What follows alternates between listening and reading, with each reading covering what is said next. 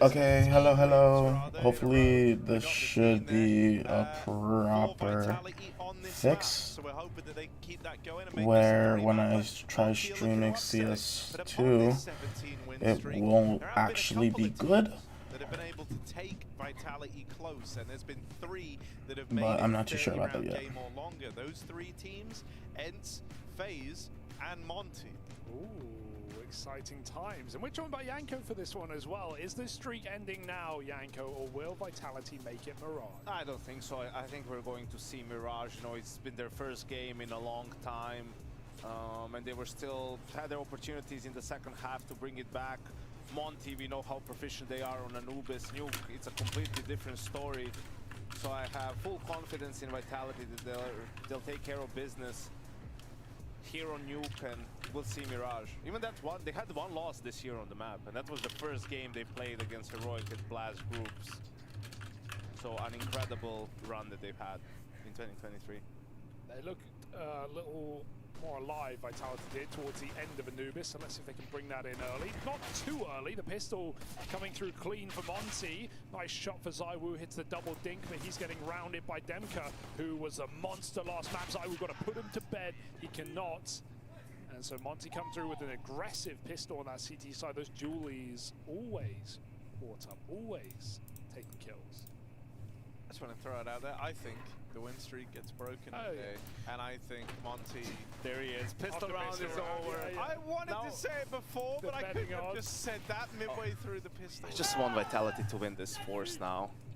And see if Harris Well, that's the thing, Vitality. Vitality, they've always got a been 17 good, you know, win streak, 17 wins in a row. They're not going to lose. That would be a monstrous upset, right? It's one thing to do it on Anubis, one thing to catch them sleepy, but like, Vitality woke up at the end of that map. Now we're in their home map. They're a team that love to punish Pig, and they didn't do that today. I guess Monty, this isn't their greatest map, but you know, like you said on the desk, Overpass could have been a spicier pick for Vitality. No, they just went with a comfort, a home choice. Yeah. So should be fine, right? Yes, but one thing for Monty here, they only played it 2 times. They've lost to Rooster in their Pro League group, and they've won 1 map since online. I wanted to see do some weird stuff on this map. Like what? Because so the bitrate doesn't look at all any better. Here, they only played it 2 times. They've lost to Rooster in their Pro League group, and they've won 1 map since online. I wanted to see do some weird stuff on this map. I just hope that it's still gonna be good for streaming, or for streaming CS2. Sort of because if step by not, step, I'm probably that's where they're going to be able to read the game well and be 1 step ahead of you. We'll see now this round becomes interesting. Yeah, Samdai Young wants to try and make it a little bit easier for himself. Tries his hand at a fairly simple looking move. So you still there, think Monty are going to win? I still think Monty has got this in the bag. You sound so full of confidence, Harry. Yeah, they're probably, I don't know why the fuck this shit is on. Nice shooting with the Deegs. Apex no scoping with the scout. He fake flashed someone to get the deagle. Someone else fake flashed him with a FAMAS. I can't believe he didn't pull for it. It looked so real. Alright. He did play with simple. True. Ooh, fast play out the door. 5-7 will wrestle back. Krasnal and a bit of help from Magisk brings this into a 3-on-3. Apex holding on to the lobby wrap round. If he gets rewarded with this kill, and he will, that should be safe. It should be locked in. Spinks holding on to the heavens, has support from in the site. Bro does get a little deeper than maybe they were ready for, but Apex deals with him. And so now I'm not that worried. Samdai Young. So there's still a few more things that we could do to like really make sure that it's are running amok right now. Properly quick, decisive rounds. Like so I can maximize my my PC off of it. But for now, I think we are good. For now. So we'll see. Why not?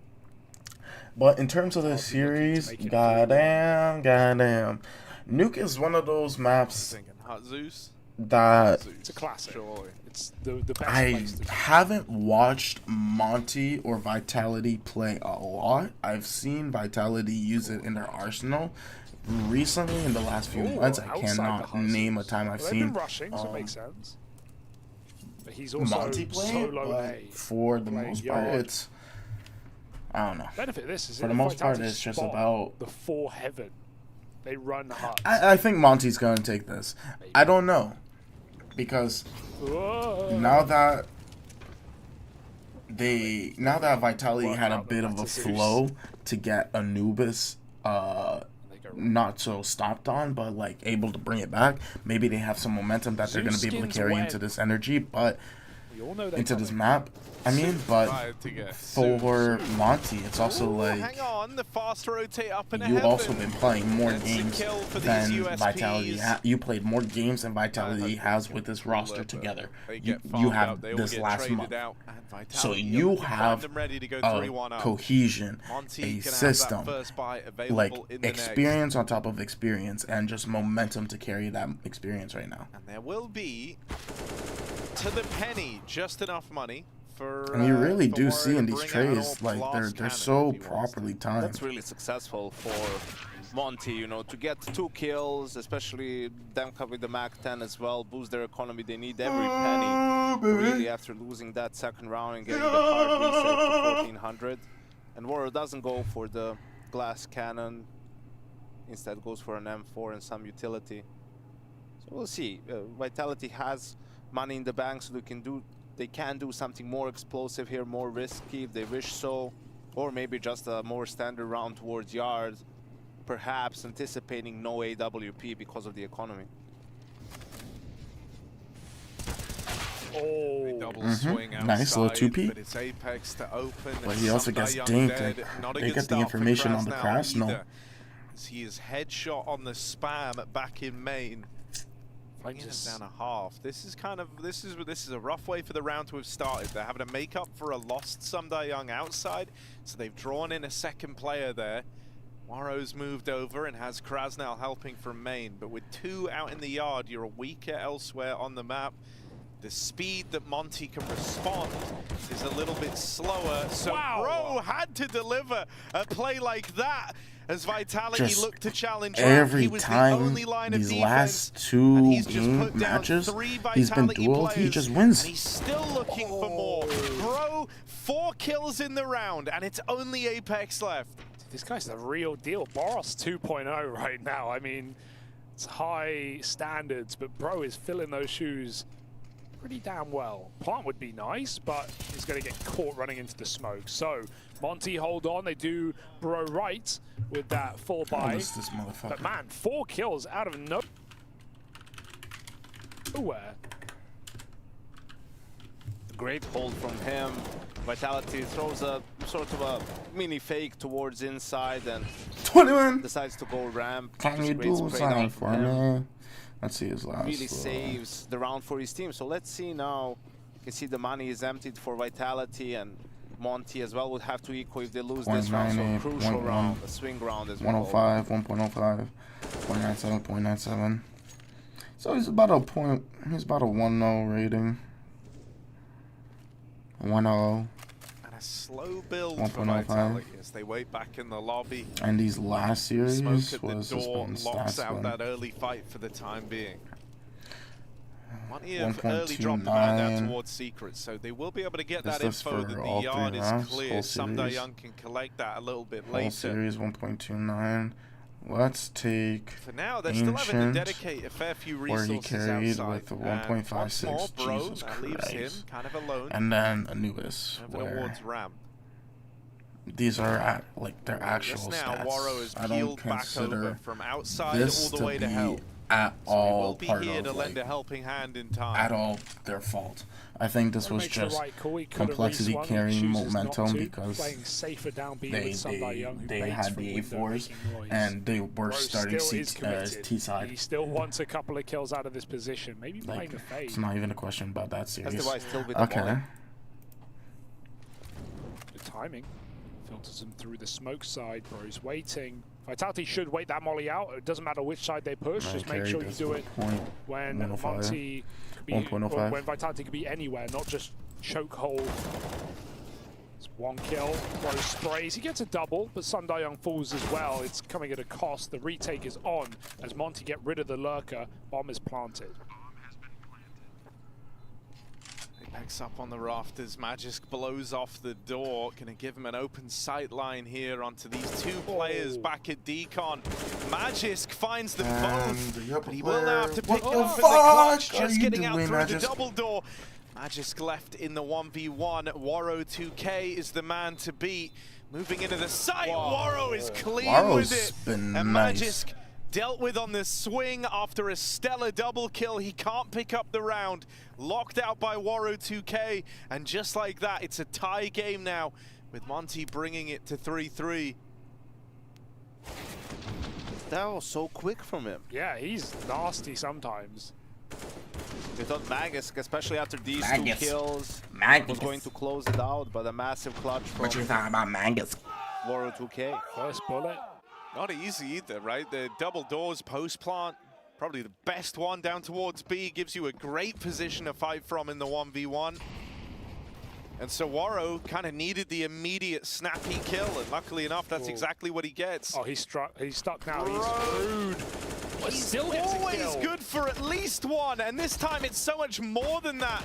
He doesn't die at ramp, puts up the kill that's needed, tags them in the smoke, buys time for his teammates to rotate in and lock Vitality out of the ramp room. 5 alive. A flawless round for Monty. And the lead taken on their CT side.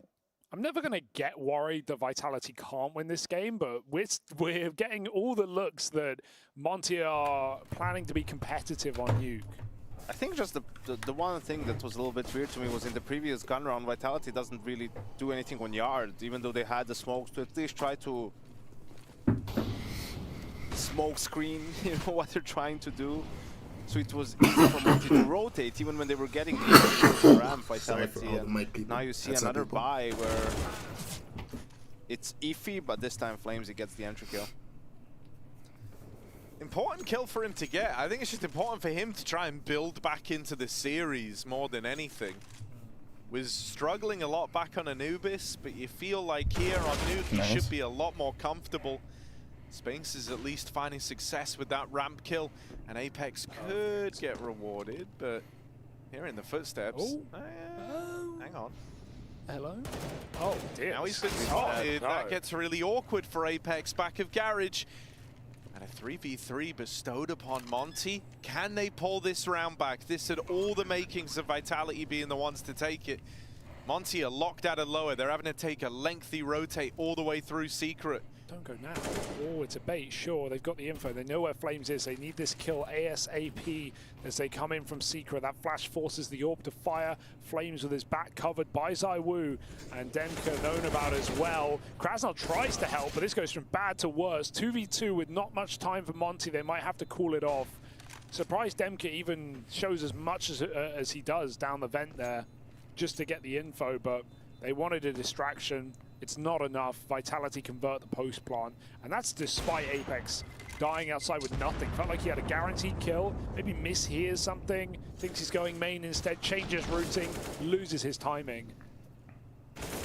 So Vitality, yeah, here a little bit more of a default round for Vitality. Smokes outside, 2 guys going towards ramp, 3 guys outside, 3 guys Secret. Sorry for all you all again. To split B in the end, and that's the thing with sometimes with teams like Monty, the players who like to do a lot, sometimes their reaction, you know, you just need to punish the reaction, really. You don't always need to be the ones making the moves, just punish their moves, so to speak, and this time it worked out great for Vitality with 2 entry kills. There's someone I kind of want to keep an eye on here, because we spoke about Flames in that round. I want to see how Spinks fares, because something I'll say is it feels like Monty are really trying to, in the rounds where Vitality are going for these plays down on lower, it looks like Monty wants to punish the extremities and try to deal with Spinks on some of these lobby lurks that we've seen him embarking on. It's been a mixed bag of results in that round there. He was able to find Bro at ramp, but we've seen it go the other way. So I want to see if Monty are able to shut Spinks out, or else, or if he'll still find that normal impact. Very defaulty here for Vitality. 4 players in lobby holding about as passive as you can with this amount of players here. And this is almost the exact same utility they had left in that gun round earlier where they just decided to go Ram. So this time around, I think we will see a smoke wall outside before they try to go anywhere further. The wall of smokes. Ooh, do they peek too early? No. Mora doesn't get a shot that connects, and Apex eats some mutual damage. Maintain that score 4-4, slow down 1 minute. Now you're starting to take that yard aggression. Like, this is a nice little change up in speed. Fight for this one, but Monty aren't actually fighting behind this. They do double molly. They tuck back in. Oh! The kill. Crashno gets the Coulda, shoulda, one. wasn't. Demq at the back of the site. 2 on 4 now. Monty holding on despite that huge mistake. It might just be their round. Yeah. My oh my, how did he get away with that? Silencer off. Bring on CS2. Yeah, but a great job from Monty with the counter utility. Dude, that was so sick with the triple mollies outside How to can buy CSGO be enough available? time to stop the smoke wall. If C2 is the new version. An A play. I think they wanted it the A play anyway, still to be play. honest. Molly It's on still top, opting into the Monty beta. just know Yeah, it's Crosshair coming. already laugh it knows. off. Happy you got one. Vitality are broken from that. No bomb plant. Like, this is competitive. This is impressive. There's not a sleepy Vitality on the opening map anymore. There's no excuses. They have to win this map. Or they join the long list of teams whose global offensive run ends with In a a sour whimper. note. Oh. Yeah, and the Bro thing built that's, here. dude, it feels like Monty had just really switched on individually, right? Like you had Demka with that phenomenal opening map, but moments of brilliance from the likes of Bro, from Waro, constantly finding opening kills. It feels like you're just having, you know, people kind of be excelling right now for Monty. Bro has had some fantastic moments where he has had to multi-kill. There has not really been any other way out of the round. It's been these situations where it's essentially one guy having to get 3. And Bro's My whole risen question to the with challenge there. FaZe, Demka's been looking really good. Waro's been dominating. and this brings up to Russell's tweet yesterday where he said it's been hard to be motivated for CSGO when you think about CS2. There's no denying And while it's that's a another fair opener from argument this about that Waro whole ult release, like into the Bro whole back release at of ramp. CS2 and If he everything, gets away with another multi-kill here, I don't know. I'm yeah, more you than see nervous a lot of for Vitality at that performance point. issues in between some matches for some of the players, but I wonder if CS2, like, they would still be in a slump like this if it wasn't for CS2. Like, I'd still believe that after ESL Pro League, they just go on a bit of a slump, and I wonder if CS2 not getting released changes the view of the team, because they're almost 2 years now removed from their championship or from their major. They've been massively underperforming, and after their recent after they won the IEM challenge. And if CS2 wasn't to be released anytime soon, would they still keep the team together? Like, in hopes of the new era? I don't know. I don't think they don't, but I don't know that answer. Loses the timing, goes back for more. Bro has to win the round right here, right now, and he might have done it. Bombs loose, there's no one close. Bro sees something, he calls for support. This is a mess right now. They're not going to get the plant, they're not going to win the round. Monty have done it. Damn, and they know they have as well. They scream the place down once they win that one. Did he not know that Bro got down? That's the only explanation. It seemed like Magisk heard it, but I didn't see him talking either on the player cam. And the fact that Bro, sure, it's a smoke spam, but what, Vitality gonna leave it to chance? Planting in the smoke with no cover? Did they have no idea? think Bro snuck down. He didn't run down vents. That's got to be it. Just so much momentum. Oh, missed shot out of Warrow's orb. Not able to start this one off with that early 5v4, but he had a chance for it. And the second time's no better. It'll be Demka to get it. Results still the same for Monty. 5v4. Bro, I swear to God, I hear gun. another person with that. every now and then. It's crazy. Was that somebody just burping from the muted mic? He's open. Crack open the top sight out from the door, but re-smoke in their face. The util from Monty's been annoying if you're Vitality. It feels like it's constantly uprooting you here. And AK has not been given room to get involved. There's been no easy route, no easy path. And so Vitality just keep waiting for the doors to open to this top site here. But Monty aren't going to give them anything for free. 40 seconds, there's still a smoke on Warrow. He can lock off one of these angles when this push tries to come through in the final 30 seconds. In at the vent, smoke dropped at main. He does have a teammate trapped in here with him, but that can work in their favor. They can use this as a bait and switch. Demka can end the whole round right now. 2 kills and the third. Demka is on for the ace. Not gonna get it, one shy. But he does more than enough for Sumdai Young to come in and mop up that round for Monty. A bit ballsy, but I like it. Works perfectly. Wow. Monty now, how many rounds is this in a row, Harry? It's 4 in a row, Yanko. 4 in a row and 7 out of the last 8. So Vitality struggling to find some answers here on Nuke. And it's tough, right? When the opponents are feeling it, when they're playing with a lot of confidence, when they're hitting their shots. I love how casual LMVT always is. He's just like leaning back in his chair, giggling along.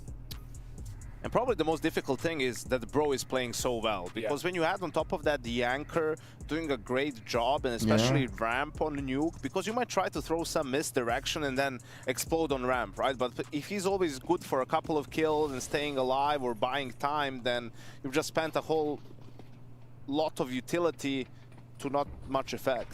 We saw that round the Sphinx tried to vent dive and Bro's on ramp, and Vitality had to cancel after Warrow got the opener. He's looking for another one as well. Ooh, the flash got him and they saw that. So who knows what he's up against. Can Warrow escape? Does he even want to? Feigning with the smoke. He's on his way out, but he looks for a kill here.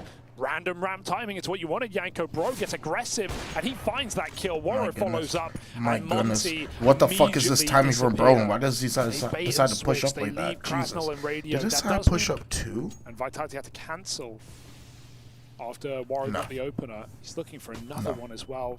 Ooh, the flash. That's just such fortunate timing, because Magis goes back outside. Already, Bro dead on the rafters. He gets an early warning to Sumdai Young.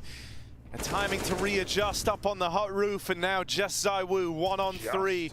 Lobby taken away, and Warrow bearing down upon him with the orb. Carries forth a 9th round for Monty. 5 in a row now. When do we get worried? I'm worried now. Not already? Yeah, I'm worried now as well, because this is a sort of a setup that, again, a little bit kinky, Hugo. I know you love that. When you have 2 guys in an outside setup and then 2 guys pushing ramp, only 1 player left on the A bomb side, right? Like any sort of an A hit, the round is pretty much over for Monty, but they're counting on Vitality going for a bit of a slower, more default round, and they can get the timing on them, and that's exactly what happens. So now you see Vitality, no more half buys, straight into another buy, and the frustration also visible. It's not the team I thought that would break the 17 map winning streak, and they haven't yet. But they're making an awfully good case for it right now.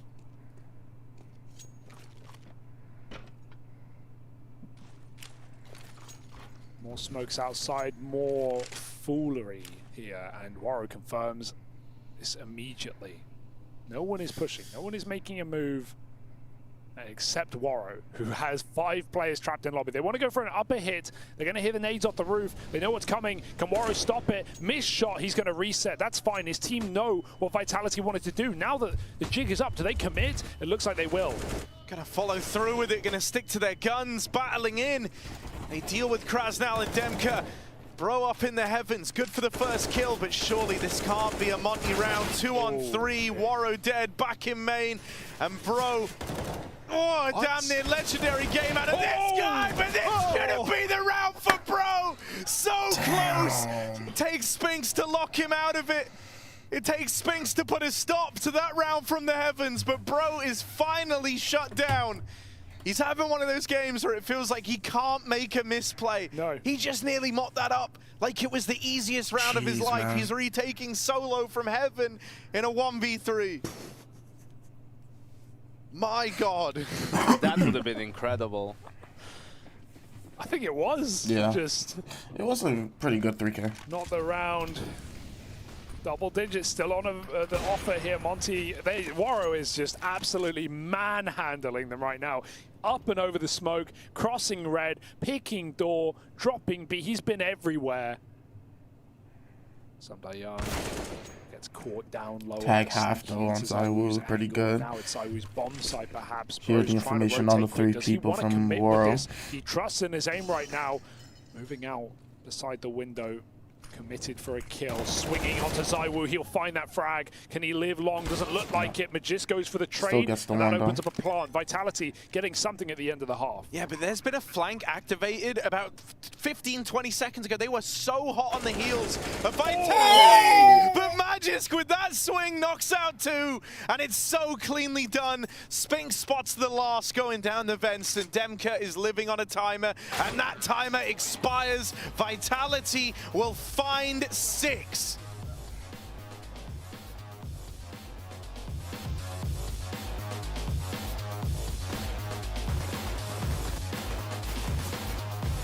Pretty good half. Pretty good half. I ain't gonna be upset about that. I ain't gonna lie. It's fucking clean shit, bro. Hi, what would you like to order? Can I get an ice caramel? What? An ice caramel. What would you like to order? An ice. Where's my salad? I forgot to order salad. Oh my God, I'm stupid. Damn.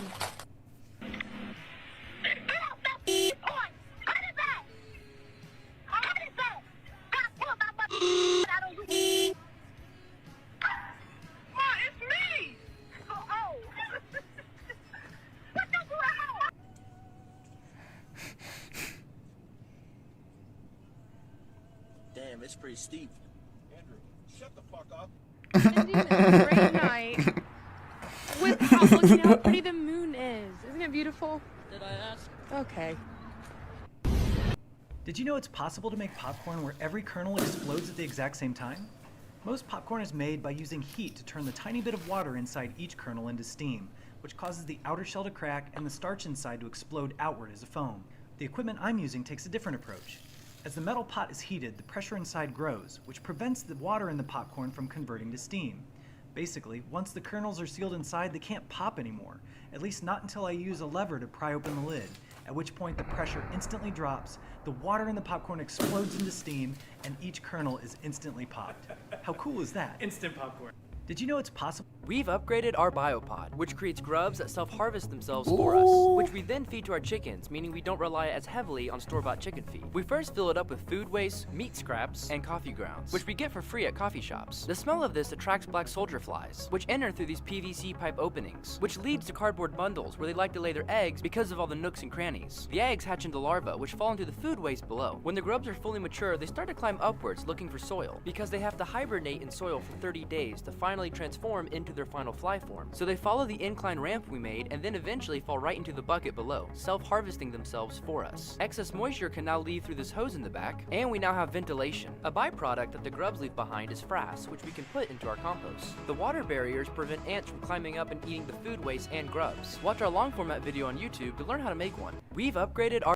When this man spotted a dent on the front of his car, he came up with a clever idea. Now we can talk about the world's dumbest criminals. Because of TV and movies, a lot of people assume criminals are like masterminds that like steal diamonds and shit. Most criminals are criminals because they can't get a real job because they're morons. A great first example is the duct tape bandit. In 2010, a man tried to rob a convenience store, but he didn't have a mask to hide his identity. And he did that by wrapping his head with a bunch of duct tape. So it didn't work that well. And then the convenience store guy was able to just fend him off with a baseball bat, and then he ran away, and then they just put his face on the news and made fun of him for a couple weeks. Up next is my favorite. It's the lemon juice bandit. In 1995, 2 men robbed a bank in Pittsburgh, and they did it without masks. They did it just like clear out open day. One of them convinced the other one that if they covered their faces in lemon juice, the cameras would not see them. Moron. They brought him in for questioning, and he went on record by saying, "But I wore the juice." Oh my god. Now we can talk about the world's dumbest criminals. The final game of CSGO for Team Vitality. If they don't wake up right now and put a stop to Lil Bro, who's getting stuck in the mud, Monty may be able to run through to the semis. All that's said and done for the half, it's just a 3-round difference, and I still believe that Vitality can win this. Can Vitality come back? Will they come back, Yanko? I think they will. I think they did just enough with those 2 rounds at the end of the first half, but let's see. Monty has proved us wrong before. They said Paris would be a one-off, a fluke, a lucky run. Monty want to make it clear it's more than that. Oh, but maybe. Maybe not. Not a bad way for this to start, huh? Apex dead in the hut after 1, but he did what he had to do in the round. 1 for 1 from Apex is fine. Monty, 2 versus 4. They're going to group up over towards ramp. It's Krasnal and Demq left up in this one. Magisk jiggling, and he gets that info and immediately falls off down the ramp. They will give chase in behind him. Magisk has support now. Spinks swings open the door. Monty are in pursuit. They're trying to chase down these wires on the extremities, and the 2v4 turns to a 2v2 in the blink of an eye. ZywOo right by shots from ZywOo. It's only Spinks left. 1v2, and he's gonna come up the vent. Not like this. Not like this, Vitality. And he should be screwed here. There's no way he should survive this. He's going to be given a little bit of room to get up the vent. They've given him that at least, but Spinks, he's got to do this. Looking the wrong way. Demq finds him. And so what a turnaround for Monty. 2v4 throughout. They find Apex in the hut. That's what kickstarts the 2v5. And then they play out that whole 2v4, chasing Magisk down the entire way. And they finally get that fight. They finally get that kill there, down on B, while he has support from a teammate in Flames, and it's not enough. It's not enough for Vitality. The 4v2 is not good enough. Monty have the pistol now, 10 and 6, and more rounds to follow. Man, that's the why I can't believe it. Himself, how did they bring it back? And you can see when Monty has to take a timeout of their own, probably to sort out the buy. The emotions were running high after bringing that round back. And they've already lost this second round in the first half. They don't want to see it happen twice. It could prove to be detrimental to their odds of closing the series out here on Nuke, which would be just unbelievable, knocking out the #1 team in the world in a 2-0 fashion, breaking their Nuke streak, Harry. Who could have seen that coming? I know, it's mad, isn't it?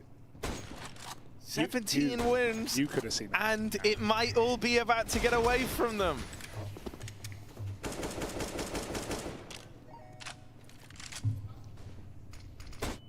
Slow and steady wins the race. That's okay. Yeah, well, that's fine. Okay. And he was the sole outside player, so this forces the immediate push from Monty towards ramp. Let's see if they can get some B-side control before the rotations come in, before the walls close in around them. Second player rotated down lower, but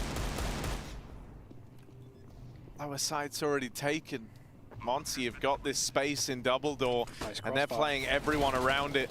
1 kill from Krasnal, the MAC-10 just throwing the fuck, into the corridors, and Demka's gonna keep it in Monty's favor. Apex had one nice scout shot in this round. He's gonna need 2 more now. Tries his hand at the no-scope again, but this time it betrays him. That was so close. The bullet pinged right behind Sundar Young. I'm not kidding, like centimeter. That was right there. But it didn't hit, Hugo. But it didn't hit, Harry. It didn't hit. I love that Krasnal closes the door as the flash comes in, then just swings it back open. It forces them into the Galil, and he's able to just mop them up. Oh, that's, yeah. Hey, rounds around. It doesn't really matter how it comes down if you can put it on the board. Monty up to 11. They get rid of the force buy. Now they redeem a freebie. Actually, Vitality up there once again. Pull a monstrous comeback. Magisk is putting his deagle to use in this game, but winning the eco, that's a whole different... Well, maybe it's not. Maybe it's easy. 3 on ramp. Another Deeg should end it. But we've seen 2v5s before. This is a nice angle for Spinks in the open. It won't be hard clearing this. And they're focused on hell. Whoa! Demka! Okay, blink and you miss it. This game is cursed. Dude, this has been the story now for Vitality on both maps, and I know this is another round where they only have pistols, so the 5v3 is a lot harder to convert, a lot harder to hold on to. But they've had rounds like this get away from them constantly, it feels like. They just need one to go their way, and it still could with this backstab from ZywOo and a kill at the door. Flames actually killed ZywOo, and so now he's got to deliver in the 1v1. Krasnal running at him, and he'll lock it in with the MAC-10. Flames cannot make amends for the TK, and Monty secure round 12. Oh, it's just unlucky. There's nothing short of unlucky, Yanko. Stray bullet. That's not even a mistake.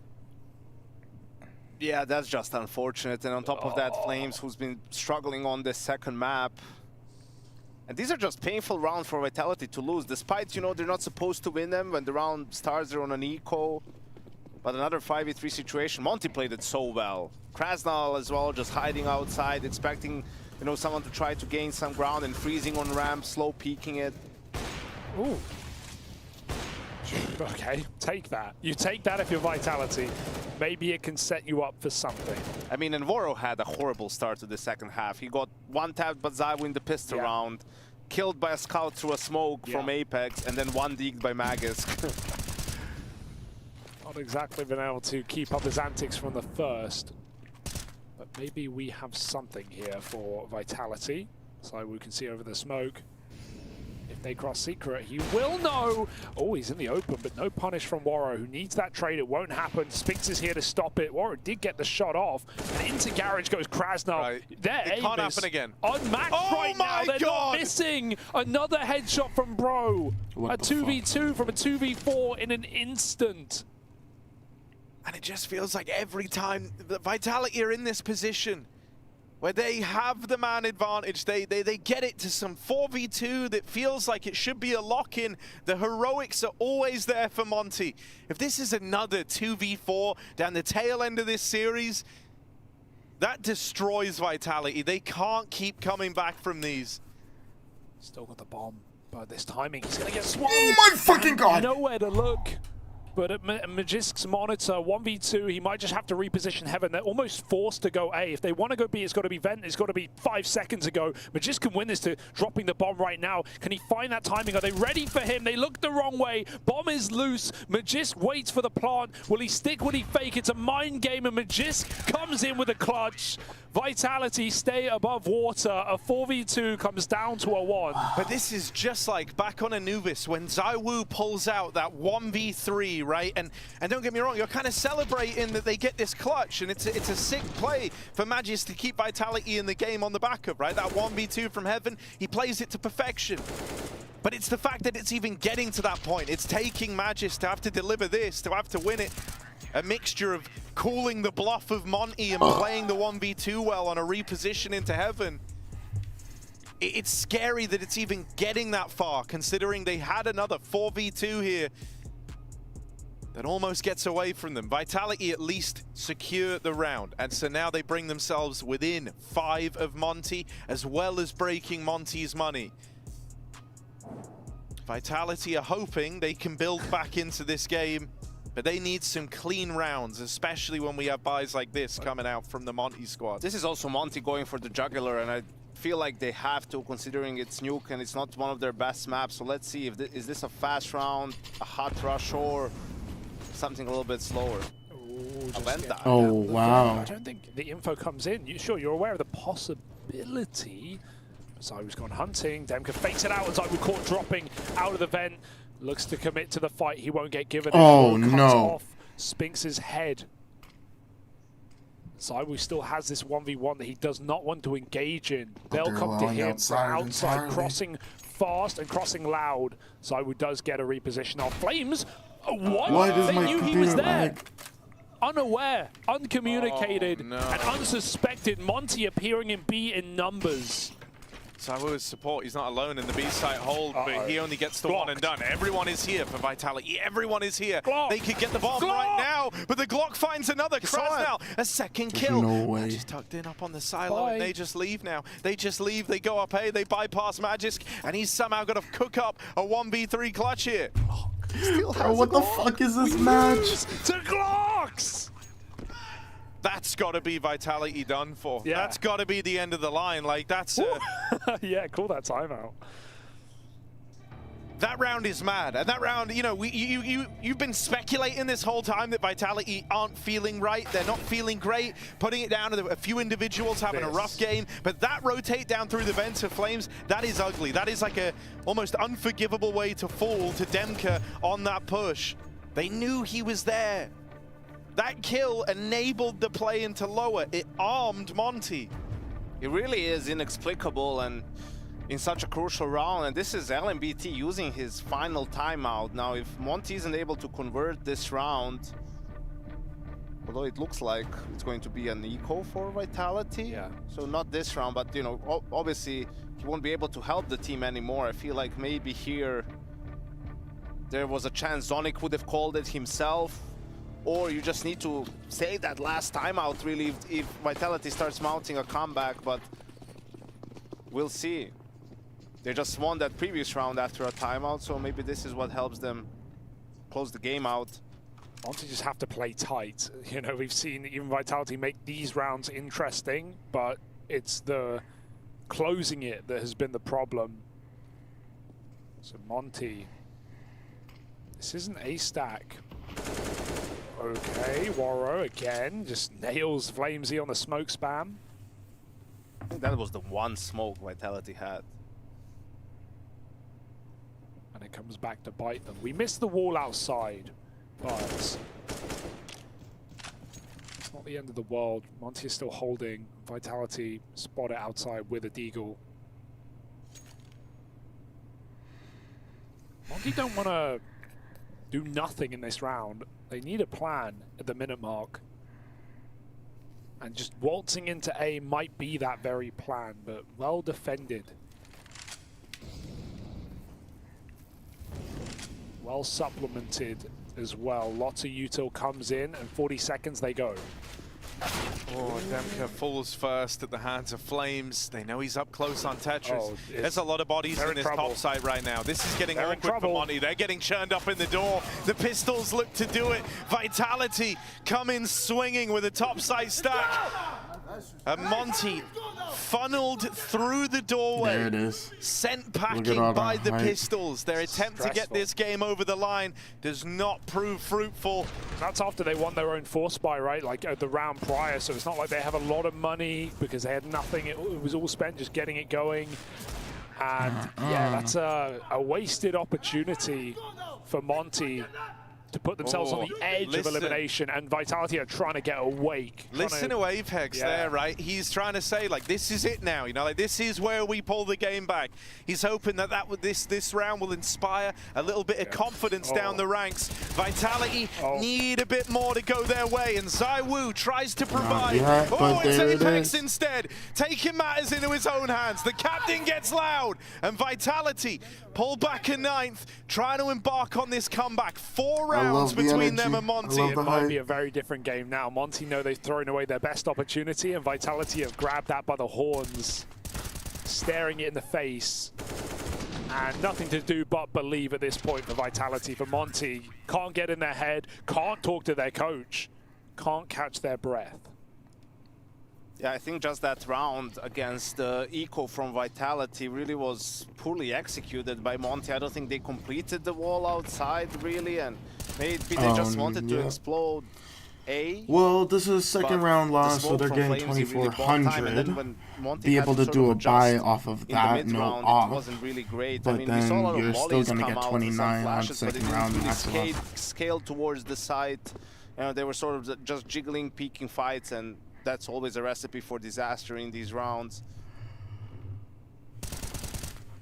And yeah, I think Hugo, you know, the big point as well, no more timeout. So they'll have to figure it out on their own. And I can almost guarantee you won't see a timeout from Vitality unless something happens when they're about to lose the game and then Zonic wants to call it, because he understands at this point taking a timeout would, no matter how much he thinks it could benefit his team, it would probably benefit Monty much more. Without LMBT being able to help them in this situation, I think they're going to struggle for some solutions on their T side. Vitality are churning now. Now the wheels are turning. They're waking up. They're warmed up. They've got 3 rounds in a row. This could be 5 very quickly with another anti-eco. It's down to making this buy happen. Round by round, Vitality look to make that nuke streak 18. I really like the emphasis that you two have been putting on these pauses.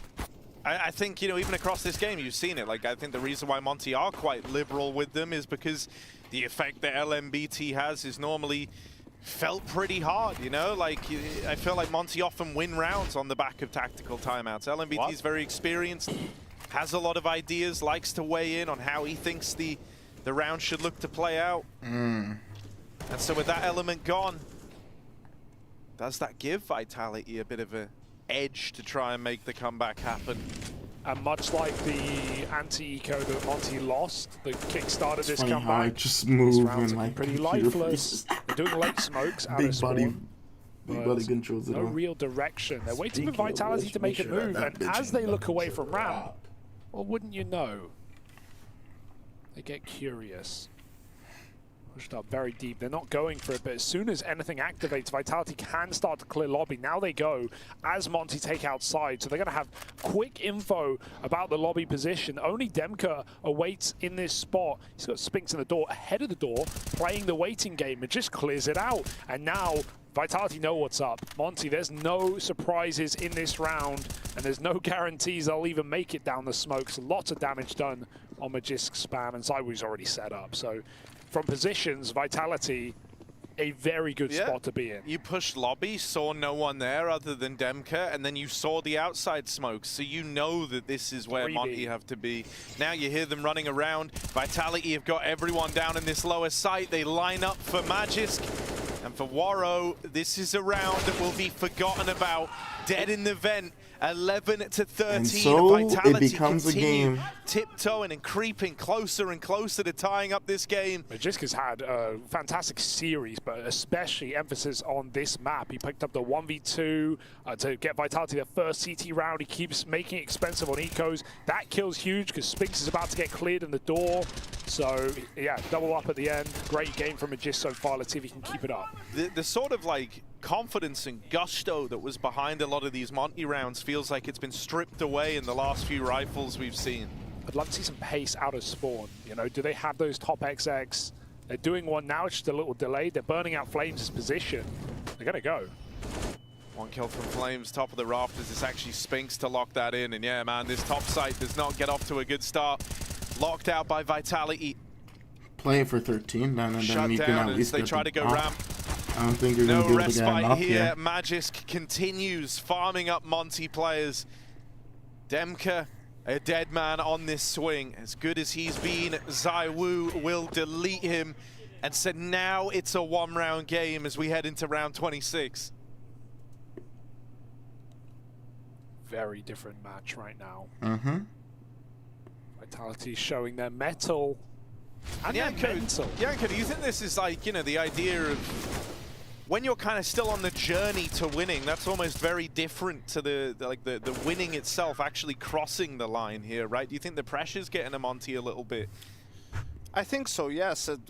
Especially considering how they lost, you know, the first round in this streak for Vitality was when they were just on an eco with pistols. So Monty, it's in their back of their heads, knowing that, you know, that was a round they really had to win, and it ruined their economy on one hand. It also, yeah, look at Vitality having 3 players over 10K now. You can see the confidence of the Vitality players Next getting round, more about to have aggressive 4 positions. players. Oh, Demka won't be fooled by that. That's a real nice feeling.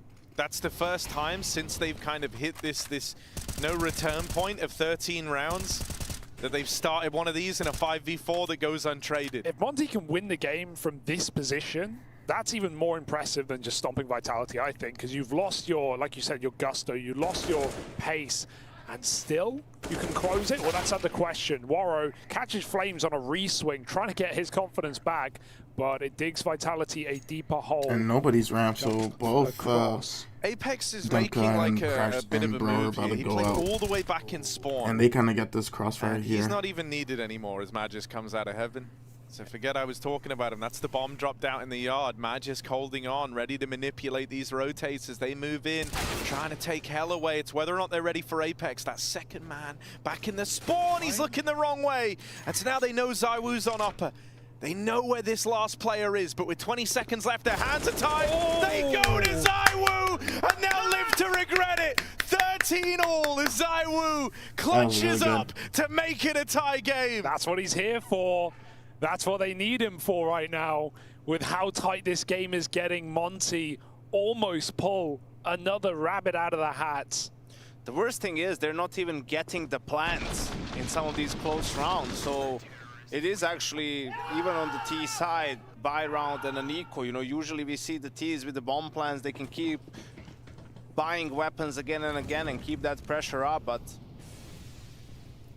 that's another good gamble by Vitality. They left ramp completely open. You know, ZywOo tucked in rafters, Apex towards CT spawn, and Magisk on heaven, and that's just very difficult for Monty to, first of all, expect and then even adjust on the fly, and ZywOo gets it done in the 1v2 in the end. Can they steamroll B? Because right now there's no lower rotates. You kind of need the spam kill here if you're Vitality. They have no one even close to position. ZywOo can't over-rotate with AWP. He can only spot from ramp, and he's staying on that angle. If Monty opened the door, they have so much real estate. So Magisk throws himself through to fight window again. He's done it once more. A multi for Magisk in the B site. ZywOo gets a re-peek, and one by one they come crumbling down as Apex will close with 5 alive and 14 on the board. Monty's monstrous upset might just be denied in the final hour. This is wild. And this 7 in a row. This game is exactly why sometimes we say, you know, it might be better that you get stomped than to lose a close game. Yeah. Because when you get stomped, you're like, okay, we just, you know, didn't really do much on this map. Everything went wrong. Let's go on the next one. You won't think about it too much. But Monty was up, what, 13-7? Yeah. Right? Yeah. And then to lose against pistols and probably now lose this close game, you know, that's a much difficult scenario to recover mentally from. You have to live with the knowledge that you had this victory right there for the taking, up against no money for your opponent and all the room in the world, and you couldn't do it. Now you have to live with that as you head in to a third map if Vitality have their way. And that's not even talking about the effect that has for Vitality, knowing that you remind yourself that you are the best in the world, that you can win these games from hard positions. Magisk gets aggressive again. Demka gets delivered at 5v4, but they threw this away last time in the ZywOo 2v1. This time ZywOo wants to play earlier. He's got it cornered, and it still doesn't matter. Monty will make this 30 rounds unless we have something uncharacteristic from Flamesy. 8 and 20 alone on the A site. They will get rid of him with ease. Demka goes big mode in this round. And Apex, aside from a ninja defuse, I don't see a way in. And neither do Monty. 14 apiece. And I have to say, this is a great call from Monty on one side and maybe a little bit naive from Vitality on the other side, because they already had a similar reaction like this one time where they didn't have players yard and the smoke wall came through, and you could see there was multiple players in lobby waiting for that reaction. And they get it. They get all the punish kills. Demka with that last kill on Flames completes the 3K, and yeah, more than enough money for Vitality. But let's see now, Monty. That's gonna feel good, okay? We can still do this. Yeah, at this point, you might have your second win because you finally break through this 7-round streak that Vitality were on. It's not what Demka wanted, by the way. He wanted to play behind the vent. But you really need this round because your economy for the next is going to be screwed. So you need to take it into match right now, even just to get a potential to win this game. Because if Vitality wins he doesn't go the other way. Oh man, oh man, you're still gonna be able to buy it, but like fucking A. You need this is really awkward for Vitality too. At the very minimum. I think a smoke wall needs to come outside, right? So then Vitality needs to worry about them teaming up with Demka. I think you need to go smoke wall and 2 garage here. Coming out. 2 garage and 2 secret. So let's see what the reaction is from Vitality here. Considering this was all in the chaos, Monty are doing well to try and turn it to their advantage at least. Oh, getting an upper stack and a flash ready. You're going to walk out door. Good luck. He comes swinging before it pops. Flames, you've got to do it. This is going to be his moment. Got to be the Flames spray down, and he can't get more than one. He's fully blind. That whole situation. Krasnal knocks out Apex. Monty might be about to hit 15. ZywOo and Magisk. 2 left up against it. Only one from Magisk, and then ZywOo can't do it. Warren knocks him out, and it's Monty on to match and series now, point. Vitality now has enough to buy, so this is a good last round. And now you get Zonic. You waste that last time. You said Zonic is a smart man. He would not use pauses through fear of it giving Monty an edge, a chance to talk with their coach. Now, desperate times call for desperate measures. Vitality look to the coach. They look to Zonic to weigh in round 30 with the winning call. You know what I'd like to see here if I'm Monty? I don't know if they can execute it really, but just a sort of a bit of a slower opening, smokes outside, close to main, and then an A split through those L smokes really, right? Because obviously that's where they're struggling. I mean, Flames is having a bad game, so how do you go A without it being too obvious? I think that might be something, and first you want to play against any yard aggression, because that might be an adjustment from Vitality. The lack of info yard was stifling their rotations. Well, this is it. It's where it's all come down for Speaking the best opportunity you're going to get to win this match. By credit card. To break the winning streak, to dethrone world's #1. 30 rounds. ZywOo starts B with a ludicrous pace. Pushed all the way up to secret and then some. Delayed smokes, perhaps. I think Krasnal's lining something up in spawn. He won't opt for it. He leaves the smoke outside. It has been other players throwing this wall, often some Young, but he's pushed out further. Krasnal will get that lineup in. It's wide smoke. ZywOo will still be able to peer behind them. He waits for this lurker. Some Young, a crucial kill to find. He won't even opt for it. ZywOo plays for back red as Monty set up A. The sooner they go, the better this is. A site is weak right now. Flames has had a horrific series here, and on top of the hut, he will be in the spotlight one more time before this game is through. Re-smoking at the doors. Vitality stifle the A play. Back to hold secret. 20 more seconds added on to the safety of this top side. Yeah, he's the Monty hit is still coming. Apex is still scared ramp. They're not even convinced right now. There is still a world. There is still a way. 30 seconds now. Spinks with a swing out from main. Spots a couple back at the door. Molly in the doorway. Monty don't really have a choice. They've got to go through that. Smoke drop. 2 kills, 3. A Pro adds another to the tally. Apex at the back of the site is run down, and it's only ZywOo left. 1 on 4. Monty about to do it, and it might be Woro. Knife pulled. Falls to the 5-7. But for ZywOo, I don't even care the game as he was known in CSGO, this guy, a 1v4 turn, 1 on 3. They're asking way too much of ZywOo, surely. This is mad. He just saw the back. He knows he's got this one on a platter. 1 kill, but dropping in spells the end for Vitality. And Monty picked this up, a berth into the semi-finals, breaking the Vitality nuke streak. The Monty resilience keeps them in it. And they do it in 2 maps. Paris was not a fluke. It was just the beginning of Monty, and big boots of Boris to fill. Bro has certainly stepped up in his shoes. He's looked phenomenal in the playoffs so far. Last night against Complexity, tonight against Vitality, and for Vitality, the #1 team in the world with the 3rd longest map streak on Nuke in history in Global Offensive, and it comes to a close in an elimination game in the playoffs. They fall short, and Monty keep running forward. What an unbelievable tournament this team has had, and who knows where it will stop. Semi-finals awaits, and home for Vitality. 17 nuke wins in a row is where this will end for Vitality, as will their EPL playoffs run, because holy hell, Monty were absolute monsters in that series. First team to lock in a spot in the semi-finals, and boy, Connor, do they deserve it. I mean, they've done it. They've done what felt kind of unthinkable, right? We've been sat here considering the runs that could be from the first round through the second, but it felt like here at top 8, Freya, things are supposed to get a little more normal. They haven't. I want to hear yeah, they have not. Congratulations, SUI, bro. You managed to do it in 2 maps.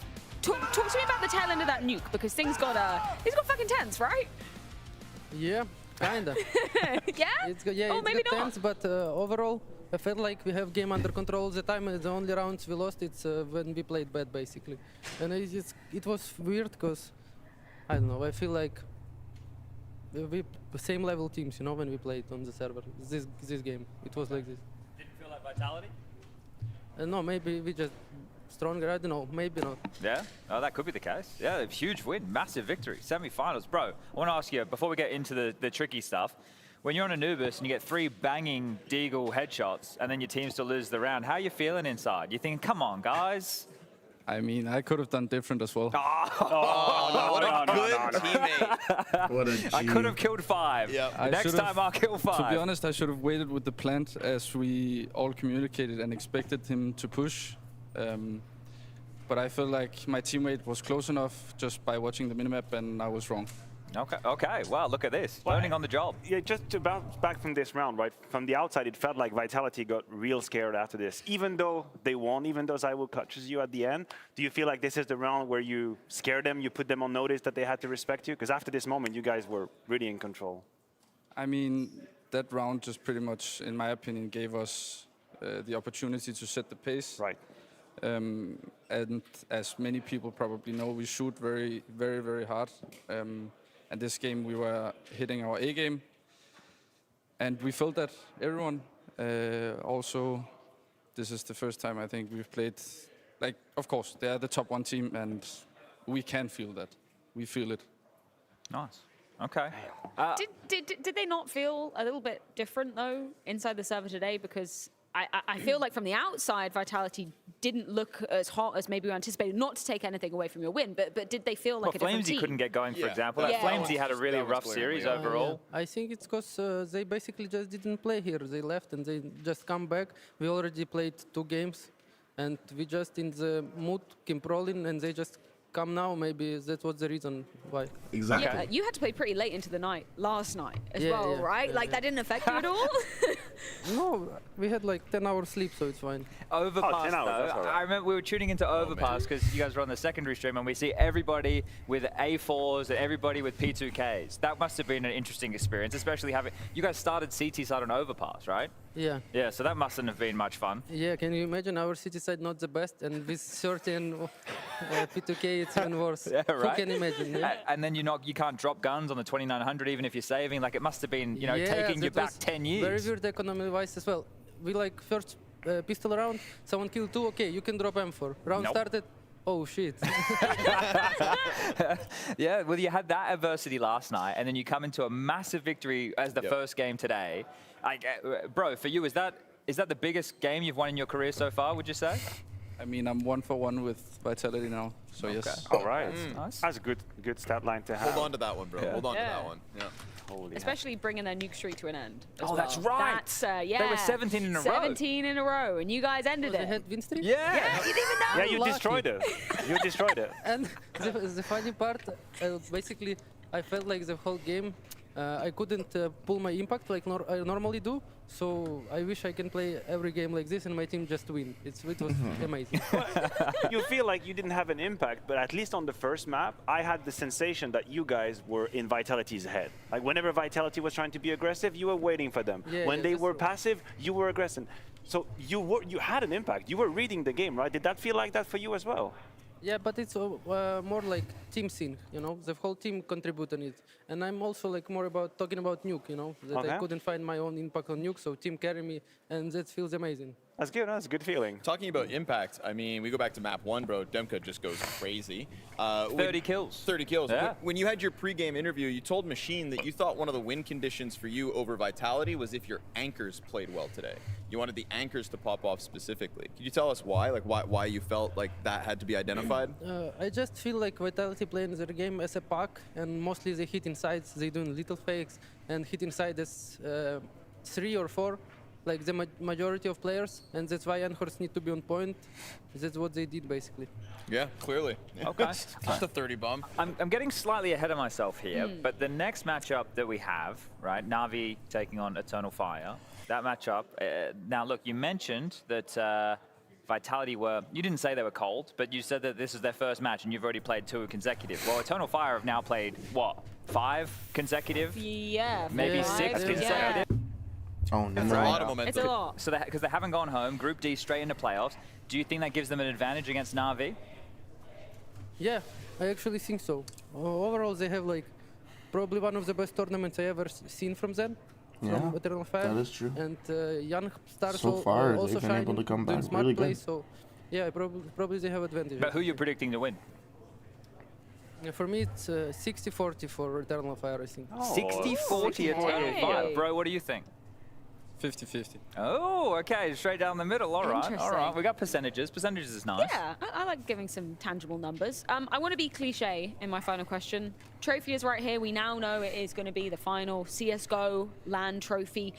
Is that fueling a little bit more fire for you guys? You know, you haven't been able to lift the trophy together in CSGO. Does that give you a little bit extra motivation to kind of get the job done here? Yeah, of course. It probably would be coolest scene in the world, right? To win last CSGO trophy. I hope last, because if we play more CSGO tournament, I don't know. What do you want? You want to be on CS2 as of this event ending? Yeah, I would already play this game on CS2, even I don't care. Really? Oh, Yeah. there we go. Wow. And the bro even nodded. So there's confidence just from you and the team?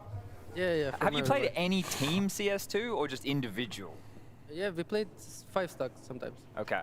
All right. Okay. Willing to switch to CS2 today. Okay, Well, Rob that's said the that's same the thing. kind of confidence SDY brings, and I like that, because when you were playing during your group of Pro League, you said if you don't have the confidence, It's a you just shouldn't clean play ass this little game. shirt right there. I like that little dress attitude, shirt. bro. Nice. Good stuff. Gentlemen, we'll let you go. Congratulations. And yeah, Thank we'll you. find out who your Thank you semi-final a lot. opponent's going Yeah, to have a be. nice day. Thanks, guys. Thanks, Congrats, bro. guys. Oh.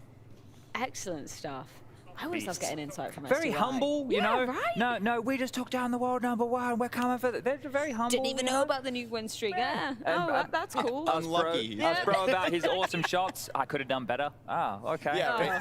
Yeah. Aren't you mad at your teammates? Don't you want to get pissed? Well, I could have That cannot done be your more. answer, right? It's like, oh, you know, I should have stayed there. Bro, all of their fucking clothes are so Taking nice. notes watching the game. You think there's gonna be an offer for That's his way? definitely Like, something He with was like, Australia's talent. I was like, like He a felt was. cashmere. Yeah, so they had him. They let a good thing go. They let him go. The dress pants Let him go. on Yeah. Scrawny. no, Scrawny's I whole wanna fit grab is him again. super The most clean. mismanaged Fred's fit academy is team clean. in the entire Chad's is Play realm, casual in as my fuck, opinion, and it's but- just like Okay. modern Just saying, casual, bang, you We're know? going to talk about the elephant in the room, Vitality. But they're a beef, right? Gone. We have to. They're obviously a It's beef. true. Elephants are quite large. Okay. Yeah, Beavers are quite small. it's So true. we're gonna Couldn't try avoid that. Well, CS this is my. and we're gonna see how this goes. Head over to FPS, hop onto Counter-Strike 2, and chill for a little bit, you know? I'm not sure if this is gonna work. If it does, we'll play some CS.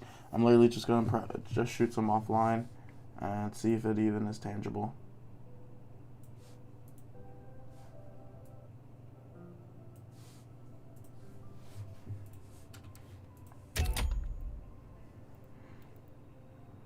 No. I can already tell you, just from the loading screen, from the main menu screen, it's not tangible. So, 1:30 start time. We'll play a game of Valorant.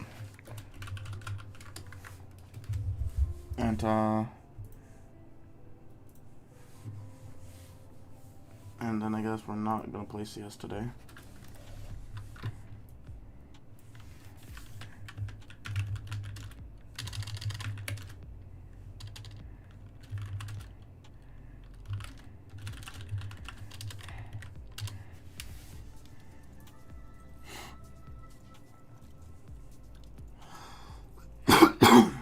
Damn.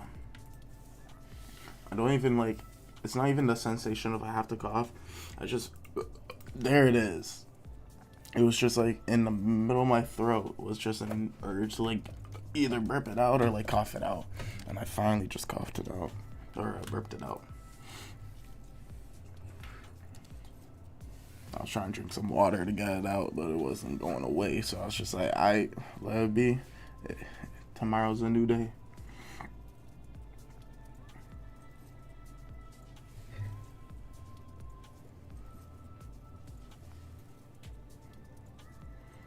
I'm actually so happy ChatGPT. Oh my god. It's like weak burps. Why is Valorant not showing up on stream? What the fuck? I'm happy that that I even realized about ChatGPT getting the color coded crosshairs for RGB values and then the hex code, because man, oh man, am I like, it's the little things in life that make me happy, bro. And that's just pretty fucking sick. That's just pretty fucking sick. Okay, what I'm gonna try to do is make a nice little optimization to my setup, because I normally don't use my pillow, and I'm probably gonna buy a new pillow soon.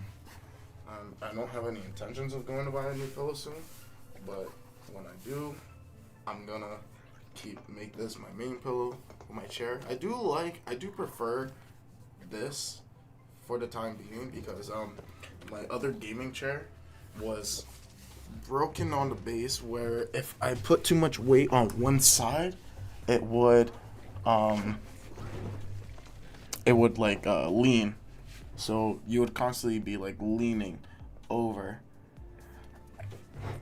And also, it was pretty shit from the get-go. I mean, it was a birthday gift, so I'm not gonna like hate on it. But just gaming chairs in general, they don't really give you back support. So it was very rough to play or to be like use for long hours. But we managed with it. It was still fine. The thing was, is like, I would enjoy, like, if I was fully sitting back, I would have to have the thing lowered so I could fully, like, I could put my feet down, or I would have to scoot up and have a little bit of gap, and then the scooting up would like tilt it a little bit forward, right? Because I'm not sitting directly in the base. But it's also like not the cheapest chair, but it was like not the most expensive material. Like it was base materials, plank wood for the base. Like you break that, you have to just get a new plank, and I don't think, you know, not really getting support for that. What's up, Chimichangas?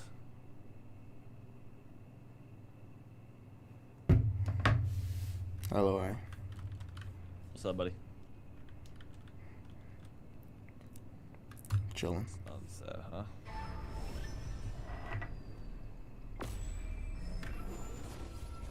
Hurt me with the stimmy, I guess.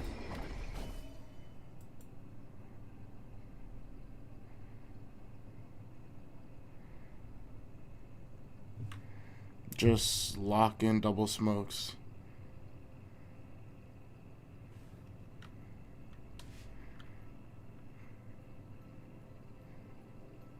Why would you lock in double smokes?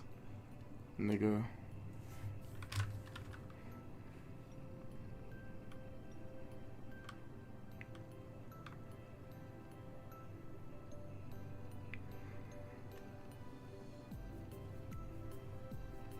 Fuck it. Fuck it. No one flash. One flash and radar. Oh, this is gonna be such a bad game. And this music is so whack. So yeah, even with my coded being a lot like overloaded at times on Valorant, like right now, like my shit is still relatively good and stable stream wise. But in CS2, bitch, that shit jumps to like 5 frames a second. And I don't know on my end how to reduce the encoding overload because it's just my setup. Like I don't have, like my CPU is getting bottlenecked even without streaming. So adding streaming on top of it, I don't know how to reduce my settings without worsening the stream while, you know, while still being able to run the stream smoothly. I don't care about the high bit rate. I just care about, you know, consistent showcasing of the game, you know, where it's not choppy and somebody's able to watch it, even if it's low bit rate. Fuck it, you're still able to piece out some things. But it looks like I'm probably gonna have to just focus on getting an upgrade, and once I do that, we'll be able to stream better. But I think it's a bit of both. I think I'm gonna have to get a CPU and a GPU upgrade. And I got no money for that. I already knew it though. I already knew these motherfuckers needed to be upgraded.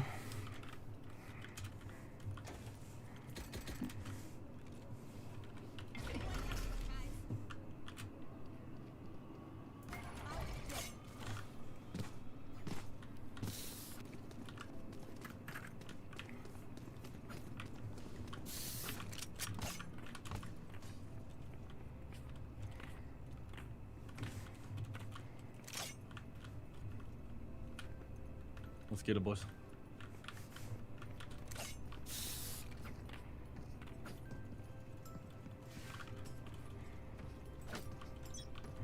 Alright, we're gonna chill with the music because this shit is kind of not really being helpful. You guys ready? Mm-hmm. Going elbow?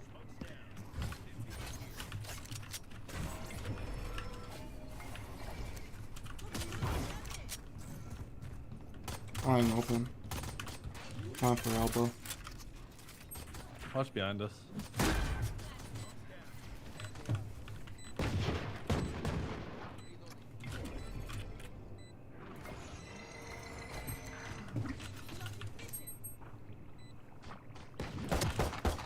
One flank, Siege.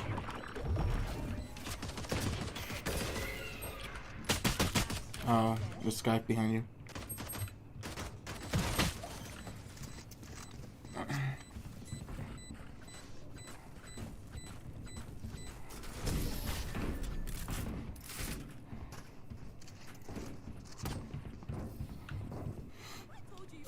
All right.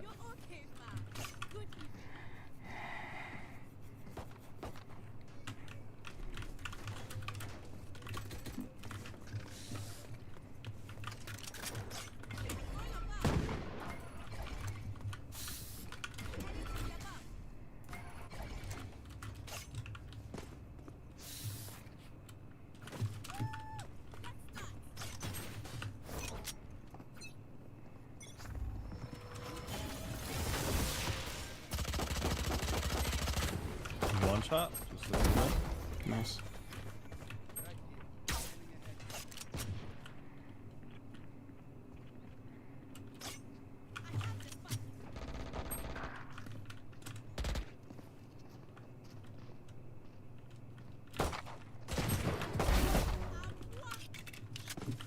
Might be one more. One in market.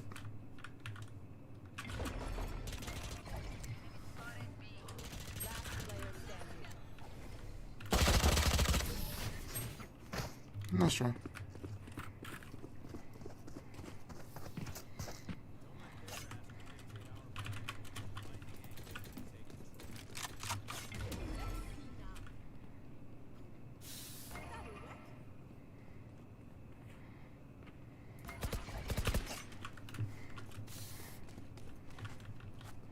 All right, here we go.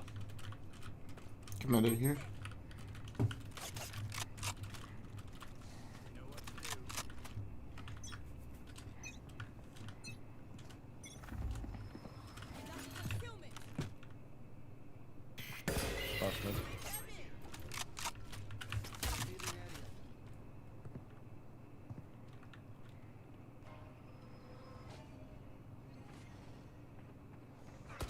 Dogman.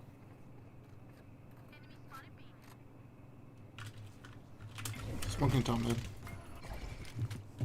Might be a gap in it. Kill. Euro's there, watch flash. I can push from main here.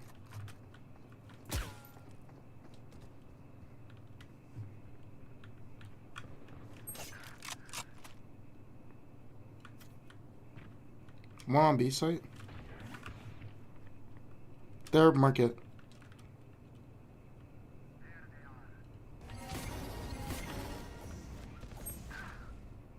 I'm out B. One market. He has flashes. He has one left. 30 seconds left.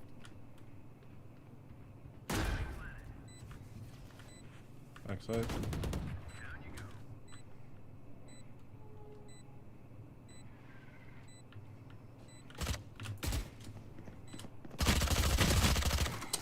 Market. Fucking push it. He's 30 HP, man.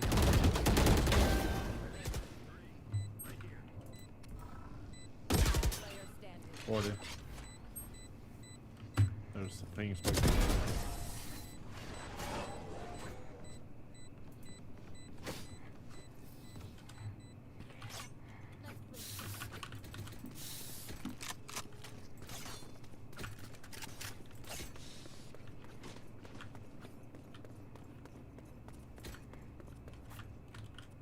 Good stuff.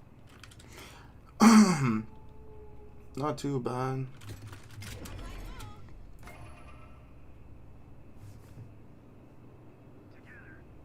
We can fast push this if we want. Yeah. Somebody just watch mid, they'll probably come. They pushed. Could be the top.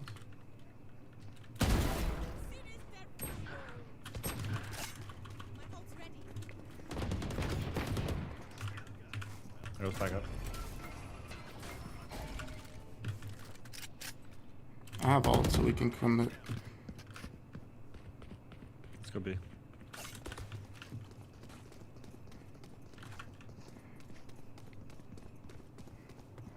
Just wait for me. I'm gonna ult before we push him.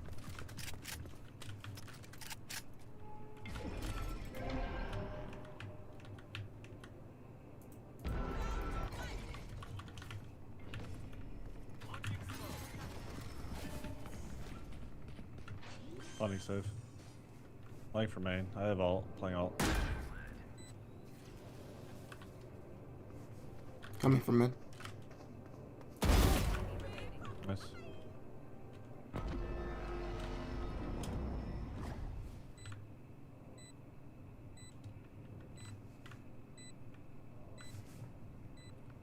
Might be coming from me and I'll see him spawn. Nice.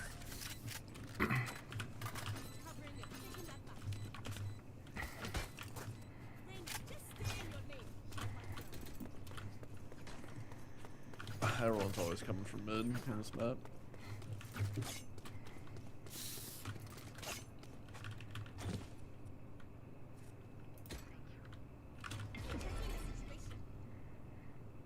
He can buy you, Jet. So we can.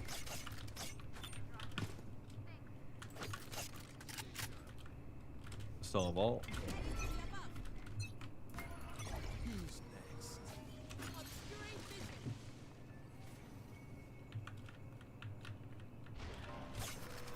They're dogging.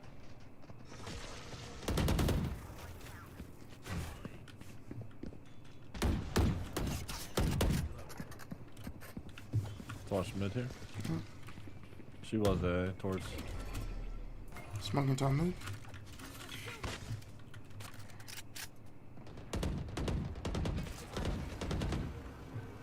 Kill.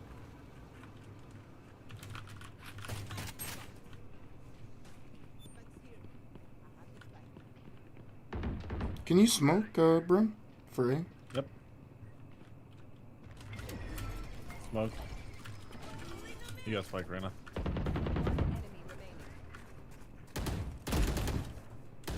He plays A, the Gecko. Mid. Nice.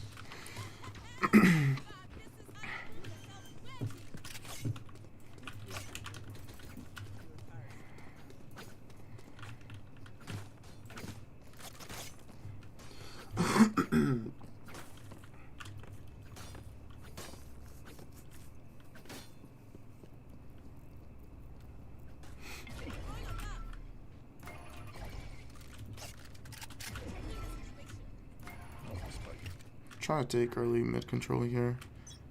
Fake smoke market.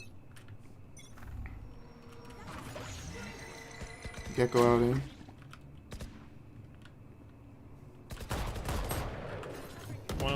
Sage. Left to right. 3 mid. There's 3 mid, 3 mid. Sage hit 2 more. 105, close. Sky mid as well. I guess there's 4 mid. Gecko A, Gecko top mid. Gecko plays A. Gecko's mid. So one's B, one's mid. You guys have free side A.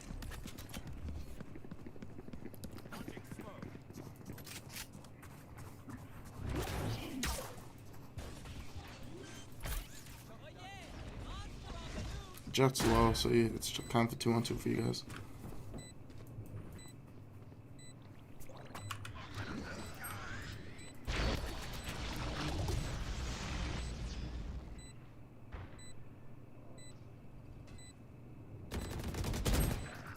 Oh, what? 60 on Gecko.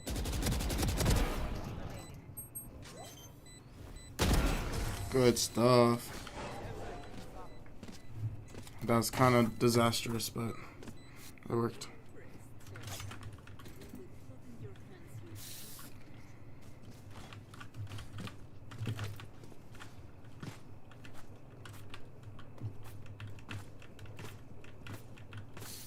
Keep it up, keep it up.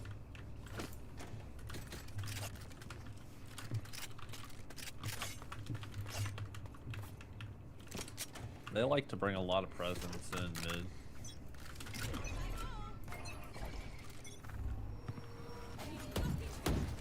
Gecko jumped across. One's close.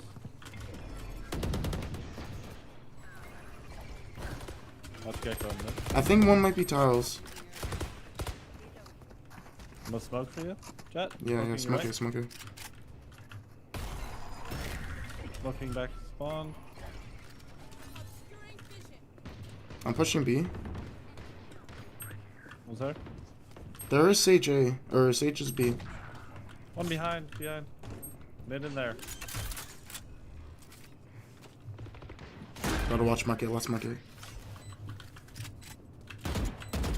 Market.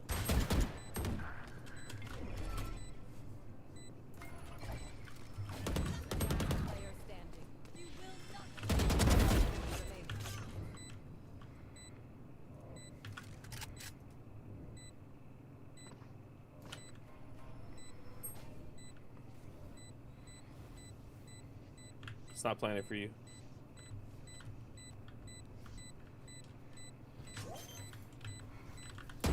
What do you mean? Wait, is it?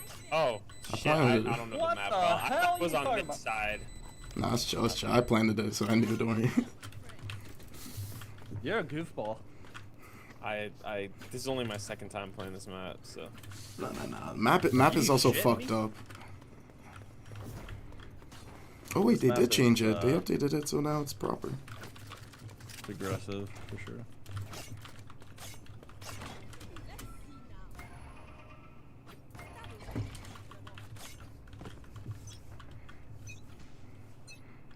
can just do Sova scans before we try to push up on sites.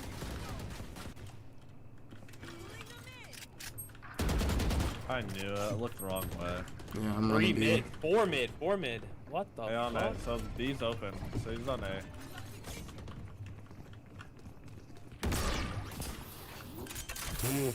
Watch your flash. That's Market. Market is.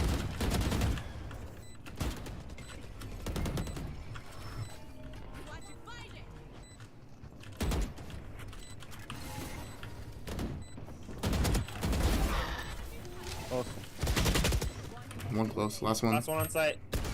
Good stuff, team. That was a Turbo Astro out. I'm not gonna lie. Man, I wasn't expecting 4 mid. I also wasn't expecting their Astro to do the worst possible. Sage just, she was here, she peeked. Left side. I was looking right. Let's just do, yeah, you hold right side, I'll hold left. Okay, okay. Yeah. So just swing quick, I'll watch right. I didn't make any Actually, noise you guys peek together, I'm gonna hold tiles. Watching right.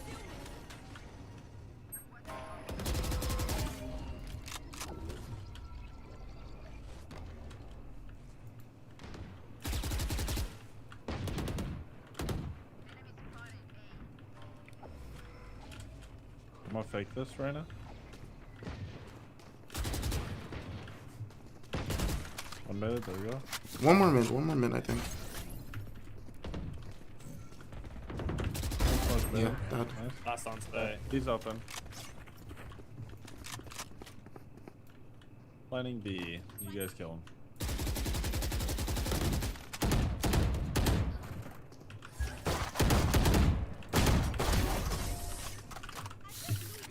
I don't know how. Job.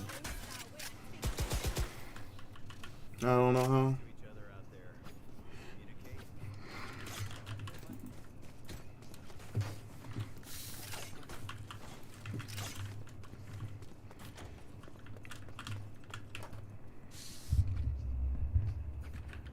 Let the Sova buy somebody.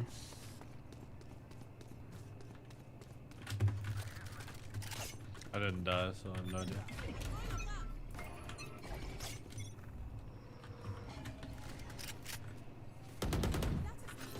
Sorry, I forgot smoke.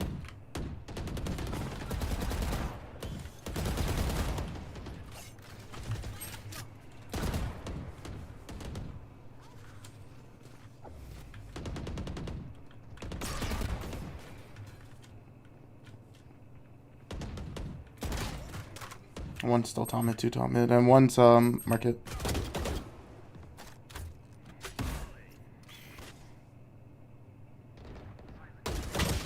He expected it and he still whiffed.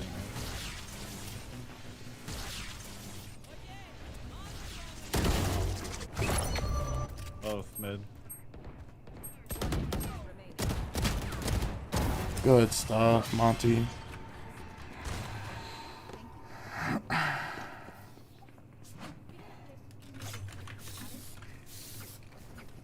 Can we just like 5 run A?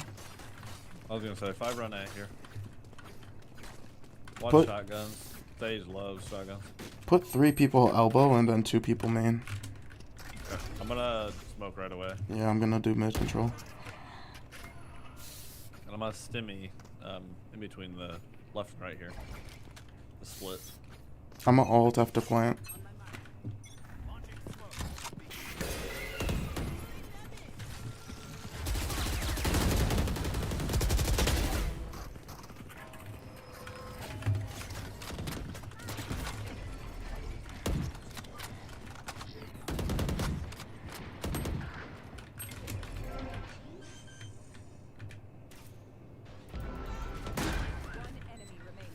Good stuff. 80. Great shit, team. We can do it again if you want. No, no, no, no. Slow push A, I'm gonna bait B with my leers. They're gonna insta-rotate. Just take your time. Maybe Sova come with you and you can pop your ult, so that it sounds like a full push. Do a Sova drone or scan.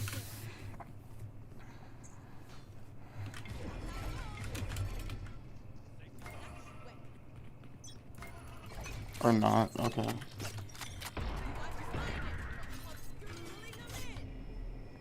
I'm waiting for this mid push. Yeah, let's push. Ult here. Alright, go. Let's go, let's go, let's go here. That's it.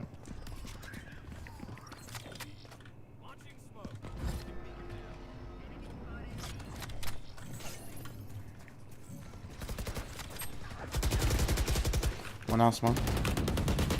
Nice trap. One's elbow. This guy's elbow. Well, I hope that was convincing. You did a good How job. many people were on site? I think 3. Two. Two, and then one rotated fast.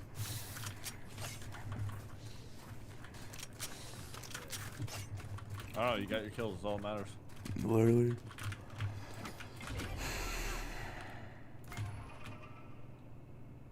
Hey, were you always on Astra, Chicken? Yeah.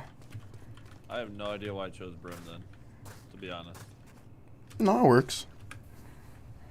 Oh, it's definitely working. Not playing like that. Here, I'll go to B. You play. I bet. I'll play mid here. I'll buy us a stimmy Monty.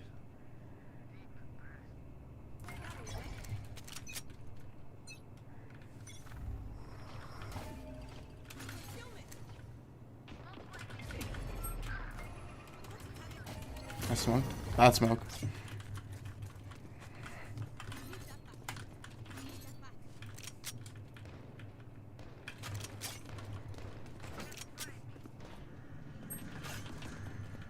I was reloading. Brim, why are you still out there?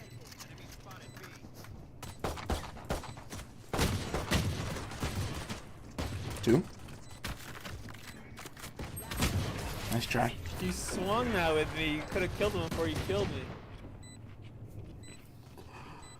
Oh, he swung that with me. You could have killed him. That's okay, Bubba. Yeah, it's definitely a little bit of an adjustment period just to kind of get comfortable with this. But I mean, you know how to game, you know how to game.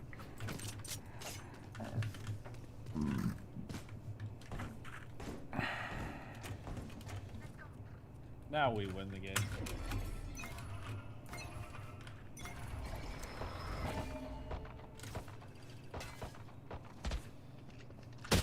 Oh, wow, 3.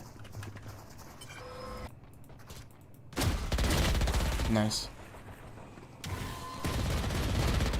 You're a fucking legend. One's here.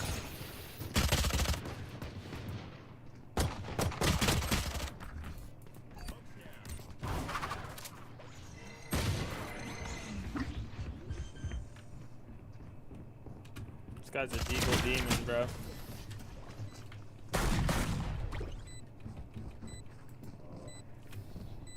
So basically,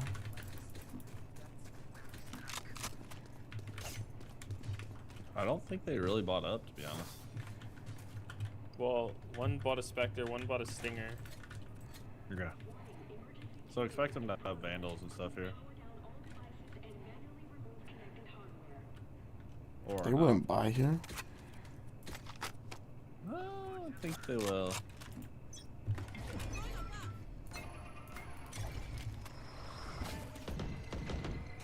Mid.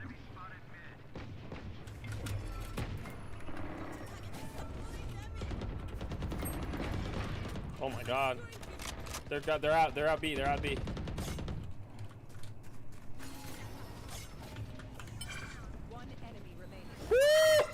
You're insane.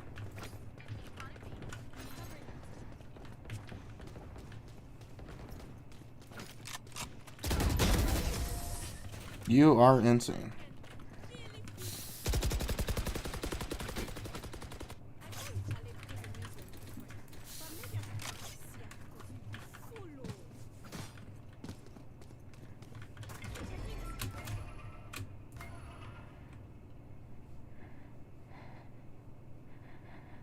Let's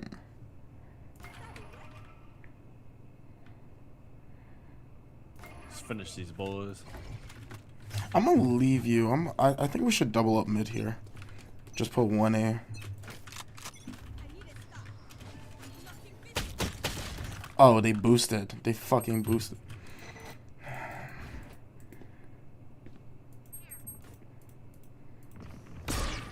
Pushing to B. 4 straight.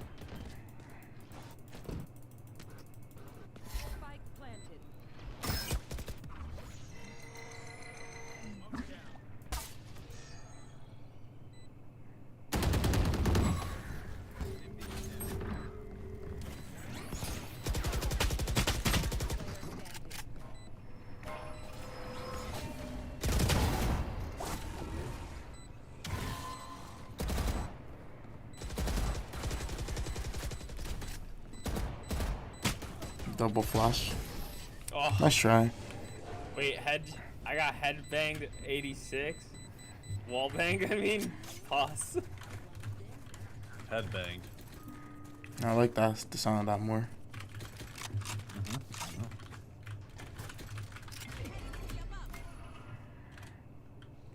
I just got my shit head banged. We saving here? Kind of in a weird vibe. No, I'll say safe.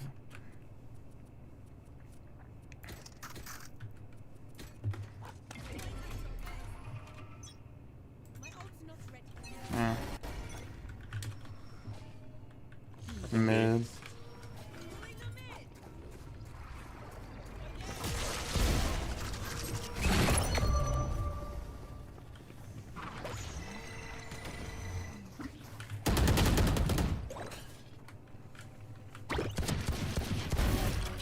Dumbass.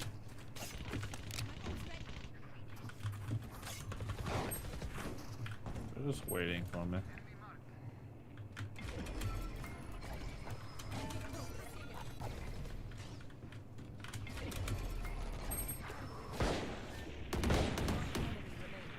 He's there. 120. Literally a bullet. 120.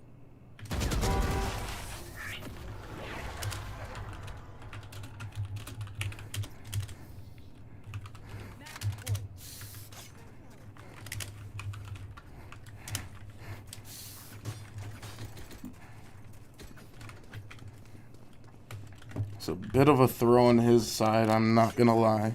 Like, he body blocked me. He body blocked me and then got out of it. Like, nigga. We're killing them all, baby. The Euro literally was just bodying me and then just got out of this thing. Nothing I see. I'm not even worried about mid, I'm just flanking them spawn. I got caught. They walled it. Like I called.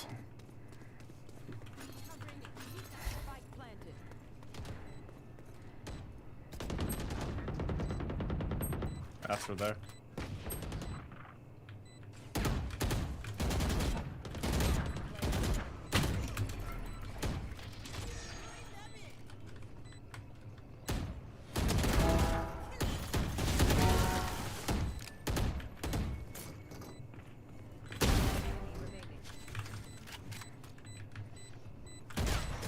Damn. Oh, God, no. Thank you. He just swings you like that, too.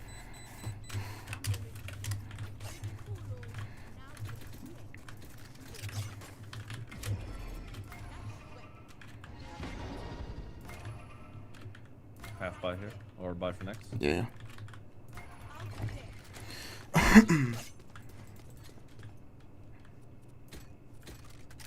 Alright, I can buy here. If somebody wants to request, I can buy you. I got mad money. Alright.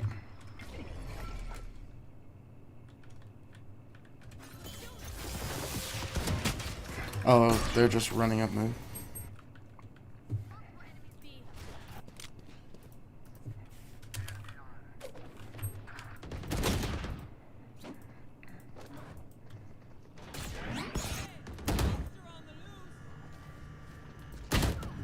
Oh, feels like my fucking ass is getting bit up, bruh. We're gonna opt and literally just get their King Jet because she does that play every round. I'm gonna play mid here and just get their Jet. Somebody can double up, maybe.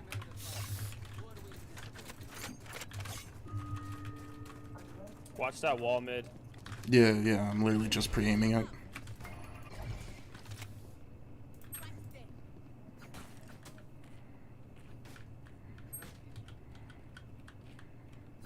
Can you just stay on this right side and just hold for somebody tries to push up this way?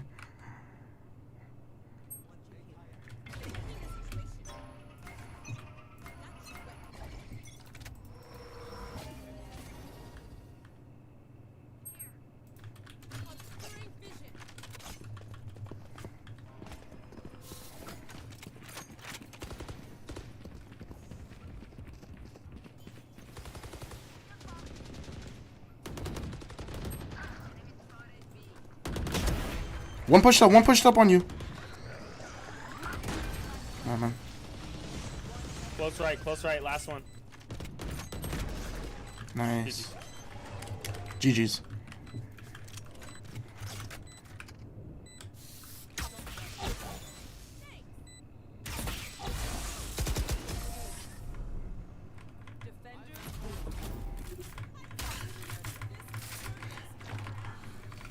Half-hour game, quick and easy. Don't normally get games like this, but, you know, I'll take them while I can.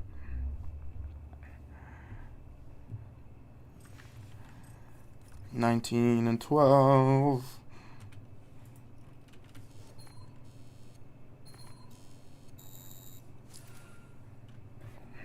Oh, and 3 to their Sky.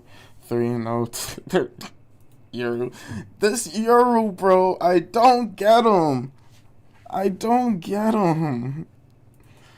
Yeah, so pretty decent Gecko aim-wise, and their Sage just fucking only got me when it came to those boosts because I didn't like spot it in time with my eye. That's all. Like literally, that's all.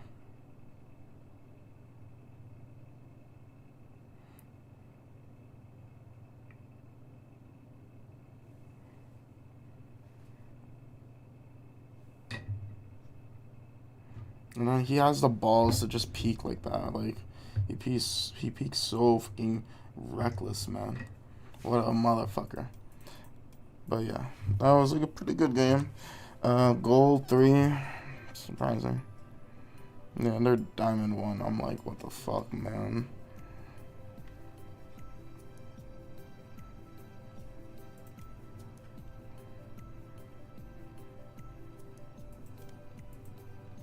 Soy sauce sushi.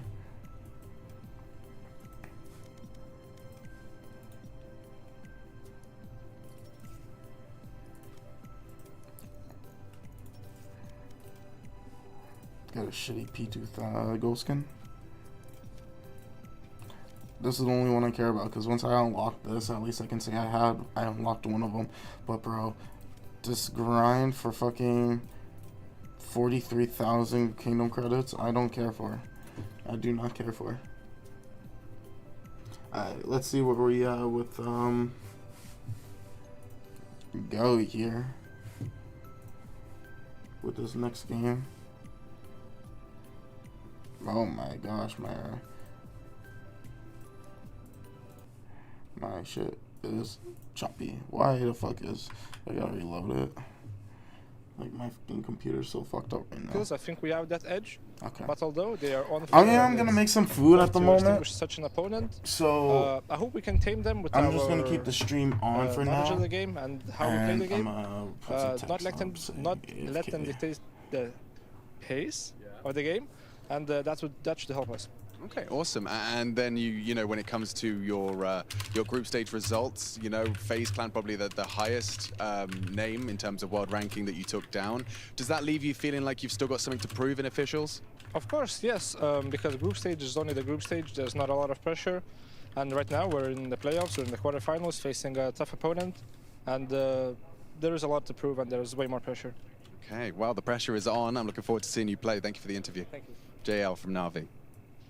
Eternal Fire versus Na'Vi coming at you hot, and we've got a very special guest joining us to be talking about this. Hooch, great to have you here. Hello, hello. How you doing? Thank you for inviting me. Thank you so much for coming. Yeah, I mean, Eternal Fire taking basically the world by storm, making it all the way here. What do you think of their form at the moment? I think that the form of the team is really important. They had a rough LAN in Serbia when they lost and didn't qualify from the group. I think it's very important loss for them because after that they realized that like they're not perfect because online they were doing really good results. And I think now in CS, your gaming form is more important like than your past achievements. And I think that because of that, they played a lot of matches and they improved a lot. And during this LAN, they had some tough moments and they overcome their problems. So it's a good run and I'm really happy for them. What's your position on the whole? Some teams go straight from group to playoffs, or for example, you finish Group D, the playoff is around the corner, and other teams have to wait a little bit more in between. Do you think that comes into play in this game? How do you look at it? I think it's a big advantage for the teams who are coming from the lower bracket because they had a better form, and like obviously everyone played CS, and you understand that the practice doesn't show your problems at all, and officials improve you a lot, even if you lose. So I think it's a kind of advantage, but of course, it's important like how team approach the time then when they don't play those officials. And it's really hard to focus, especially in this case, because we have CS2, some people playing it already. You want to sit on 2 chairs. So I think it's pretty bad for the guys who were waiting. Give me your thoughts on some of the individuals coming out of Eternal Fire, because we've all been really impressed by Wakadia coming into his first international LAN and just absolutely lapping it up. He's looked unstoppable. This guy is nuts. Obviously, like he was doing really good in Eternal Fire Academy, and after that, when he came, of course, the first matches weren't so good, but he's very confident. He got really good aim. He's not afraid of anyone. So I think he's a really great fit for this team. They have been changing players a lot, and like they always were changing older players, and they never brought young players. So I think it's a good move from them. Hooch, tell me, you played in all versions of CS, really competed. Yeah. Are you making a comeback in CS2? Is it happening? I played only 4 matches so far, and it feels like shit.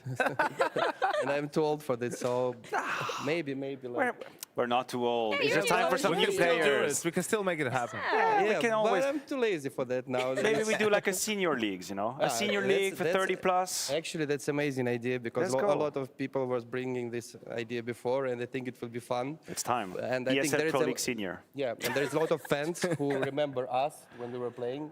I hope like so, maybe. 25 years ago, but still there's some fans. Everyone remembers the Titan game on Mirage, Renegades. Absolutely. Against Renegades. You remember when Sponge beat me? We hear about it every day. Sponge? It's the only game when he scored 40 frags?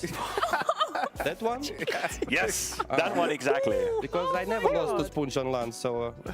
I don't know how it feels. So. Me neither. We got the video coming in. Obviously, a big point that you prefaced yesterday, Yanko. We won't get to see Eternal Fire picking into that ever-reliable Vertigo because Na'Vi ban it. They go with Anubis instead.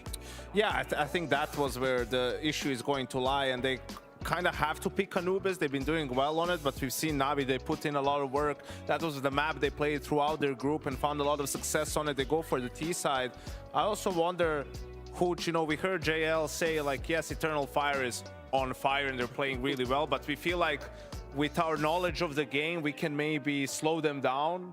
You think like that, they can do that? Like that there's a way you can play that you don't give as much space to your opponent, you make them play slower? Yes, so they make more mistakes. Na'Vi will try to make situations where they're in favor, so like Eternal Fire doesn't feel confident. Obviously, like their style is kind of explosive. They rely on their aim a lot, so I think for Na'Vi it's important like not to let them play their game because some of the teams before made those mistakes. And I think the veto is really hard for Eternal Fire because obviously Vertigo is their best map and they don't play Ancient, which Na'Vi doesn't like at all. So they have like they doesn't have a good map to pick, and I think everyone expected, like it's not a secret that it's going to be Anubis.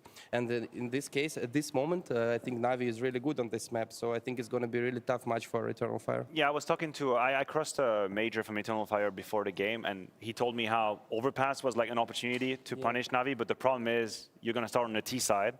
And he's an old school kind of player, a little bit like us, and I think we've all been traumatized by you pick a map which is complicated on the T side, you start 0-5, you feel like you have no options, you have no opportunity. So I think he wanted to go for something a bit more open where the first side is, you know, you don't have to get shut out of the game.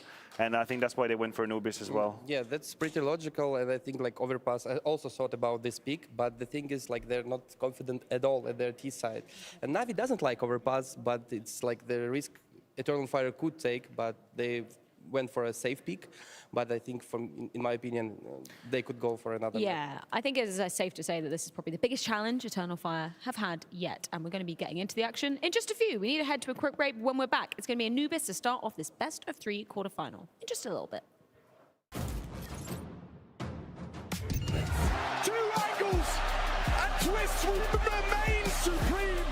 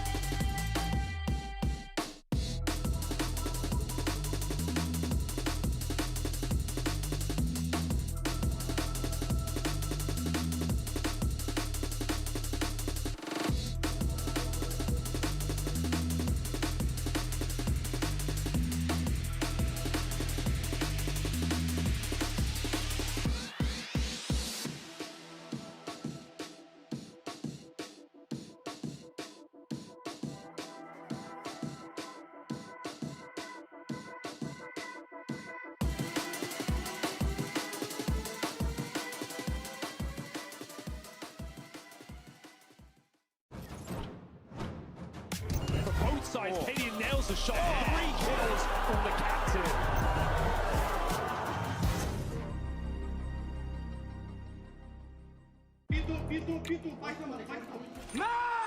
Not losing a map in Group C, I think it's pretty confident. Turkish team can play in the highest level of Counter-Strike. You can feel his confidence running through his veins.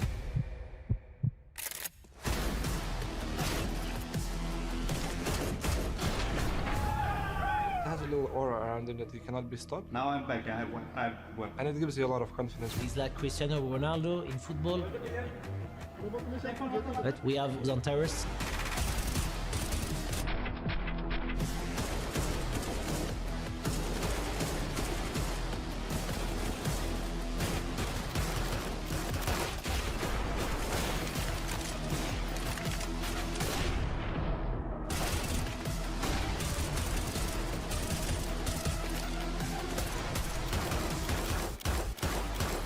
Is a deadly player to play against because he doesn't care, he'll just go and kill you. This kid play really good.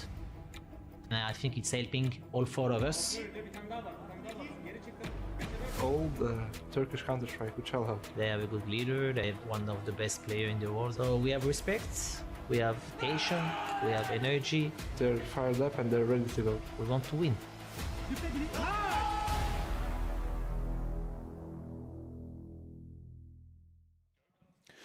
So, folks, welcome back to Upset City, where big names are dropping left, right, and center. But we have another, what could be action-packed game of Counter-Strike ahead of us. Na'Vi versus Eternal Fire.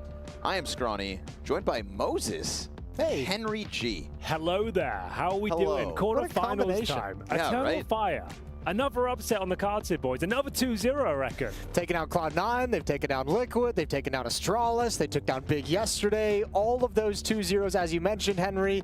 There's a lot of excitement at the moment in the studio, in the green room, in the environment of ESL Pro League about this Eternal Fire team. Absolutely. They're red hot right now. And bear in mind, Na'Vi haven't played for a couple of weeks. They're coming into this one, the studio a little colder than Eternal Fire, who are red hot. So, I don't know. I have got Eternal Fire winning that. I'm going to say it right now, Jason. Out of the gate. Out of the gate. I know, not unprompted as well. Yeah, just gonna throw it in there. Really got to get it out. Yeah, I've been hearing murmurs of people starting to get swayed over to the Eternal Fire side, which seems so crazy. So crazy when you think of where they were in the group stage of just coming into this event. You never expect anything out of I feel like Eternal Fire when they kind of show up. Sure. And here this time, obviously, a huge shock. Well, you know, it's 2 seasons, 16 and 17 back-to-back, where they got grouped, fall very short. A little close versus Fnatic last season, but this time they pulled it off, and we thought, wow, good for them. They've made it to playoffs. It's a much better place to, you know, lose. But they haven't. Yeah. They haven't. Not one bit. Not one map even. You know, oddly enough, this is an Eternal Fire formula that gets to LAN and seemingly puts things together. They had a Maltese event last year as well where they showed up and started taking down names. Sure. So, I don't know, maybe there's something in the water out here. Yeah, maybe it is just the environment that they're in at the moment. But I think, too, what's cool about this game as well, Na'Vi looked great in the group stage. Na'Vi, like, for all the stumbles and all, like, the disorganization and how kind of, I mean, let's just say it, they look crappy when this lineup first came together. Sure. Like, they seem to have solved some of those issues in the group stage, but still not in any level that makes us think it's not a possibility they show up flat today, that disorganization reappears, that maybe there's some miscues, some mistakes that Eternal Fire can take advantage of. This is an upset that's very much within Eternal Fire's reach. Well, if Wakadia keeps up his level of form as well, that could be a huge factor going forward. The combination of him and Xantares is potent, to say the very least. Yeah. If both of them turn up firing on all cylinders, God help Na'Vi, because then you just need Woxy to turn up as well. Woxy versus Simple, not the most tantalizing battle. He hasn't had the best performance at this tournament so far, but he has been steady, he has been consistent, he's not super aggressive, he's not throwing rounds away. How many shotguns are we seeing in this game? That's a good question. Is it like playoffs and Simple puts it down? Is it coming back in? I don't think we'll see many, surely. Ooh, I think we'll see a few. If they're doing well, if they're winning like 5-0, maybe. I don't know. I'm not on board with the whole shotgun meta yet. Simple certainly is, though. Scrawny is. I'm on board, but you have to remember, you know, the most confident players, it doesn't matter if they start losing. They still have to play within that realm of confidence, and that means buying shotguns every step of the way. No, it is a little unreal. I think that surely playoffs brings in a little bit more of a serious matter out of the gate. I think Na'Vi and Simple particularly would be foolish if they had been at home watching Eternal Fire go on this run and then come in and try those kinds of shenanigans. That's the thing, though. I think Simple was serious when he brought out the shotguns. That wasn't like just messing around. I think he was actually just like, you know what, this weapon's solid. I'm going to use it. Yeah. And he's going to flex with it.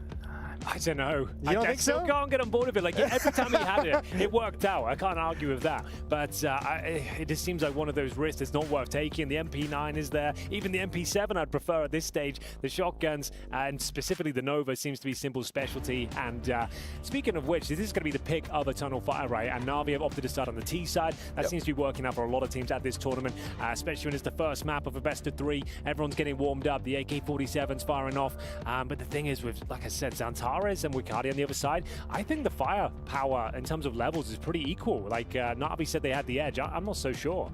Well, I think if this team was like working as designed and everyone was kind of peak, like if you had Ema up there at like his major at his Paris level, I think you put the firepower firmly in Na'Vi's hands. But that's been one of the biggest issues of this team coming together is Ema hasn't looked comfortable within this roster. We haven't seen a return to the form. Maybe a couple glimpses, a couple small glimpses, but haven't seen anything consistently. So we're going to find out here. We will. And without Ema, I mean, listen, JL put up, I think, an above-average performance back in the groups. Bit went above and beyond and showed that Simple doesn't have to be the star of the show. And Alexi B is proving that the floor of this Na'Vi roster may not be as low as the haters hope. Well, he gave that great interview just a few days ago where he was just like, I expected us to win with this roster like right out of the gate. He expected them to be at the top, and he said he had like a real come-to-Jesus moment back at Gamers 8 where it was kind of like, I have to realize now that like we have a process that we have to go through. We have to go through the steps, and that's kind of the journey that we're embarking upon right now. Well, here we go, ladies and gentlemen. The quarterfinals are underway. It's Maja, aggressive towards middle, encroaching the window position here, and he'll get a place full of lead to kick things off. That's Simple, the P250, to actually finish the deal. And for now, that's an opening 5-on-4. Na'Vi, huge advantage, still have 2 smokes. A couple of flashes, and now waiting for CT reactions here after finding that early pick. Very bold play to push middle and take your eyes off the ball. To, you know, train your gaze towards that window instead of towards top middle. Gets absolutely trucked from the side. And it's patience from Na'Vi after the opening kill. This is a long time Eternal Fire have to find information and play with the man disadvantage. So we have got Calyx pushed out of B main here. They have no ideas. So this is a bit of a linchpin on the CT defense. You can see otherwise Eternal Fire stacking the A bomb site. We've got Imma with the bomb and T-spawn, JL waiting outside B, and they're starting to push in towards middle as well. Smoke down towards camera. Maybe a B split is on the cards here. This Calyx position gets really reduced if they wrap through Temple, right? If Alexi B goes on this little information gathering play, like he can still get these kills and still have impact in the round, but when they come around behind you, and actually he won't even get one. So throw everything out the window, don't even worry about it. That's basically the pistol round is done, boys. Yeah, but with that mid-split, Alexi B's already got all of Temple under wraps. They know Eternal Fire nowhere to be found. So just like that. Well done, JL. Yeah, not really much to be said about this retake. You might as well hold on to the Kevlar if you're Eternal Fire at this stage. 2 players in towards Temple. Wakadia, he's into CT spawn, but finding a couple of exits, containing the T's, trying to take a few down with you, that's about as good as it gets. But bear in mind, if you keep the Kevlar at 100, you essentially get a discounted helmet, right? So you might just be thinking about that going forward and having a force buy in the second. Ooh, that's a nice shot, though. That's a good little warm-up shot. Not going to get you anything else other than that. Maybe he goes down at the end of the day. Prioritizing that armor, finds an engagement, but he should be fine. Oh, okay, that's not too bad. Wakadia will pick up his second frag of the round. At least makes $600 for his troubles here. Bear in mind, he's got 100 Kevlar.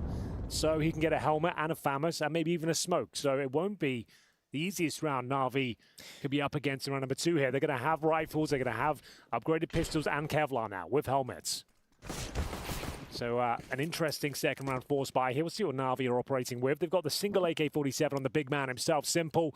It's Imma and JL with the Galils, Mac-10s otherwise. And bear in mind, it's Antares and Wakadia, that tag team duo, Connor. With the FAMASs ready to go. I'm sitting on it, ready to see. We are talking about Antares as the highest rated player for Eternal Fire, with 2 rounds of playoffs underneath their belt already.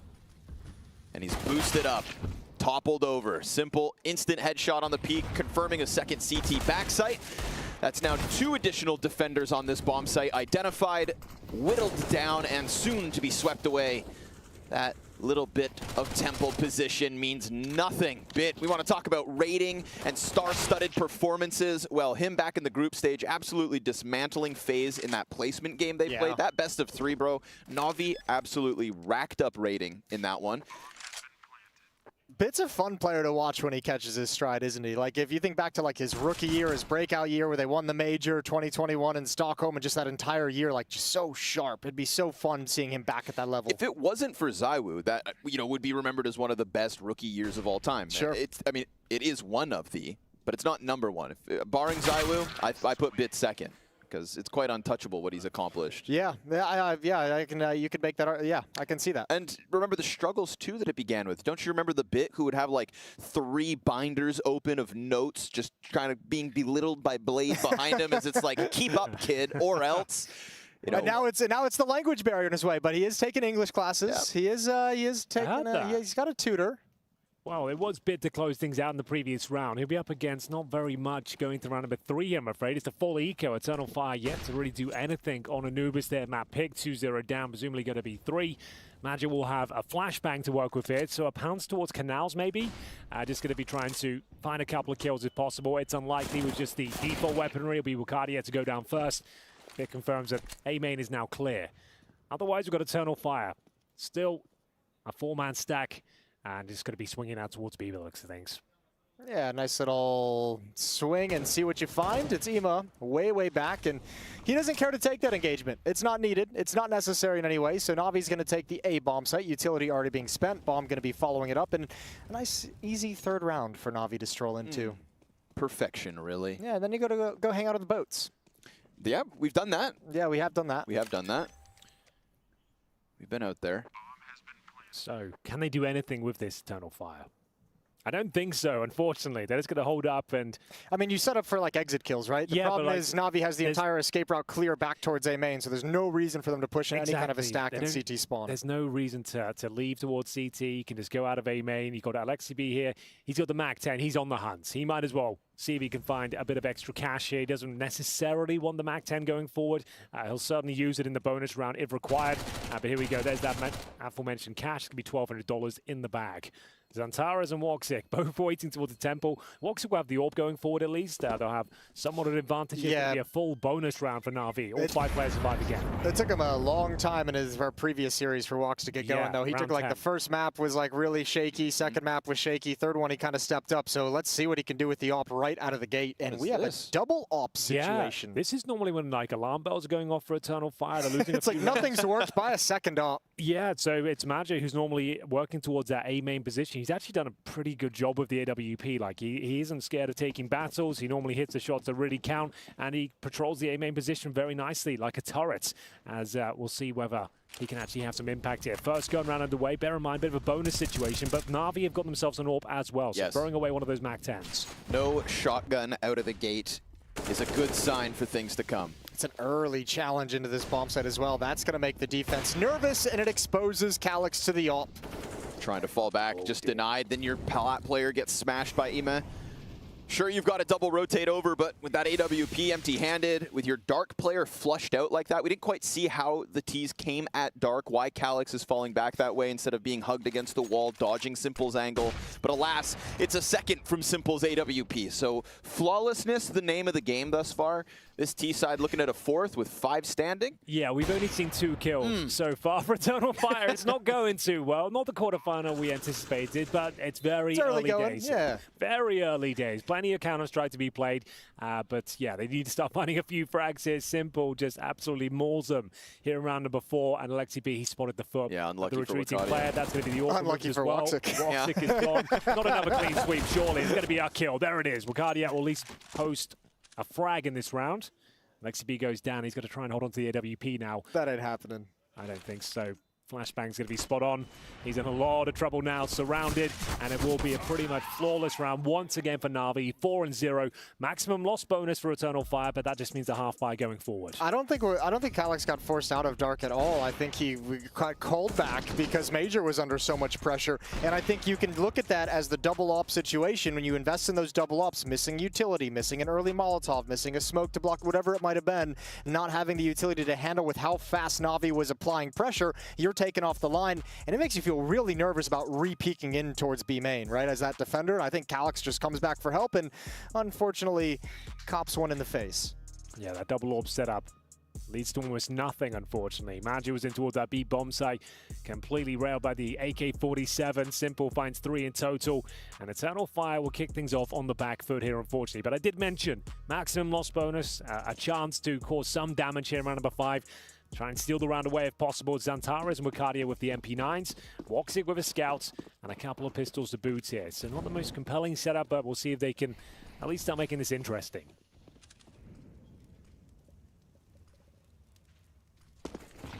Jump spotting with one of the few smokes they hold on to. And Woxic's scout, of course, sits back A, but Na'Vi not rushing into anything out of the gate. Hell of a time for this Na'Vi roster with all of its promise, with the struggles we saw them form with, to show up after having that same absence that seemingly has cost as many teams as it has in the playoffs already. Na'Vi think, who would we play tomorrow? Oh, just Monty. Just Monty. Just a Waro simple rematch, huh? Yeah. That one would be nice. Okay. That'd be spicy. But we are 4 rounds in map 1. So. Yeah, we don't need to really encroach upon that one just yet, but it is enticing. I just want to dangle it. You just want the tease. Yeah. It's the best part. And JL will get ever closer to that B play as bomb shuffles elsewhere.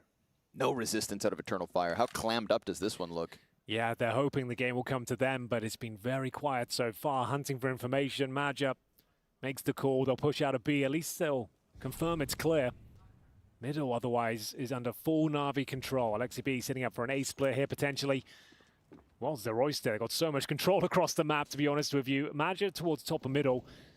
Could come behind them and find a kill, but there's the first frag. It's Wakadia going down on the A side. That's towards main. Oh. And the bomb has been found. Maja awkwardly making this interesting, but unfortunately they're there to pounce. And now Calix a chance to really make this one interesting. I mean, that bomb's got to go. So Bit has to cover the flank. That one was very critical, and all is good. We've got that deep tempo control. No sweat, guys. 7 seconds, all you need. Almost too slow, but I think they didn't expect to like not counter any resistance whatsoever. So Eternal Fire almost made that a little bit tricky, but Na'Vi get out of danger, and it's 5-0 now. I was thinking that, unfortunately for Madger, he was going to come across that bridge, miss the timing as they split down and through camera, but I feel like catching the bomb in river is a gift. Being flushed off of the bridge into the open air and being caught by Bit holding the flank, well, unlucky he couldn't make more happen. Good positioning from Bit, though. I mean, the team still spread across the map, so you had players in positions to really kind of recover the scenario. You never know if they're all bottled up towards A or towards B or something like that. That ball might have just stayed down there for seconds, so Na'Vi still spread, which makes it all good. And it's only Xanteros to survive. Wow. Will the game start here? That's the question. We know Eternal Fire, momentum, confidence-based team. Need some frags to go in their favor. Some of their big names to start turning up. And he sees Xanteros post a frag. Macadia's got 3 at the very top. That simply won't do. 2 of those were in the lost pistol round. Like, he gets them when the round's already gone. So it's like you actually have only had like 1 or 2 frags overall in some of these rounds that could have had impact. Yeah, 3 players on 0 right now. Na'Vi absolutely destroying Eternal Fire in the early stages of their own map pick. We have got an interesting setup, though. Calyx is boosted in towards Temple, looking above the smoke right now with the AUG. Don't see that too often. That's pretty cool. But will it lead to anything? That's the question. We're going to be focusing towards A main for now. Na'Vi actually transitioning 4 players over to get some control of main. Na'Vi starting to condition a little bit onto Eternal Fire at this B bomb site as well. The early utility, they already bullied him once really early on in the round, so showing them that they're willing to do it again. And now JL, ooh, that would have been a great kill to have. Opening provided by Calyx, and the rest of Na'Vi towards A, where it's the sole defender, the rookie. Yeah, he's hiding behind Cake. Wakadia looking for his chance to shine as players split around him. He has slipped out, but they didn't let their guard down. Ema's able to get that. And with that frag towards Dark, it opened the possibility of an EF water flank. They opt not to, right? They could be retaking A main with a split in with mid. Instead, it's going to be 1 towards storage with a heaven split, hoping Xanteros peels a player off site. But they can play close. If you don't get this, do you save? This is desperate, Jason. This is one of those rounds where it might not even be worth going for it. They need a couple of kills right here, right now. The bomb has only just gone down, to be fair. They're waiting for the smoke to dissipate, but they are losing kills. As we go to a 4 versus 3, I'm going to start winding down.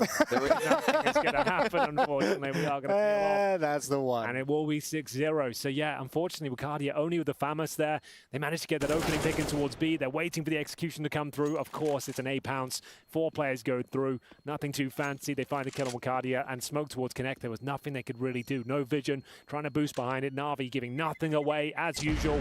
And it will be the flawless run that continues. So Wakadia didn't even get to fight. He was trying to work around that smoke. He just got spammed through it. That's got to be the worst feeling. Second timeout burn from Eternal Fire. They're scrambling for solutions, and there's only so much longer we can say. It's still early in this map to see if they can respond, and this one's really rough. Not even a fight in the round. If we had like a few rounds that had clutches and there was some like nothing's been close, has it? Moments, yeah, maybe we could have that conversation. It's like Navi's winning on like move 2. Yeah. Like this, their default is finding an opening kill, and even if it goes against them, their group's up, their firepower seems insane right now. They haven't really missed a shot. Bits 8-0, Imma's 3-0, so we've got 2 players going to round number 7 that haven't even died yet. That's pretty rare for a quarterfinal, guys. I'm going to put it out there. We take that. Xanteros yet to frag. Same story for Woxic as well. He's going to have his work cut out for him. A red hot Simple is on the server right now, looking confident as ever. Woxic has got the sniper. All that you need to know is Xanteros has 5 ADR right now. Like, he's not even involved in action. He's not even involved in that. That's not necessarily a criticism at him, but these rounds have just been won so fast and so convincingly off a move that there's not really engagements for him to find. With time, perhaps. You know, come on, guys. This is the round. This is the one. You never see it coming. The flash is brutal. How is he still lucky alive? to be alive, yeah. I think Calyx got flashed by his own team there. I think JL thankfully got flashed by the same one. That's the only thing. That's the only reason why he's still alive. Well, they'll take it. A bit of a reset there. Alexi B getting control of middle once again. Bear in mind, is the Woxic AWP in towards camera. Defensive position, you won't see him as flashy as he used to be.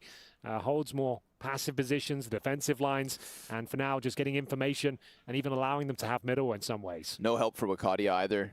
Wakadia, in fact, is coming to help Woxic because they sense this mid play, but that 3-pack of players from Na'Vi getting closer on main, they may not even be needed. We're talking double headshots, down camera, and another round that's toast. Oh, that's so disgusting from Eva. Oh, what can you even say? This round's just over. the most vanilla Counter-Strike ever, right? You just get to mid-control, peek the choke point, nail 2 headshots, bomb down, round over. Woxic didn't see it coming whatsoever. He misses the first shot, then he's an open target. Down he goes, 8 bombs under a lot of scrutiny in the last few rounds here. I think there's a couple small moves being thrown out by Eternal Fire here and there. We saw that boost back in Temple 2 rounds ago. That's like, that was their potentially interesting opening move. This time we get the Calyx out dark. It's like there's a small attempt, but everybody else on the map feels muzzled while those little things are going on. Oh, we see the squeeze come through, and with aim like that, man, you have no chance. Yeah, what are you supposed to do? You just got to shrug that one off. Well, they seem to be like the other 6. Yeah, just like the other ones. Oh, yeah, you're right. It is 7-0 now tonight. Like, it is spiraling out of control here. This is the big fixture of the day as well. Everyone thought that Eternal Fire with the run they're having 2-0, 2-0, 2-0 all day long. Looks like it's coming to a crashing halt, though. The clock might have struck midnight here. On this Cinderella story. That was the reference. That was the reference. As we'll see, another buy available for Eternal Fire. I'm not sure how I can really big them up any further. This one is getting to the point they're going to lose the half without really posting a kill. Woxic got the AWP again, but again, it's just a defensive setup. It's not going to be finding frags. And Na'Vi just set up in a flat default once again, aiming for mid-control. All right, well, things seem to be a little chill. Mid is going to be attacked, so into Xantar's, a way for him to get involved in some early action, see if he can have an influence before it slips away too far. Wakadia in the corner. Good start. There's Calyx as well. JL goes down in dark. All of a sudden, finally something promising. Yeah, but watch the response. Lean on Bit and Simple to just go crack into the A play. That's what they had hoped for. Met by Woxic's op. That's 3 individuals from EF with a kill coming together collectively to put a round up. This is more like it. Still some work to be done, though. You've got Simple and Imma to get by. They've got a minute on the clock, and they're going to milk it. They're going to see what they can find here. They can make the round uncomfortable, expensive. Xantara is defensive towards the Temple side of the connector. He's going to be detected by Imma, but thankfully he will still stay alive here. 5-on-2, 50 seconds. There's no flashbang, no nades, no smoke for Na'Vi to make anything kind of happen in this 2v2. It's just going to have to be swings and fights. And the chance, if Imma, backstabbing. Oh, if he could have gotten Wakadia, that would have put Woxic under so much pressure. That might have been the way back in. And now it's got to be Simple, seeing how many he can pick off, how expensive he can make the round. Oh. Ditches the AWP, but he's going to get dropped on. Xantaras makes sure he doesn't get away. And indeed, we do have that closure for the first of Eternal Fire. Sorry, Bit's got 16K. Well, I will say there is some good news for Eternal Fire going forward as well. They've got 2 AK-47s in the hands of Xantaras and Wakadia. Now they're going to have some firepower, maybe some confidence. They've hit some shots. They've had a couple of kills each. And they need to start turning up here. There's still plenty of Counter-Strike to be played in this first half, but it is the double AWP set up once again for Eternal Fire. It's been problematic for them. Maja yet to really make a dent in his first half, but like I said, the AK-47s in the hands of one of the best mechanically skilled players in the game, Xantaras. The nice thing, too, is that with 4 players surviving, they have some money built up behind this, so they can sustain a loss and still fight back in the next round if that worst eventuality comes to pass. Also, last time double op setup, we saw really, really quickly aggressive Na'Vi, and without that, maybe this time that double op settles into something a little more functional. But the smoke chase, while smoked off, they throw one deep, and Bit just barrels through it. Woxic thinks he can get a response going over towards Canals, and instead he's the second casualty. It's Alexi on his own in mid. Oh, he spotted 2. That's great info, and just an even better opportunity now with this jail control deep from Ime.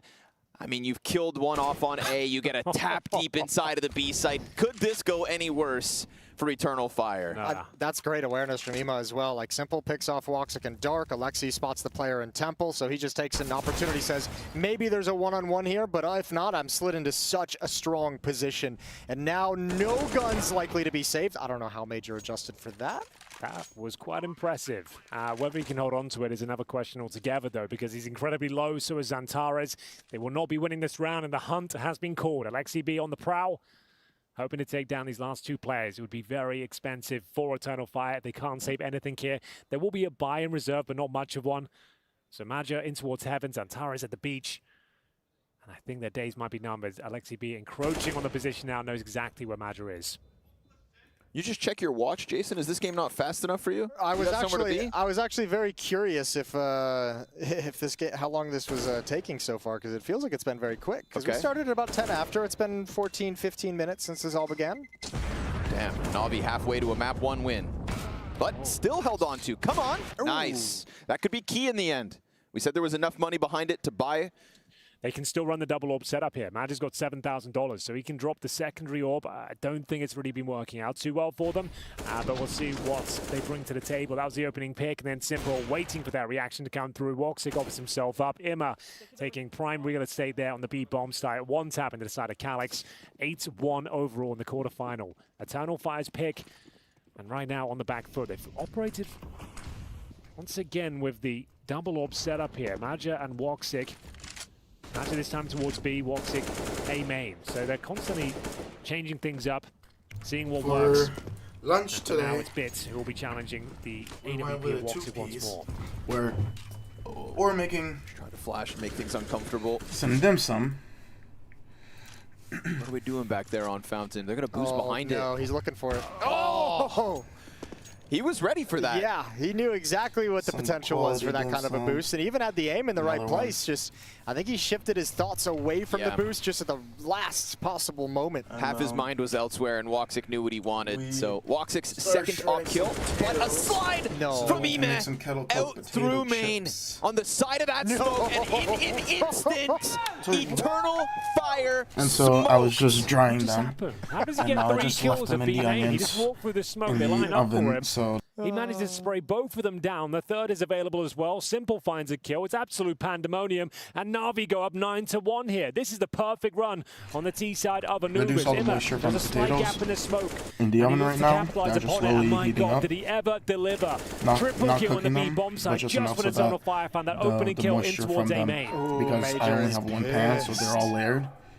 That they'll be able to at least cook such a cheese ball play. I've been recording this whole time. And one connects.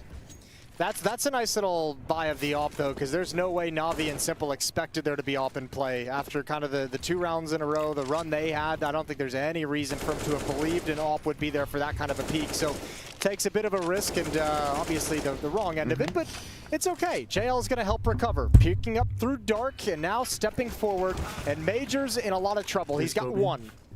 Second of the round, peeking towards Jail, nails the third, but on the sidearm swap, Bit gets the better of him.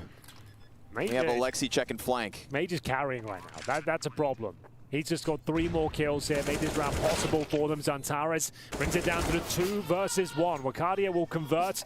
Finally, something going in favor of Eternal Fire here, courtesy of the in-game leader. Triple kill with the AWP during an execute as well. That's very admirable work, and you could see him trying to get the boys fired up after that one. Na'Vi just shrugging it off, saying it's no big deal. They still have a 7-round lead when this defuse comes in.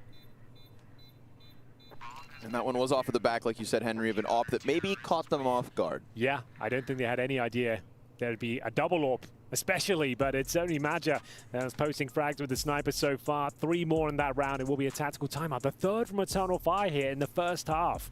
It's gone all sorts of wrong. They need to recover. They need to course correct if possible.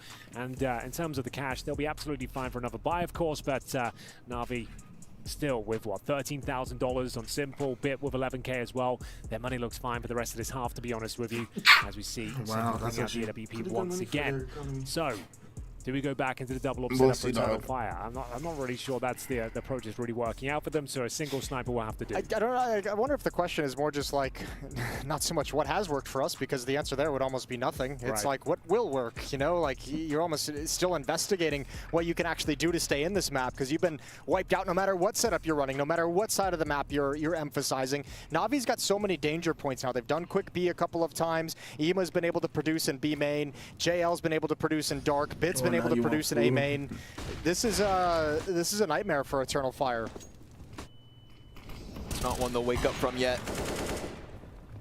No vision on this from the plat. It's to close right, dark side. Oh, he goes for the player in dark, and Major's able to point blank hold him back. Simple's hoping that he gets that snippet of a shot given over, a glimpse of the CT peak, and Xtrfy wins a very critical duel to keep man advantage here for EF. How about a long play?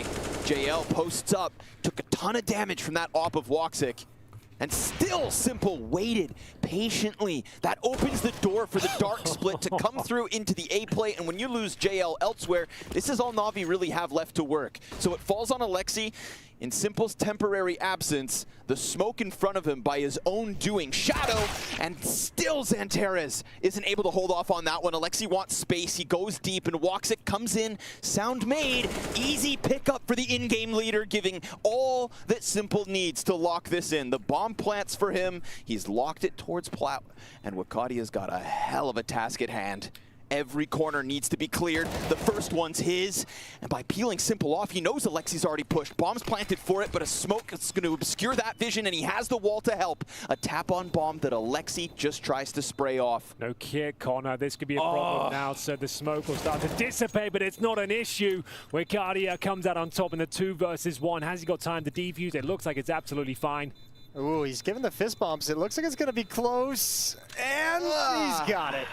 Wow. Well, there it is. The star's starting to shine brightly for Eternal Fire. We're seeing Wakadia turn up. Magic's having a good performance. That's going to be a couple of rounds in a row now. Na'Vi getting the bomb planted does mean they've got another buy going forward. Had a ton of cash already. And is that going to be the first tactical timeout called by Na'Vi as well? So Blade, not happy with what he saw in that previous round. The fact they had a 2 versus 1 with an open plan as well. You'd expect them to win it, especially with no kit there. But Alexi B thought the full defuse was coming through, spams his bullets, and then couldn't come out on top on the 1v1. Yeah, they didn't find a way. I mean, Alexi and Simple, one of like the few criticisms you could throw at Na'Vi, that 2v1, they didn't really find a way to play together very well. I think that's a little overconfidence seeping in with how the way this half has gone.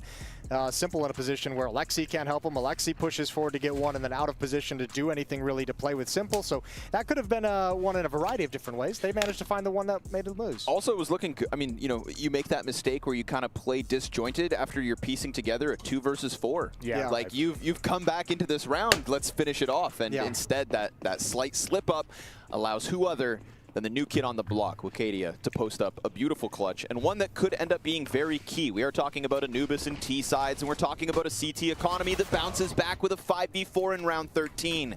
Calix's dark aggression for the opener. And that had to be what the timeout was about from Blade, is just like, let's not let this slip away. Like this has been a great half for us so far. And no matter how great the start is sitting at 9-1, if you let it slip, you let him get back and it falls into a 9-6 scoreline, all of a sudden, yeah, this can get much closer than you expected. Well, this time Woxic is playing a little bit more aggressive. Actually patrolling the hut towards middle. Does hit Alexi B completely blind there. They've got the 5-on-4. Alexi down to less than half health as well. So what's the final maneuver here from Na'Vi? Gotta be starting to coordinate themselves in towards the B bomb site. And they'd be right in doing so as well. 2 players here.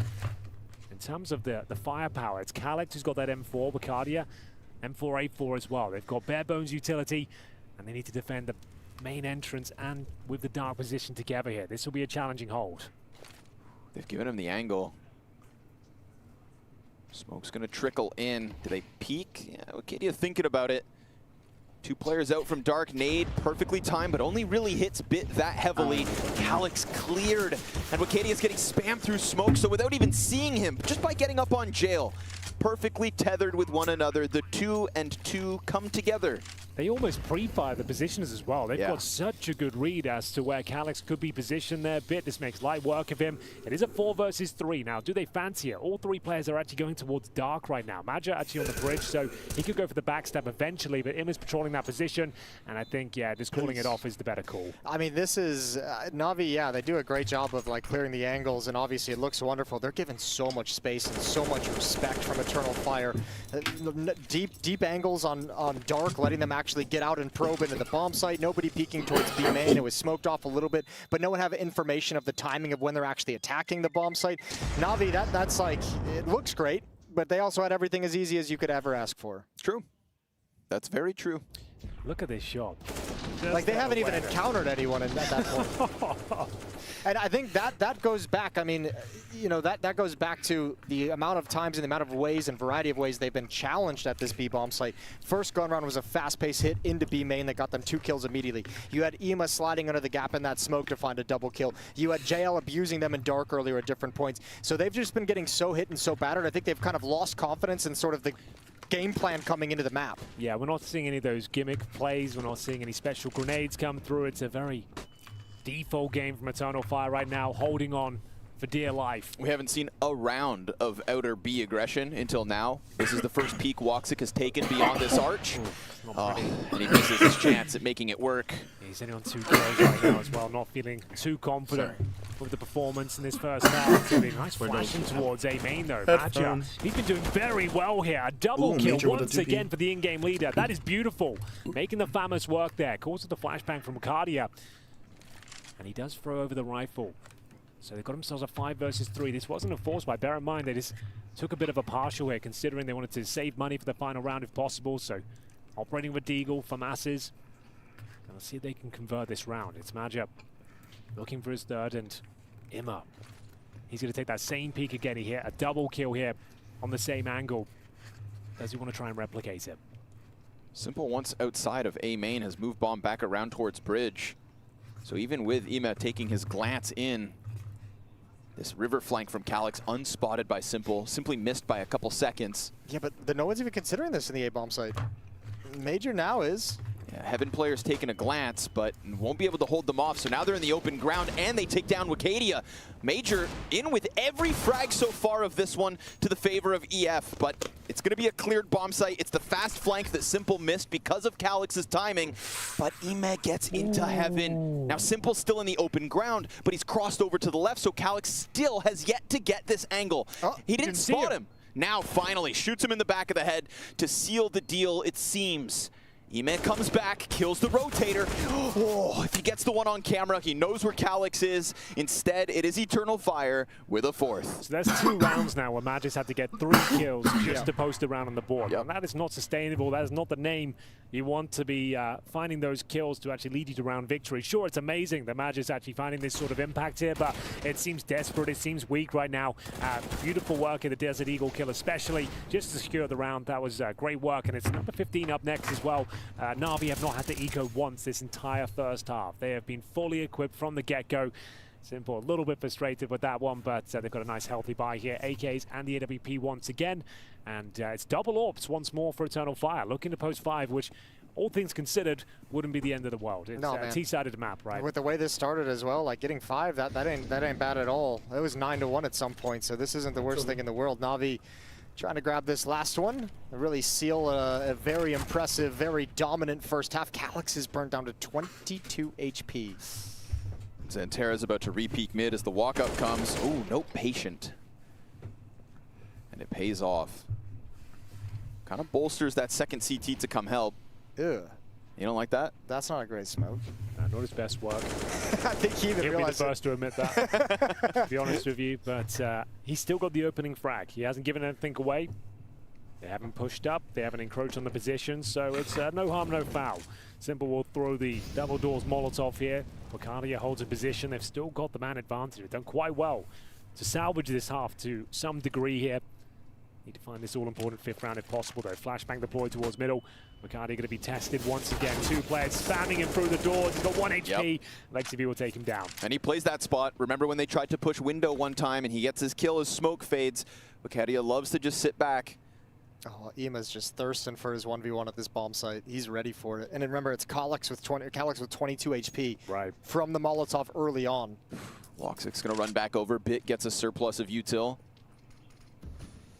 Major's AWP floating top middle, but here it is. 3 men through dark, 1 on long waiting. Calix has got to do something with that limited bit of health.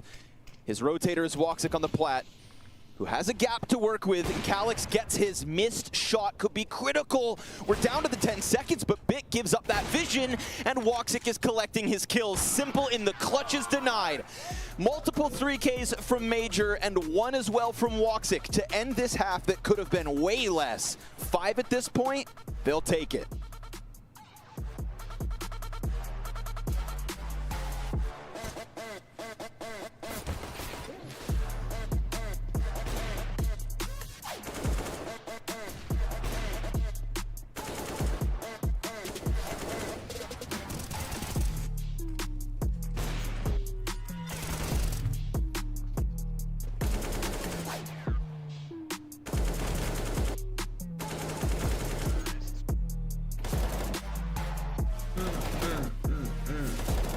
Yeah.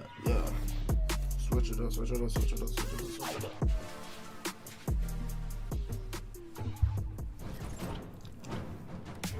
both sides, Katie nails the shot. 3 kills from the captain.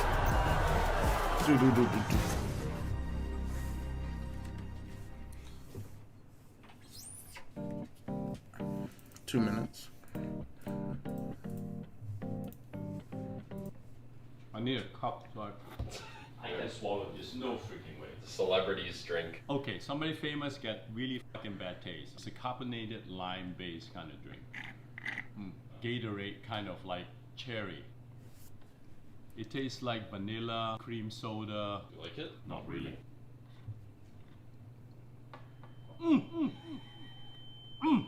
What the fuck was that, Jed? Did you mix something in there or just persimmon?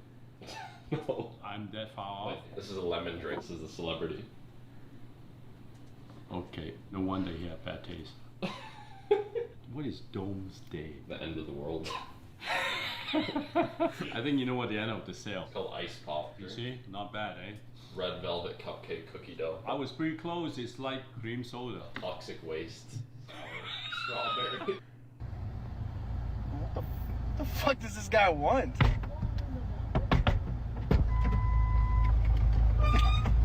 You fucking piece of shit. Run it up and down.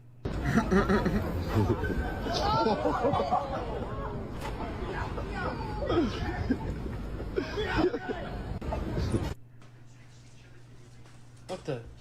No antique farming equipment. Oh. Guys, let's go, bro. Ain't good.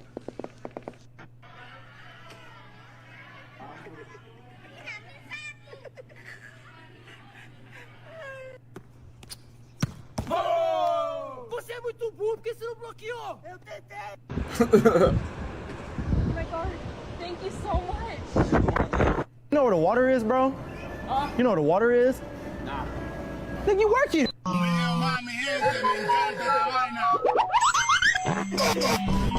Pablo. What the fuck was that last one? What was the Mr. Beast one? If you're super tired at work and want to procrastinate. Roll gauge. You need shells? Yeah, double O. How do you grab a crab? Bro, I'm not just gonna look at my shorts.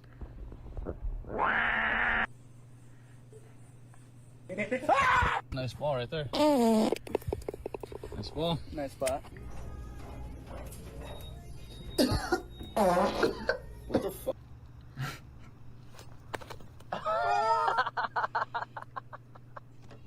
Oh, that one caught him.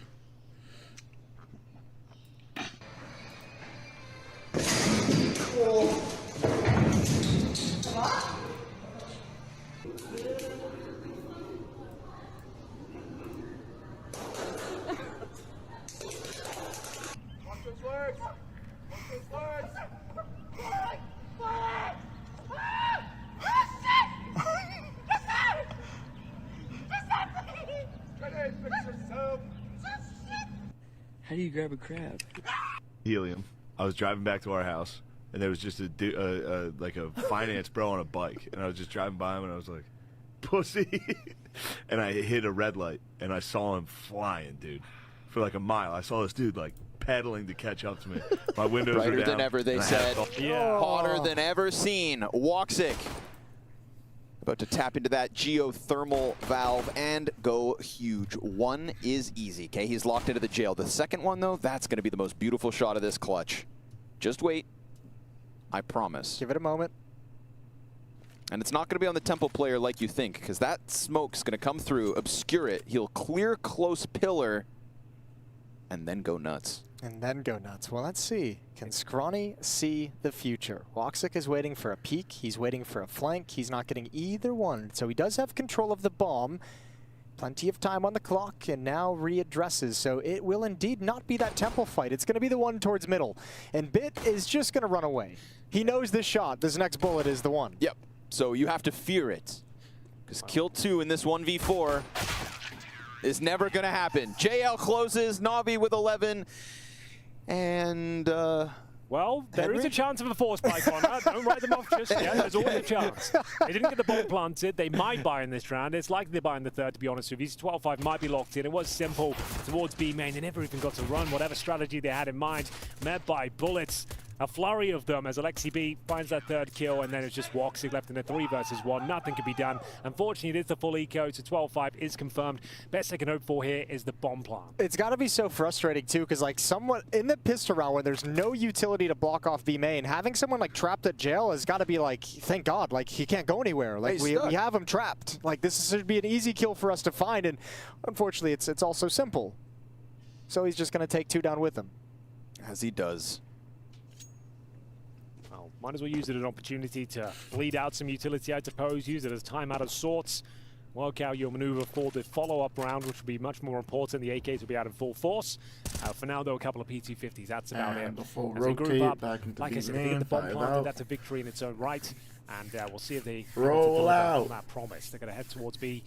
Not even a flashbang to help them in. Just going to have to use brute force, the old-fashioned way here. Alexi B be like chewed up by this MP9. Money in the back pocket. Famas as well down towards dark, so a little bit of extra distance to keep Emek. Oh my God. Well, I was going to say clear. It's going to take that JL rotate to finish it off, but they didn't get their plant. Henry still 2 kills. Not bad. I suppose that's something. Yeah. Keeps Na'Vi modest, you know. Yep. So we'll see how they reposition themselves, but they'll still have enough of the M4s pretty much across the board, just bit with the MP9 here. But AKs otherwise for Eternal Fire, 12-5. If they lose this one, they're in a lot of trouble, especially if no plant. If all 5 members go down, without the C4 being dropped on the side, this is going to be a world of trouble for Eternal Fire. So they have got the bare bones utility. We've got 4 smokes, a few Molotovs in the mix as well, and they are known for their grenade play here, especially Xantara has been fantastic with the utility. He's not going to have any vision. T-side smoke early on the canal. Little gap to the right of it as well, right? They dare him to peek again, but instead he'll tuck back. Delay tactics. And over towards A main. Setting up an execute. 1 player lurking deep towards top mid, looking for a B push. JL has 2 Molotovs, though. He's right now that camera player, so we'll see where he ends up throwing those, whether Bit calls for one in front of him hit. And Frag goes beyond the smoke. Yeah, but that's a T-smoke that's dropped here, so potentially boosting over it, but Bit has got to be like, thank you for the smoke that doesn't let you come through. Yeah. I still have one of my own. And an incendiary, and a teammate standing in the open to hold. So Xantara's had to get up to something in mid, and now if you think you're going to scramble back, well, Ime has already played this to near perfection. Near perfection, because he wasn't ready for that, and with a quick, swift clear out of Wakadia, you know he will take that momentum and run and seek out the next challenge inside of the site that, sure enough, has been left empty. Headshots, one after another.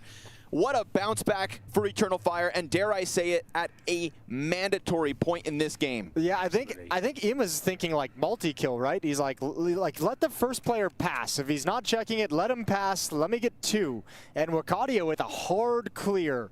And then it just gets beautiful. Open space taps, open space headshots. Yeah, that's the best sequence we've seen from Eternal Fire so far. More of that, please, if possible. 3 players will survive. It's 3 kills for Wakadia as well. Beautiful AK-47 work. And for now, just Bits with the AK himself. And the money's going to be in a bit of a problematic stage for Na'Vi. $1,400 going forward per player. And bear in mind, they lost a couple in the second round full eco as well. So money will be tight. Bit could drop a rifle.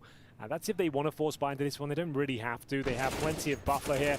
Lots of rounds to work with. It's not required to win this one, but it looks like they will be buying into it. This is the difference, too, of like towards the end of that first half of feeling like Na'Vi let Eternal Fire come back into the game a little bit, right? Like gave him a little bit of breathing room. Look what's arrived, Jason. Better hold your breath. My man, he's back. The XM10 I told you he doesn't care whatsoever. Okay, then. So it's the auto shotgun. If you're not familiar, it was simple in the group stages here at EPL that made this almost meta. Most teams would start picking up the shotgun. It seemed like every single map.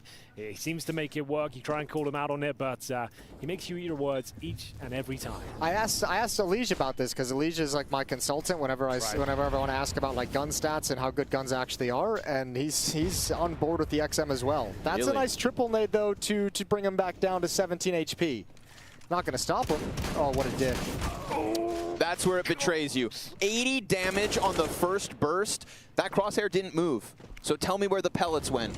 No damage on the second shot, and he gets away with 17 health. It was a little bit of a scramble there from Simple. Triple nade, as Jason mentioned, is trying to take one down with him if possible. There was a good opportunity, but the shot could be great. I do believe, like, as good as the auto shotty is, you are really putting your fate in Gaben's hands. Yeah, all right, the weapon decides. I feel like that with every shotgun. Like the Max 7 is kind of like one round it'll give you that one pump kill. The second round you do it, it does like 20 damage, and you're just like, wait, that was the same thing. So this is a round in the bag. They've made their way in towards A. The bomb will be planted. There's no CT resistance whatsoever. They can pretty much guarantee the bomb site's open. All you animals at home who try to hold bridge with an auto shotty on CT side, just remember, that's what happens. Sure. Okay, you don't think of the simple 3K Nova highlight. Think of that one next time you're on the brink of buying it. Didn't you do this in our 10-man?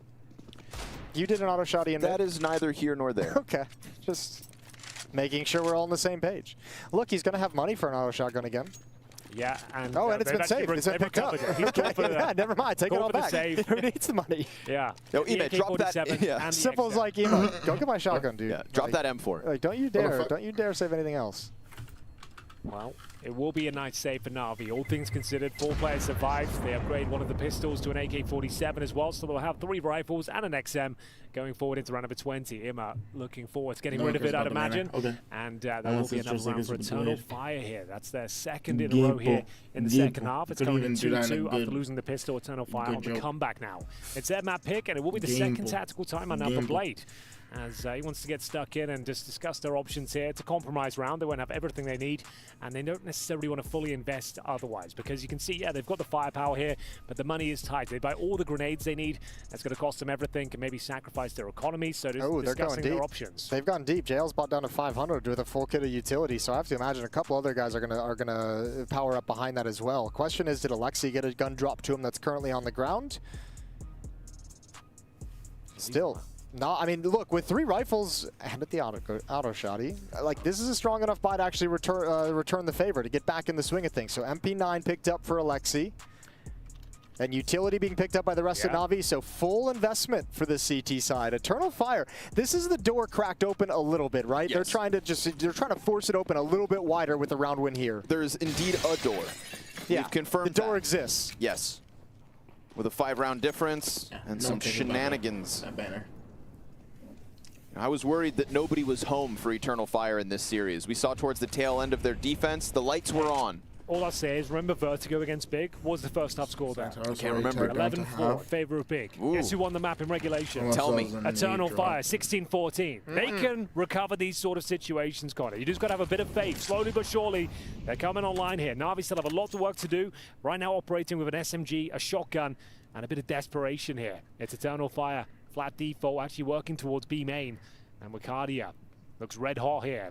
Slow start to the series, but he's arrived, dropped the first smoke, and now Alexi B needs to find multiple kills. And he suddenly delivers on that promise. 2 for the SMG. Ima patrolling from the darkroom here, looking to confirm the round. The bomb goes down. He might have done enough there. But JL comes in time nothing just to do. trade And it will be perfect Na'Vi on pressing a Alex. very important This round. This is the man who carried Eternal Fire through some tough stretches in the first half. Maybe he's got one more in him, one more triple kill to really propel this to this T side a little bit further along, because this is a desperate buy for Na'Vi. Even if he doesn't win, even if he gets 1 kill, even if he gets 2 kills, you keep that money low, and you put him in a position, you put your team in a position where you can still actually turn the corner, and that ain't happening. Look at that ragtag gang of corpses, man. Destroyed on the entry via MP9. Okay, the first guy comes around that corner. Alexi B shredded him in a millisecond. Yeah. Instant headshot, ground to the dirt. Gone. Yeah, and he needed the double kill there, honestly. That was required from Alexi B, and he delivers. That's massive, and I have got some bad news as well. Simple survived the round, but he found an AK-47. So no more shotgun nonsense here. We're going back to a regular round, and Eternal Fire actually a little bit weaker than I anticipated after winning a couple in a row. It's Wicardia down to the Tech 9, the guy who's getting all the one-taps. He doesn't get the AK-47. You got to be kidding me. Give the other boys time to warm up into the game. Yeah, so Calix, who's been very quiet by his standards, he'll be working up towards a canal here. Molotov down towards double doors, courtesy of Zantares. He was the difference maker in that big game on Vertigo that you just referenced, right? With all of his flanks, all of his dynamic plays, and we've seen none of that here on Anubis. Lots of jockeying for control in top mid. Just Xantera is holding back. That second day player preoccupied, but JL, okay, few clean headshots in these last 2 rounds. Even when he rotated into B in the round prior and gets that kill through smoke, just taking that away from the terrorist without even giving him a duel made everybody's life on Na'Vi so much easier. Here's another example. And these are the kinds of kills that I think JL is starting to put forth here during Pro League, during the group stage, now in playoffs, starting to put himself in that kill feed. Make everyone else's lives easier. Got a Mac 10, huh? That's all it takes to get the entry, to have simple blind back sight. He'll bring one with him. Oh, JL, it's a little wild, but that's spray down, Mo's down to Woxic, no play to make. It is indeed Na'Vi one step closer to the win. Oh my, firm control of the garden hose there, JL almost. That's it, rip, but it will be 3 kills picked up and Woxic to survive with the AWP. Yeah, well, Major had his bomb out, not the Tech 9. He thought that was entirely clear. If he has his Tech 9 out when he's running in and that wild garden hose spray, as you guys are calling it, he gets that trade kill. He gets that trade kill for sure, and then we're sitting in a 2-on-2 with bomb planted in the op in position in A main. How did Wicadia win the 1v1 duel of a Mac 10 on mid-range? That's what I've got to see. Like, he took down a player towards a fountain who had 100 HP there, like a double headshot. It was wild. Bit gave him an NS after it. Gave him a nice shot. That was the beautiful one, too. See? Bombs out. Yeah, bombs out. Yep. Takes a little bit of time to pull that Tech 9 back out. For a player who had opened the door for Eternal Fire to stay in this at all. Critical error.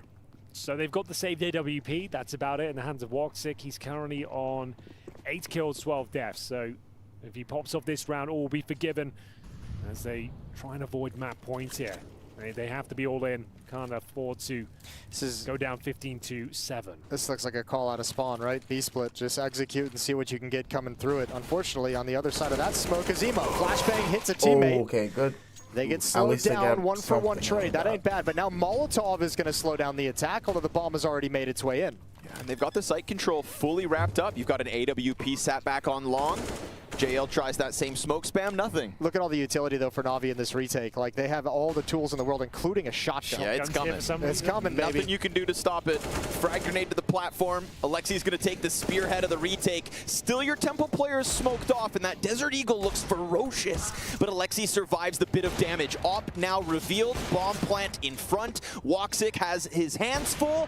Can't get the diffuser off. The cover's there. The shot. He's done it. It's the wrong one. He gets JL in the front, and Na'Vi defuse for 15. And Simple gets the shotgun kill at the end. Oh, it's all come together. As if. Oh, just what we needed. Damn, that's really unfortunate there. Eternal Fire with that opening picking towards B. The set piece out of spawn as well. It felt good with the bomb plant down. Woxic towards B main. He thought he might have a chance, but of course smoked off. There was a gap, but just couldn't find the diffusing player there, and it will be map point for Natus Vincere. It's the final timeout for Eternal Fire. It will take 8 rounds in a row to take us to overtime on their map pick. Bear in mind this run they've had, this glorious run in EPL so far. One of the best performances we've ever seen from a Turkish side. 2-0 versus Cloud9, 2-0 versus Liquid. Same story for Astralis, and making light work of Big as well. This will be the first map they've lost in some time. It's not over yet, but it's certainly not looking good. 8 in a row on the T side. It's possible, but not likely. I'll say that much. You know, when we were talking about this big performance from Wicadia, I feel like as playoffs were set to begin, the conversation was, can somebody in their first real LAN event versus international top-tier competition really put up? And in his opening games, he did. There wasn't that pressure that cracked him. This is finally a loss, a map loss against Wicadia, and he is still here towards the top with Major. Where is Woxic, Calix, and Teres in comparison? You know, the kid has put forth his performance. And I can only hope that maybe map 2 will be EF's chance to bounce back. Yeah, Magic top fragging is not good news, I'm afraid. It's great for him. It's lovely to watch an old boy doing it, but you want to see the young guns at the very top. Or just like the core players, right? Like Xantera is such a creator for this team, and when he's at the top of his game, everything is going to get easier for the teammates around him, and just not having that production, I think, is so difficult to overcome. JL is going to be patient. Molotov coming out. Probably, ooh, I thought Major might step in front of that. Maybe not with the Mac 10. There's the swing. He's gone down. Xantera's with his opening. Stepping up next is the shotgun. Simple closing the distance. Clothesline. And Major wants nothing to do with it. Look at him run. I know. It's the AK as well they've lost, so this is an absolute nightmare. 4 versus 3. We might be done here already. Woxic has timing. He could very well get that player shaved off the A site. Oh no, simple. This goes with the shotgun again. The bomb gets delivered to his feet, and just like that, we're done here, folks. Okay, it is indeed a Na'Vi 16-7. And that 7-round count, well, it's dire when you consider a couple of 3Ks out of Major, a 1 versus 2 from Wicadia, and they just stopped an all-out Na'Vi rush once. Barring that, this was not the eternal fire that Henry G himself was hoorahing yesterday with their 2-0-2-0 fashion. This could be another 2-0, but not the one eternal fire have become accustomed to. Check on the potatoes, make sure that they're actually done.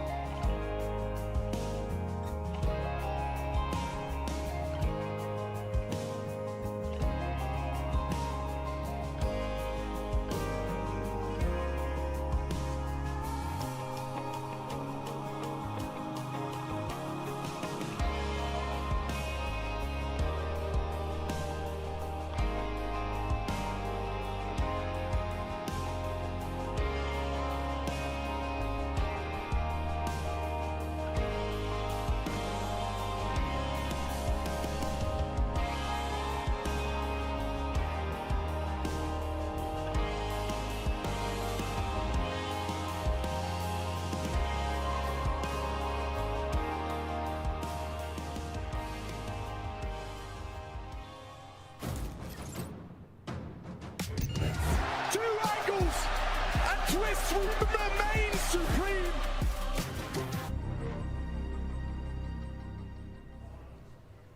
Eternal Fire's flawless playoff streak comes to an end. It's Na'Vi to take this one in a pretty comfortable 16-7. That comes off the back of a great start to this map of Anubis, which funnily enough is exactly what we're going to talk about on this beautiful board, Matthew, the T side of Na'Vi. What did you observe? Yeah, listen, we have a beautiful blackboard and we have a printout of Anubis, so I thought we'd give some props to Alexibi, we'll give some props to Na'Vi for what was, I consider, an extremely strong T side. Even though the scoreline might be only 10-5, from a strategic standpoint, this was close to perfection for my liking.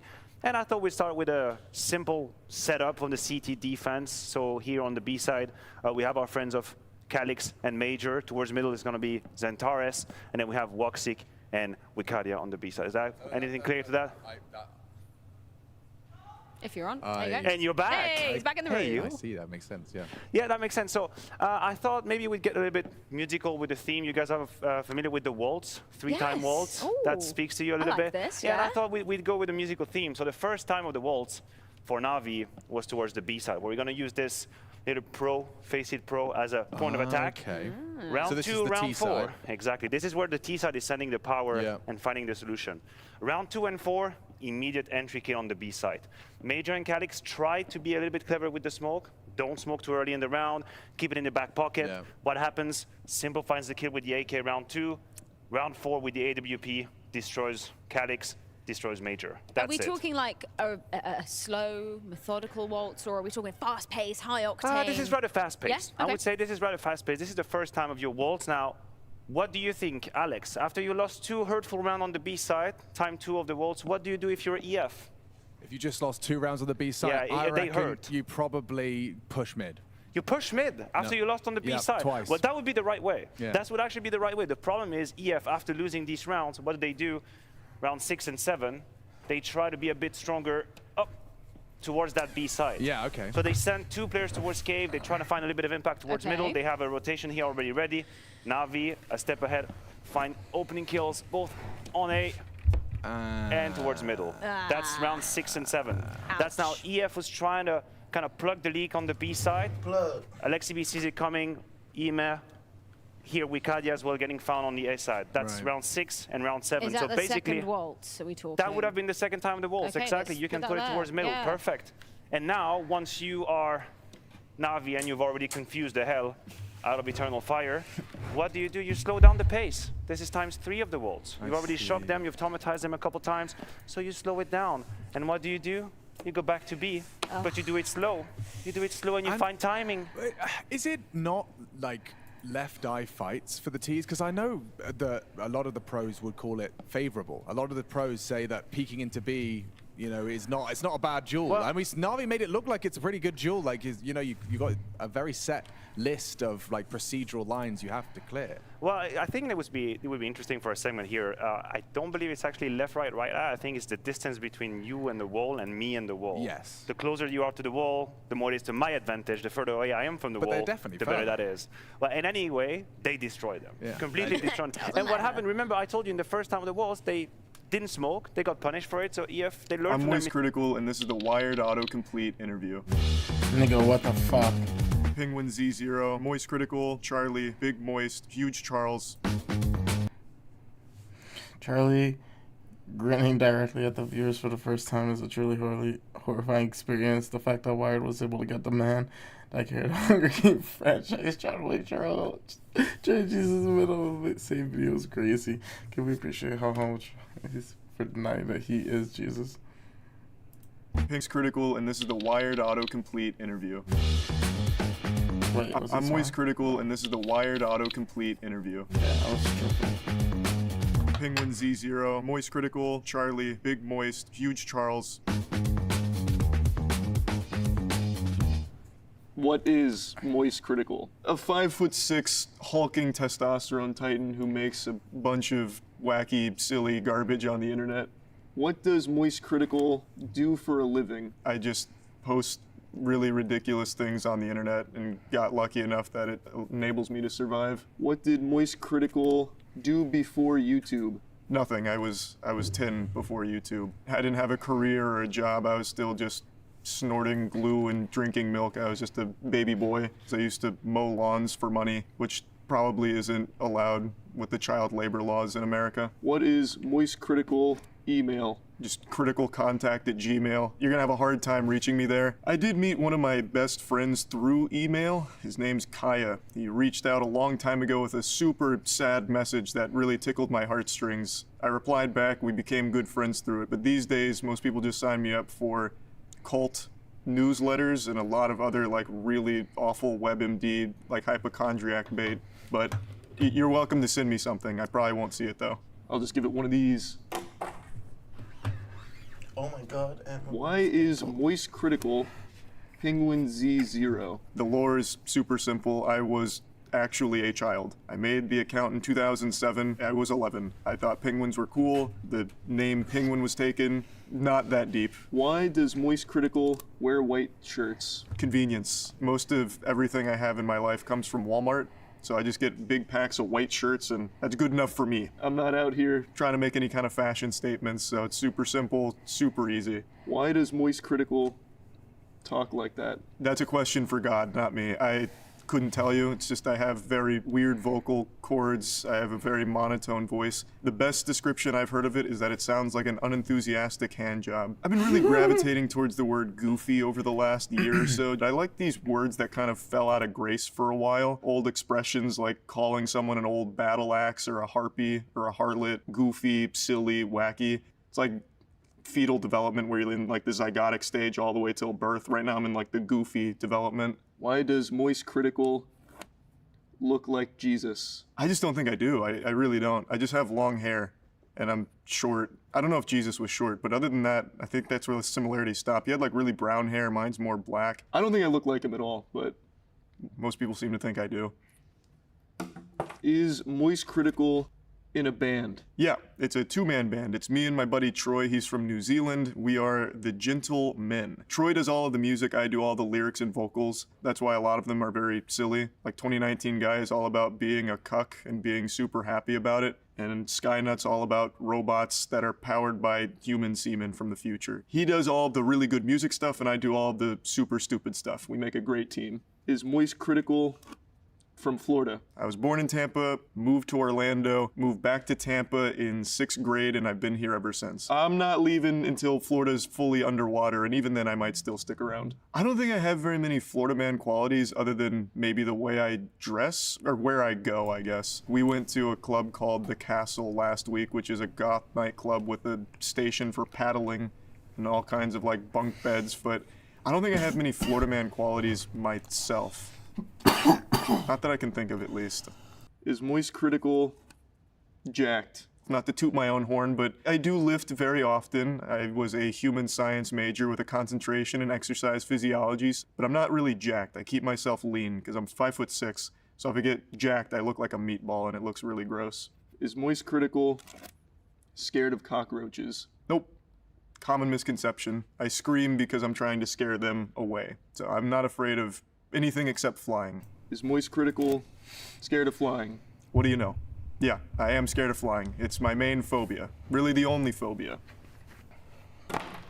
Does Critical have a world record? Not anymore. Every time I get a world record, I post about it and some goblin out there goes and takes it from me. Most of my previous records were speedrun related, so gaming. Mr. Krabs overdoses on ketamine and dies. It got taken. I held a record in House of Caravan. Got taken. I did have a record for a little while, kind of, not an official one, for sex toy collecting, but then Belle Delphine beat me. So right now, no world records, and probably never will hold one for long. But I have had previous records. When did Critical reveal his face? 2015, I think. I started posting on Snapchat, doing like recorder covers of popular music, and then I eventually posted that Snapchat in a comment on a video called Paint the Town Red. But I don't think I started putting it in videos until 2016 or 2017. Does Critical have Discord? I don't go on it super often, only to talk to like friends or do voice calls with friends, but I do have it. That was outrageous, sorry about that. What is Penguin Z0's favorite anime? Code Geass. It is, I think, a masterpiece. It has one of my favorite endings in all of fiction, and I think the whole thing is just beautifully written. What does Penguin Z0 drive? An SUV. I got an SUV a little over a year ago. I just like the SUV more because I'm very risk averse, so it's a safer vehicle. What is Penguin Z0 favorite game? That's just living in Florida, City of Heroes. It's an old MMO that I think is truly underrated. Shut down in 2012, God rest its soul, but I think it's still an incredible game. There's private servers I still play from time to time. I guess second to City of Heroes would be Halo 2. Does Charles Christopher White Jr. have a brother? Not that I know of. I'm pretty sure I'm the only child, but I've never really sat my parents down to get to the bottom of it. I'm pretty sure it's just me. Does Charles Christopher White Jr. act in Hunger Games? Don't ask silly questions, you know the answer. Yes. I'm the only thing that held that entire franchise together. And it's an absolute shame that they didn't call me back for the most recent one. I'm very disappointed with their decision, but I will never forget the time I spent on that set. Is Charles Christopher White Jr. still alive? Yeah. Can Moist Critical play guitar? I tried. I played in middle school. I dropped it in high school. I haven't really touched it since. I can do Tears Don't Fall intro still, I think. But other than that, nothing else. How did Moist Critical get famous? I didn't. You've been misled. I just post shit on the internet, and some people watch it, and that's really about it. But I guess maybe the Hunger Games would be another answer to that. When does Moist Critical stream? Pretty much every night. Times vary, all very spontaneous. Sometimes I don't stream every day. You never really know. You gotta stay on your toes. Does Moist Critical use a script? Nope. Fire on the camera, talk about absolute nonsense, and that's about the extent of the effort that goes into that. Unless we're doing something like wrestling. With wrestling, we plan out a lot of what goes on beforehand, but when it's just a normal video, it's super simple. I just start talking about some really goofy shit, and that's about it. Thanks for having me on. A big fuck you to the Hunger Games for not bringing me back. District 8 Hospital Helper is the only glue that held that disheveled franchise together. Aside from that, it was just a lot of fun. Thank you for putting it together. Yeah, that was like a really weird cameo.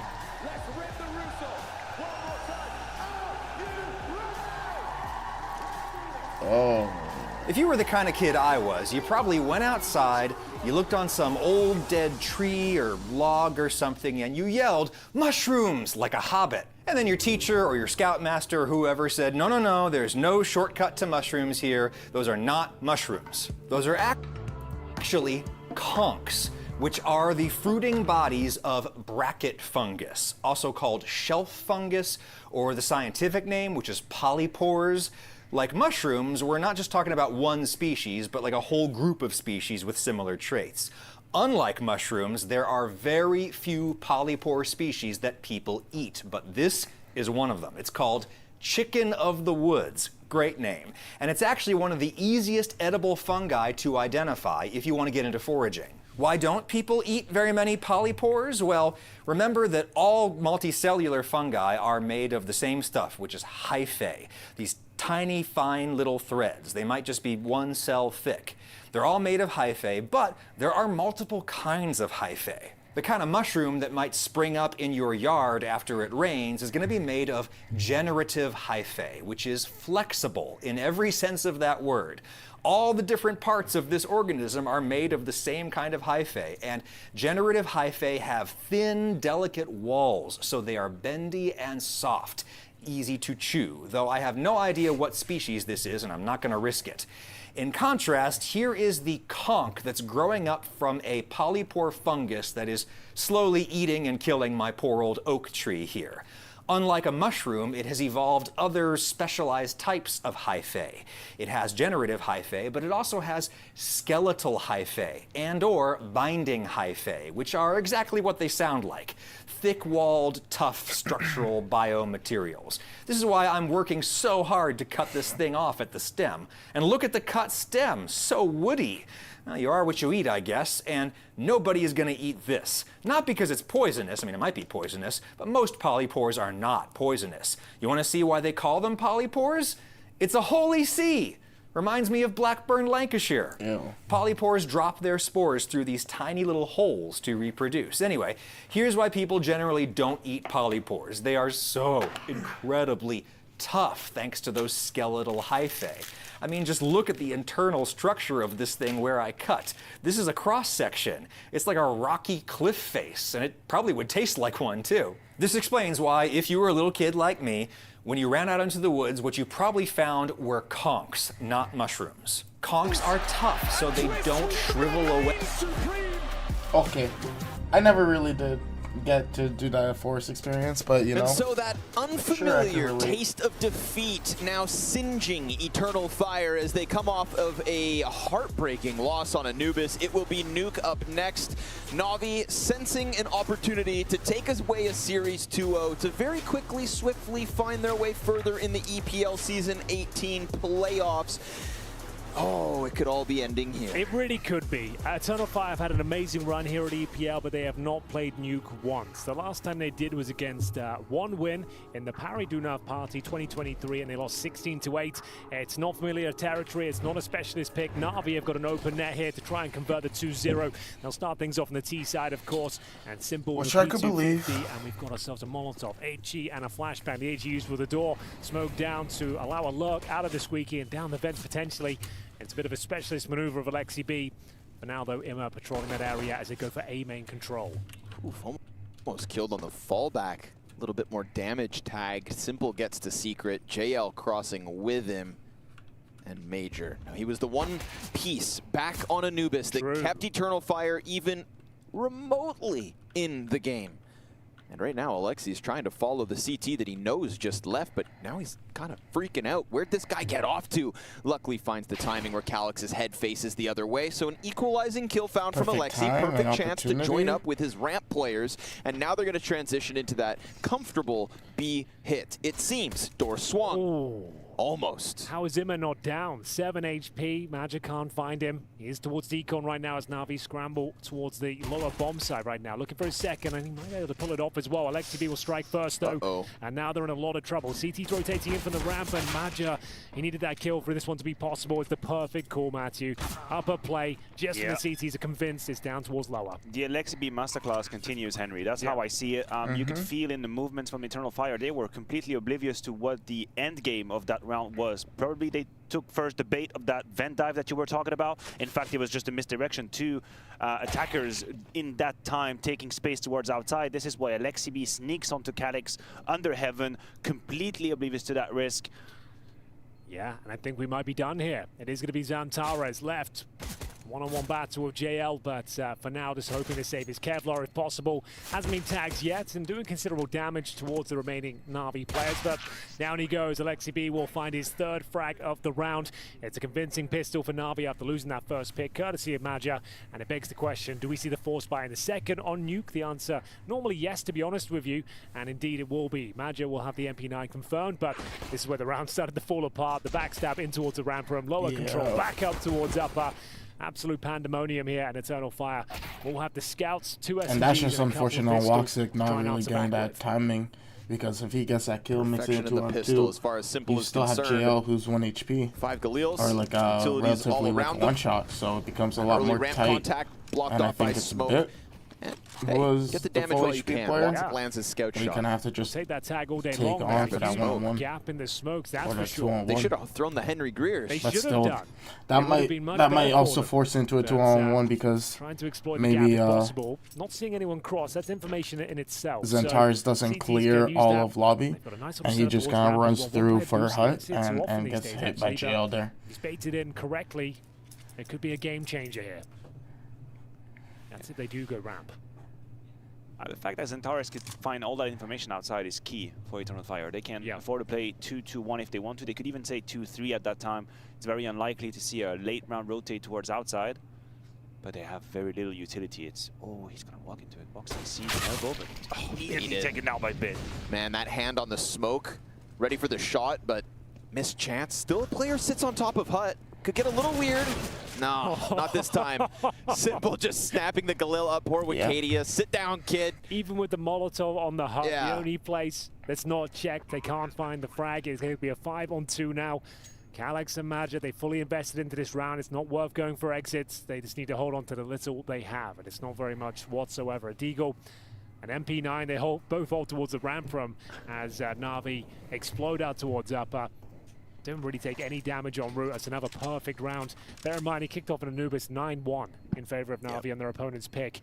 It could be replicated here on the T side, to be honest with you. I don't want to sugarcoat it. The map pool was always going to be a harsh conversation to be had here. I mean, I even talked about it with Major. He was aware of the situation, how difficult it was going to be, and now Eternal Fire will have to do something grand to come back into this best of 3. There's no other way to put it.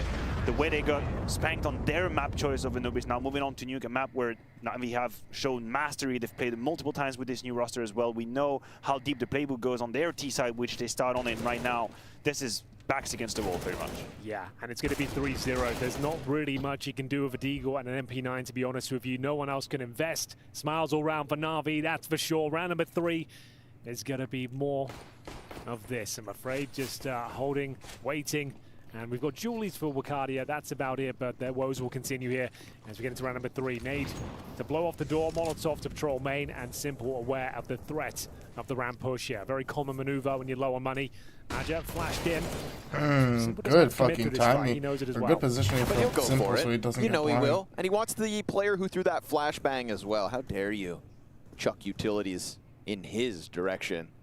Bit slides down from the rooftop. The Hut players could also make something interesting happen, but it looks like Simple keeps his head on a swivel swiftly, and Bit to just clean up what's left here. That looming That was threat just really good of play. another pistol in Really one of good these from Bit, corners just being on a able to massive come map down. that is now being taken over by Na'Vi. That outer route is going to go showing clear himself, main. They've got giving this away any A-play. info.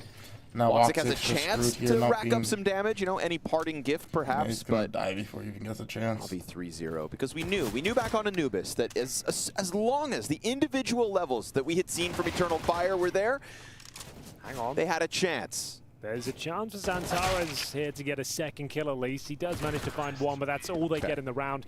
3-0, absolutely locked in here. Galil's across the board, though, so a weird round, a bonus situation, if you will. You probably bring out the AWP for Simple around it. I think that was what, he goes for the one person that died? 0 here to get it there. Yeah, 1% just Woxic will purchase his sniper, and this is where they need to start showing some promise here. They're all down, not known to play Nuke really at all. Eternal Fire, that is, and Na'Vi, absolute masters of it. It's going to be a rough game. They need to post a convincing first gun round here, and what better opportunity than up against 4 Galils. It's time to turn around the mouse pad. You know, sometimes you got to make Change sure the angle. Make sure the mouse is plugged in and the mouse pad's not upside down. And if it's not working, just rotate it 45 degrees. And if it's still not working, just flip it over. Try the rubber side. Be open to new experiences. All right then, so it is going to be the outside smokes this time. No gaps spotted, flashbangs deployed. It's Xantares who's trying to challenge towards the silo, but Na'Vi making great progress outside towards Secret. 4 players already en route to drop safely. Not taking much damage. It's Zimmer that catches a stray bullet through the smoke, but bear in mind, bonus round here. Galil, they're just going to be throwing the kitchen sink down towards lower. Wakadia has no smoke to play behind. He put down his own Molotov, now he's completely alone. Either he calls for a rotation or he plays info-based, but he accepts the possibility of giving up the B-bomb side. He's just going to play off info. You will probably see him run away as soon as he sees people, but who and where the help is going to come from, that's the question. Right now it looks like only ramps the possibility. Calyx very much inside of that A site, not on vent side. Wakadia gonna go back, swings door shut behind him, tries to clamber up. He's got to be quick, can't miss this moment of movement. And with the door open behind him, he drops his chance at killing Bit. Woxic's rotate indeed from ramp, the only other piece in place to hope and stop this, but nothing will prevent that bomb from going down. Alexi jumps into the scope, but even then, what is that, an invitation to retake? They have no kits, nah, right? They have no done. utility. They've got 1 smoke between them, no kits. They might as well hold on. It's going to be 4-0, and they might even hold on to 4 rifles. JL's on the prowl. What a shot that is. Bear in mind, they have no helmets. So, yes, Na'Vi had Khalils, but with no helmets available, the Khalils become even better than the AK, arguably. And this is mainly a problem of timing. Because you might look at this round from the side of Eternal Fire and say they didn't really make a mistake. The issue is how quickly Na'Vi made it down Secret. If Wakadia puts down his Molotov with 57, 59 seconds to spare, 4 that's rounds way in, too much gonna room be to play able with to for buy Na'Vi. again. He has no He's gonna smoke be to able slow to get him down. somewhat. Had he had that smoke, then they could have reduced where Na'Vi was going to attack after it. That gives you time to maybe retake main, push radio. There's plenty of options, plenty of opportunities for you to go through, but because they don't, he's basically forced to call rotation from Woxic. He's forced to be in a very all-in-ish position because he doesn't have the smoke. They have nothing to kind of constrict the attack. I don't know if that's and 3 it's just beautifully timeouts played left. from Na'Vi. You could This is the argue first. maybe the purchases weren't optimal. I'm of the opinion you need that smoke. You need that smoke at that moment. It's too complicated to handle just with the molly. So an early tactical timeout once No, again they from used Eternal three- Fire. They they burned used through the 3 of three these in the three first half tacks of already. Anubis. No, they only have They were one. down, They but only not out. said. After a 9-1 deficit, they did clamber their way back into the first half with a 10-5 scoreline on their CT campaign, but it just wasn't enough. Couldn't get going in the second half, lost another pistol, and find themselves in the mud once again. 4-0 down on the CT side of Nuke. They did save a plethora of weaponry, though. They've got the AWP of Woxic, had a nice shot there to actually hold on to the sniper. 3 rifles in form of M4s and a single FAMAS as well. We get into round number 5 here. JL with the lurk smoke towards Squeaky. Outside smokes deployed once again, removing that vision for Woxic. But he has now got a whole different problem ahead of him. Simple with that first frag on Xantares, looking for a... Oh! That is unbelievable that he hits that shot with such precision as well. Woxic with the AWP gets nothing done. Bro, Woxic hits him with that op, and Simple survives like it's nothing. 1 bullet out of the barrel, pops his head like a melon. And now let's just hope, for Navi's sake, that Simple's efforts aren't in vain. Looking to convert this. It's a little stringy suddenly. That ramp play, of course, still the possibility for Eternal Fire. How much risk do you want to take pushing up into Trophy? And where have Navi gotten off to? Everything belongs to it. Wikadia, you have no reason to feel comfortable at all. Every potential entrance to this bomb site could be your death. Yeah, you can see he's very uncomfortable, overworked in the position. There's still a minute to work with here as well. Having to patrol Squeaky. Main entrance heaven. Dude, there's nothing worse than that feeling. He's spinning in circles.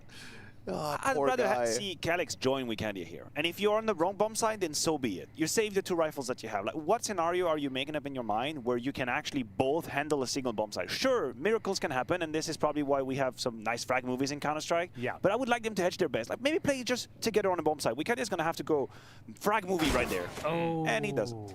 Yeah, as you can see, he's having to jiggle peek every single angle, every crevice of the bomb site, and then on the final jiggle, they're already through main. And down he goes. Calyx, as mentioned, down towards lower, and it will be 5-0 confirmed. He's got absolutely nothing to say about this round. It's another disaster here for Eternal Fire, and another glorious sequence of events there from Simple. I can't believe that second shot. It was just a masterstroke. Dude, that 1 bullet. That's what you get. You shoot it Simple, you better make sure you kill him. It's also very well put because the smokes being one after the other like that really primed Xantares to try and find the gap in it and trying to get some shot through it, right? It gave you the feeling that Navi was trying to play really fast outside. And in fact, they even had a player run all the way. So Xantares is actually sort of absorbed by that stimuli that's running into his left, and then Simple drops in onto main, gets an easy kill, and then after that, of course, it's just pure magnificent headshot onto Woxic. There's not much to analyze there, just appreciate. Let's enjoy the replay. I'm sure that's going to be one of the best highlights of this entire map. Simple with a pretty pedestrian kill there towards main entrance, but it's the second that is an absolute showstopper. They make their way in towards the A bomb site. Wikadia could do nothing, starting to feel the pressure now. That dream run is coming to an end.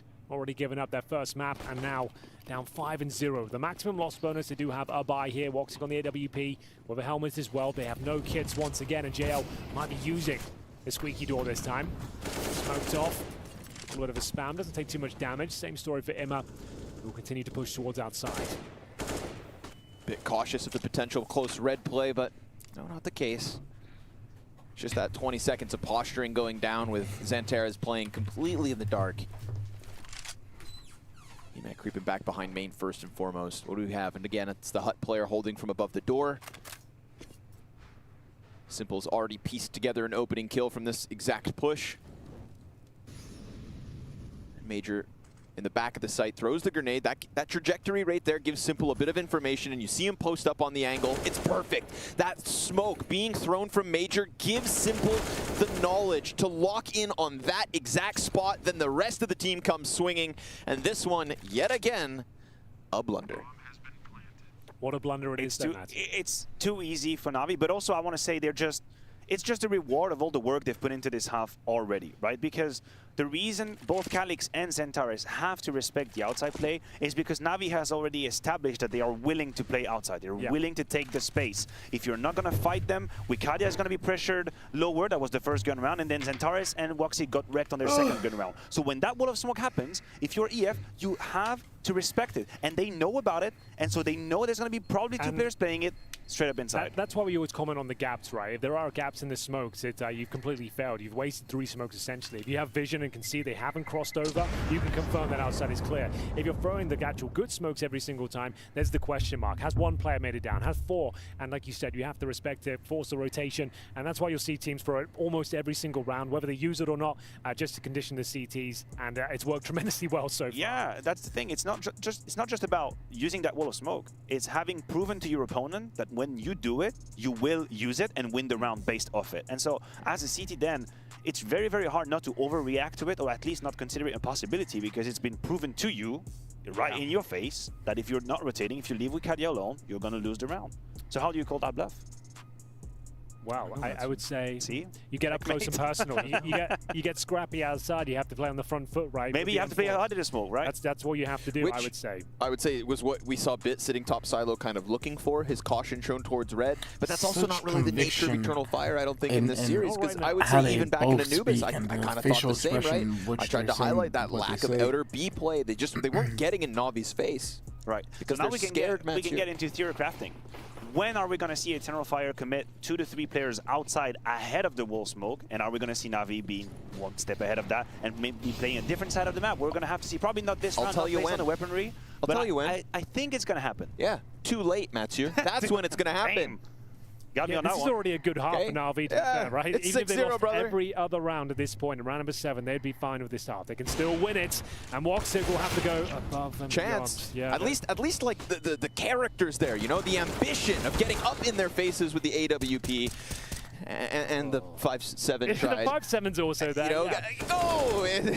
Calyx has to flank. He's got to, they got to throw something at this because Na'Vi are just so much sharper at the moment, right? If Woxic gets that first, second frag, it was right there for the taking. The makings of something were there. We haven't seen any of those sort of sequences from Woxic this tournament. No. He's been almost neutered as an AWP player. He used to be super clutch, super aggressive, known for his iconic plays. I don't think we've seen a single one of those sort of performances. Like, he's not had the worst tournament, but it's just been very defensive, very passive. I think working with Maja, they don't want the aggression from him. They just want the Counter-Strike basics, textbook orbing, and sure, he'll have a couple of shots here and there, but I don't think it really suits his playstyle. A glimmer of it there, the up-close and personal approach. As you just see if Xantares can survive, and unfortunately didn't work out for Wox. He gets one kill, sure, but then smothered. Damn, this nigga was like so focused on telling them how to do their rotate so that they would all just get the flank kills. Man, talk about killer instinct. We see the ferociousness of Simple and Na'Vi right there, just hunting these kills, making sure no weapon can be saved, making sure Eternal Fire don't even have a telephone to try and make a lifeline call. There's nothing here to save them. They're taking everything from Eternal Fire. That streak of 2-0s at risk. Eternal Fire. Some of these players are just too good at smelling blood in the water. Yeah. And when they realize that their opponents are on the back foot, and when they realize there's weakness, they just press on it. This could be a play that sort of surprises Na'Vi. I don't think systematically and logically you would assume an AWP is ramp, but my problem is no smoke early. And no smoke early, Henry, when you go up against a full gun round, you play and face it, you call the risk. Yes, exactly. The fact that you haven't called for the smoke at the very start suggests that something's afoot. One flashbang could deal with Woxic here. There are a few powerful ones from the trophy room you can deploy.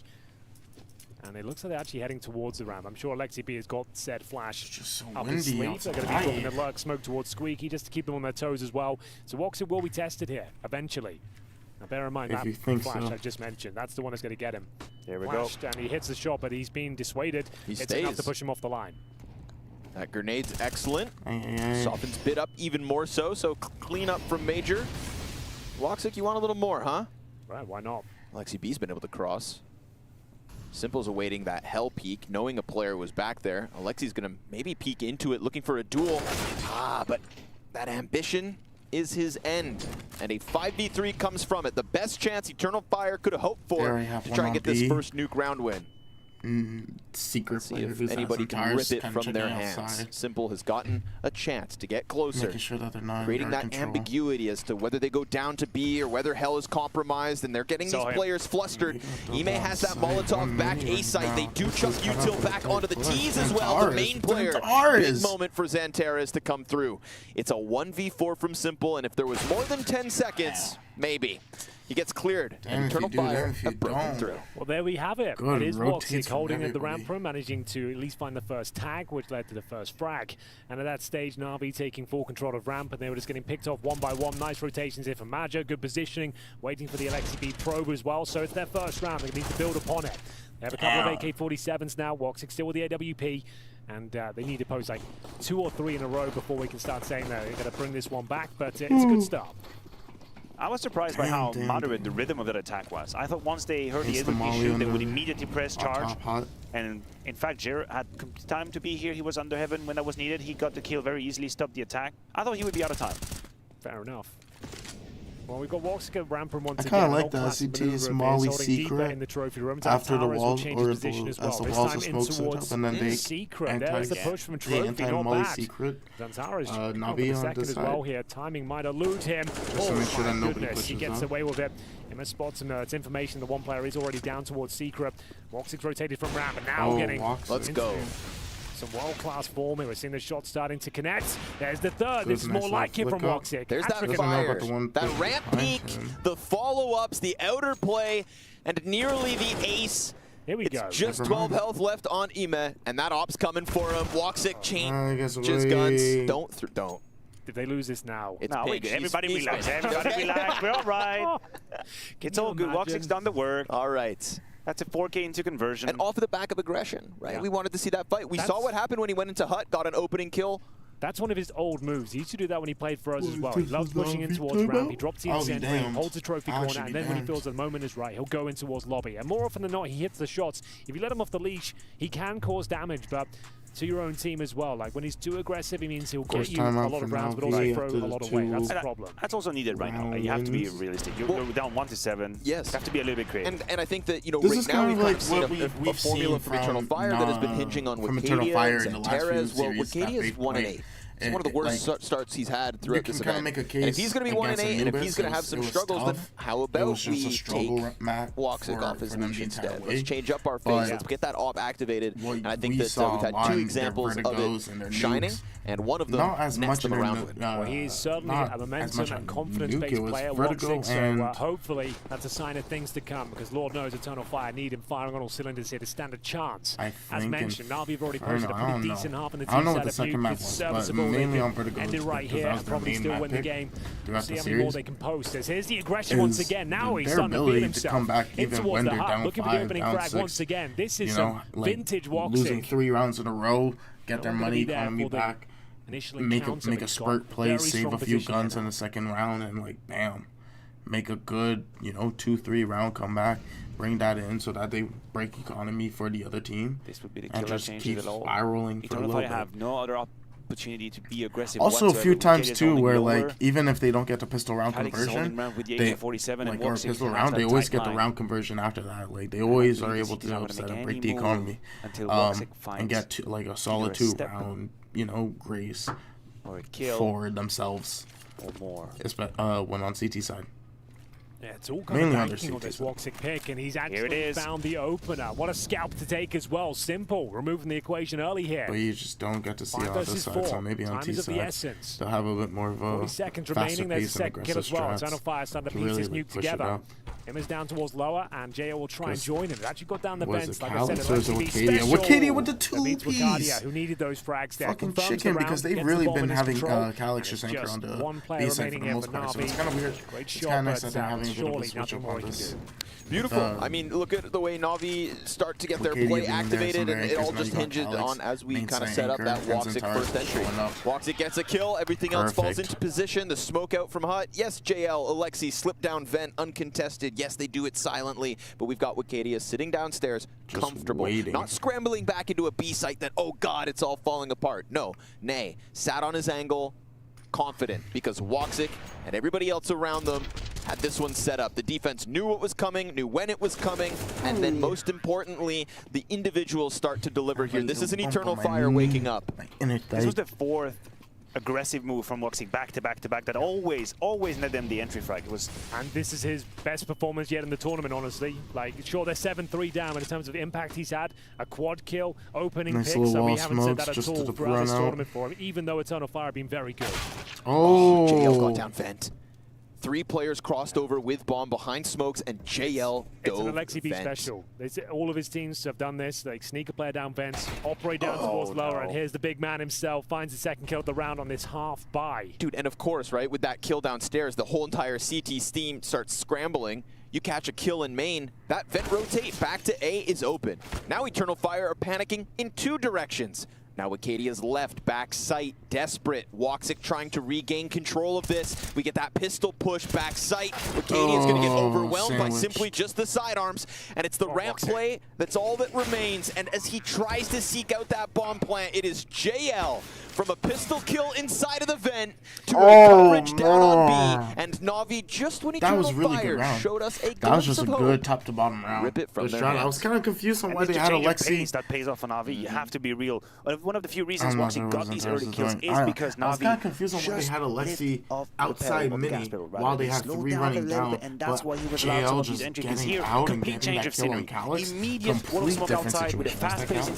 Just lift off the pedal on the gas pedal, rather. They slowed down a little bit, and that's why he was allowed some. And Eternal Fire are given no time to reassess the situation, no time to know what the hell is going on. They fall off like dominoes, and just like that, round 8, that hurts very much when they were starting to mount that comeback, starting to find a little bit of wind in their sails. It's been completely ripped from them. Well, desperate times call for desperate measures. Gotta be facing an outside attack once again. Xantara's trying to find more to soak, and he finds a prime target as well. The bomb carrier, Alexi B, taken down early. 3 players will still make it towards Secret. They'll have to continue their campaign down towards lower. As JL patrolling the vents. He has no vision currently. And no one lower. No one actually lower. No defense. Dead on. No CTs whatsoever down on the lower bomb site at all. They'll have to come in from ramp at this stage. You can see Na'Vi going through the motions, just confirming that these initial choke points are clear. Now Calix is rotating in, but bear in mind, boys, he's just got the Desert Eagle here. Good luck, buddy. As soon as they open decon, he's dead. Buddy. Well. Timing. Ooh, okay, at least he gets past the windows. Single door swung open, smoke ahead of it, chance, and damage dealt. Calix falls down, won't be able to manage that one, and Woxic's angle nullified by the smoke that comes out.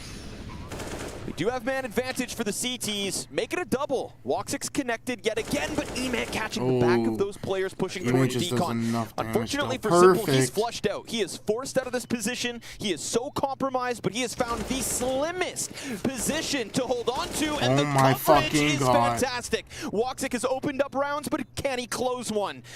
Oh, missed shot. A costly miss at that. Na'Vi a 9th. Oh, he could have been the hero once again. That would have been a massive 1v1 to convert there. Eternal Fire let it slip by the wayside. It was all down to the lower bomb side. They got the opening frag. Just an unfortunate Na'Vi just had way too much control. It was Calix defending with Desert Eagle, couldn't find the initial frag, and then it gets smothered. The retake was initiated with Simple, Imma working in tandem. This was the 1 versus 1. If he hits that shot, he obviously wins the round. It comes down to 1 bullet, and that's going to be heartbreaking for Eternal Fire. And Simple's movement in that clutch, you don't teach it at school. It's intuition. That's what intuition and instinct is like. Understanding where the lines are, where the safe spots are, where should I be in that clutch to make sure that I get to fire a couple of bullets before I get found. Just always evading the line of sight, being always pesky. This was beautiful. And now Eternal Fire backs against the wall. You could argue finding Alexi B should have been a tell for them. It should have been a tell that very rarely is he alone in the smokes. Someone should have been with him, but they tried to call the bluff. They didn't send the rotation, and now they allow Na'Vi on a royal track to 10 on the T side of Nuke.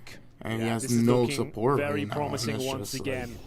3 players remain. You better hope that you on can the continue Turkish this side. on your T side, so at least you have some aggression. But fucking A, your economy's been fucked since the very beginning of this game. It's almost like it's just a given hand that you're going to lose so many rounds. Quickly, and Calix once again let it be that you removed from the situation. He's in towards the trophy room.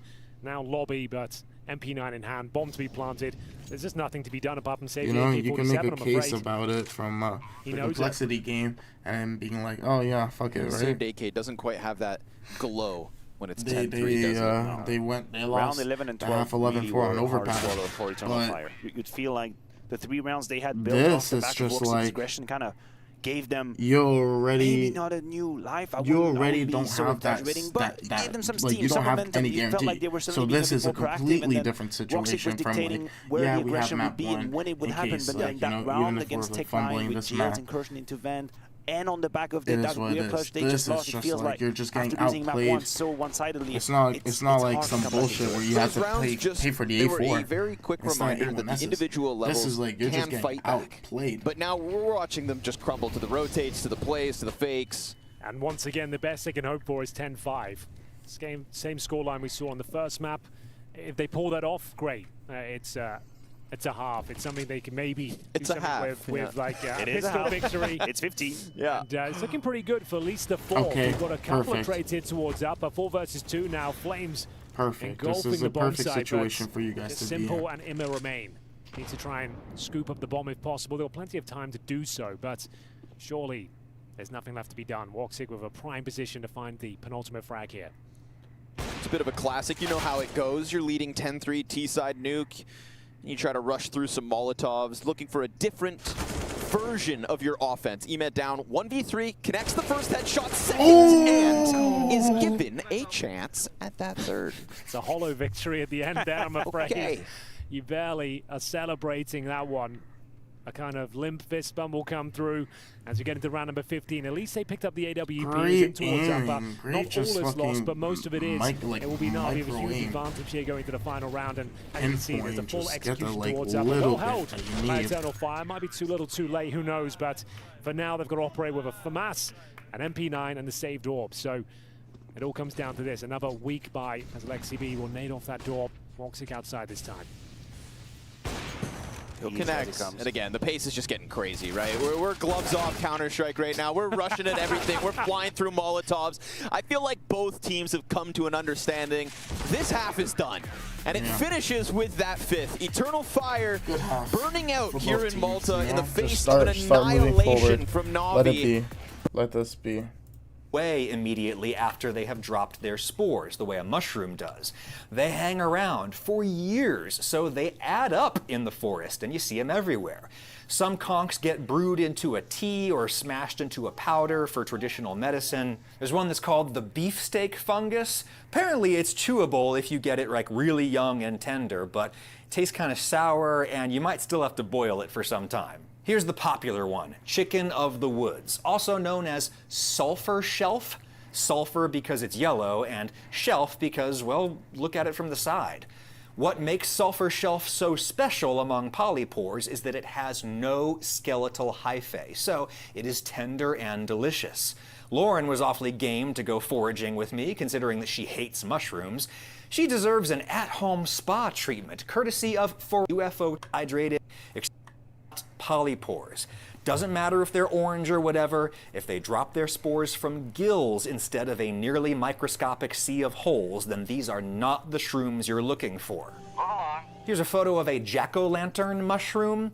Looks similar, but it has gills underneath, and it is not lethally, but still very unpleasantly poisonous. You'd be in the bathroom a long time if you ate a jack-o'-lantern mushroom. No gills, remember that. But if you see a shelf fungus that looks something like that, it's tender and it has no gills underneath, it's probably a member of the Latoporus genus, which is chicken of the woods. It can actually be several different species within that genus. I'll just cut this off at what counts for a stubby little stem here. What a find. Too often when you see chicken of the woods, it's already rotting and covered in slugs. This is fresh and perfect. Water came pouring out of the stem as soon as I got it loose. No gills underneath, into a paper bag with you. Paper bags retain some moisture, but not too much moisture. Again, if it looks basically like that, and it has no gills, and it's soft enough to chew, then it's almost certainly a member of the right genus, and there's really nothing that's terribly dangerous that also ticks all of those same boxes. Here's hen of the woods, which the Japanese call maitake. They are from a different genus, and they look really different, but it's still an edible shelf fungus if you confuse it for that. There's black staining polypore, also from a different genus, but it looks pretty different, and it's still edible. False turkey tail kind of looks like chicken of the woods, but it's super tough and woody, so you would know the difference. Plus, it's kind of hairy.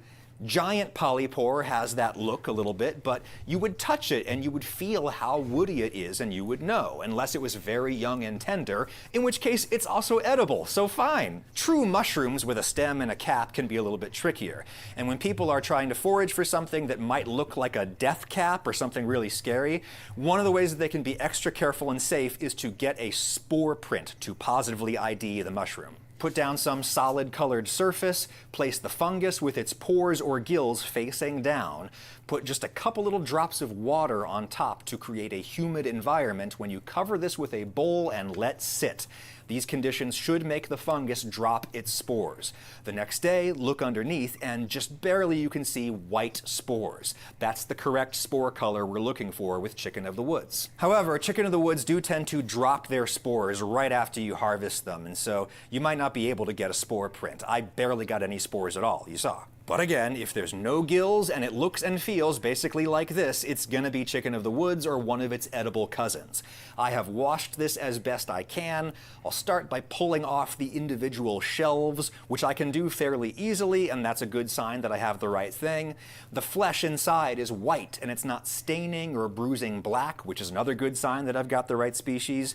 Down toward the stump, I can feel it gets a little woody, so I'm just pulling away the tender parts and breaking them down into bite-sized pieces. You can cut them or you can tear them, kind of like pulling apart meat fibers. This does have an unusually meaty texture when cooked, because while it does not have skeletal hyphae, it does have binding hyphae, which most guild mushrooms do not have.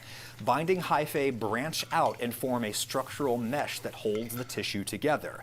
As I fry these, they are not shrinking. More Eternal Fire to enjoy before I already missed it. Oh shit, I already missed it. Clean as you could ask. 4 frags out of Eternal Fire, nothing on the response. Damn your dual Berettas. Yeah, right. Get them out. Not a single frag found until Simple arrived, of course. He finds one in the back of ahead of Major. And now, at this point, it's just a matter of time. Xantaras will take him down. They're still believing. They're still cheering. That's a hope. Yeah, and they've got something to work with here. Now, bear in mind, as I mentioned in the first half, CT side you can normally do force fire. I'm making the potato chips, but I'm cooking them through thoroughly so I can kettle cook them at the end. So I'm cooking them to reduce all the moisture out of them. So when I just shallow fry them.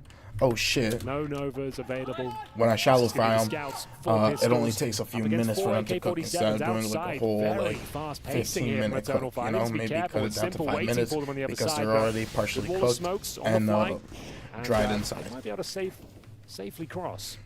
Seems so, but they decide themselves I have to to split stick that around. into Is two it smoked batches, out? and this Gotta one be has careful. been in the Xantaras oven. kind of I did an initial takes up the batch responsibility, at but 170 just to kind of no smoke. group everything. It's now I split it in half so that there's enough space for everything to kind of if they come back, you know Simple's going to nail another. Dude, I'm so nervous. And I'm just I've waiting. seen Simple flat out violate people with this scout, and I'm scared he might have one of those rounds. It's the speed he's moving around that makes me nervous. You know, that flow state Simple. Oh no. Horrifying pistol push. Mac 10 clears the board of 3. So Major gets back that lobby control. Because you could feel, I think, the fear of Eternal Fire. You had 2 guys secret, completely stalled. You had 2 guys sat back elsewhere, hiding. But the CTs came to them. Feels like Na'Vi wanted a crunch. They got one. Yeah, Magic can't believe his luck. 3 backs Major turned just into going the from lobby. yard. Mops up a hat They're going to trick. go and clear lobby here real quick with Xantaras. Xantaras. 2 frags. Not out of the woods just yet, but it's looking a lot clearer.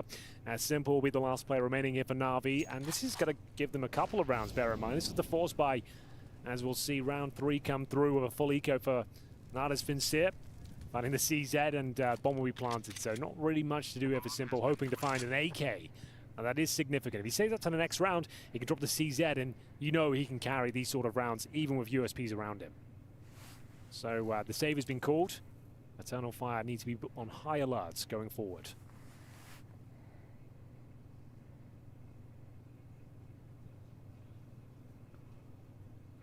How long are we going to sit in silence for? Just kind of letting it, letting it Let it breathe, man. But silence make you uncomfortable, Henry? A little bit, sometimes, yeah. I don't know who's going to break it first. I never normally make the first move, but that time I just had to. Okay. It was too much. Sure. It was too much, I'm sorry. Look, man. I was just waiting to see if anyone was going to get curious, but they won't. They found one of the other AKs, so they get out with all 3 on the side of Eternal Fire. Simple keeps his AK, and we'll get a chance to put it to work here. Well responded to for Eternal Fire. Very, very well played for Major, honestly. That could have gone massively awry with the lobby crunch. The fact that he kind of has the courage to just go fight for that control alone and play for the trades is big. And so now we have a nade stack for Na'Vi. Couple of nades shit. purchased up in this round. They just a nice little them boost in up that early, side. but it misses at the Okay, hut. Still, JL gets a JL nice picks little up the one piece. opener. Oh God, Zantares! Oh, How does he win that? He hits him with a turn, a wiggle, a jiggle. Now Simple's AK's entered the fray. Tries his hand at the spam, but nothing found. Na'Vi still sit up in the 4-on-3 here, and that AK is still very much in the picture.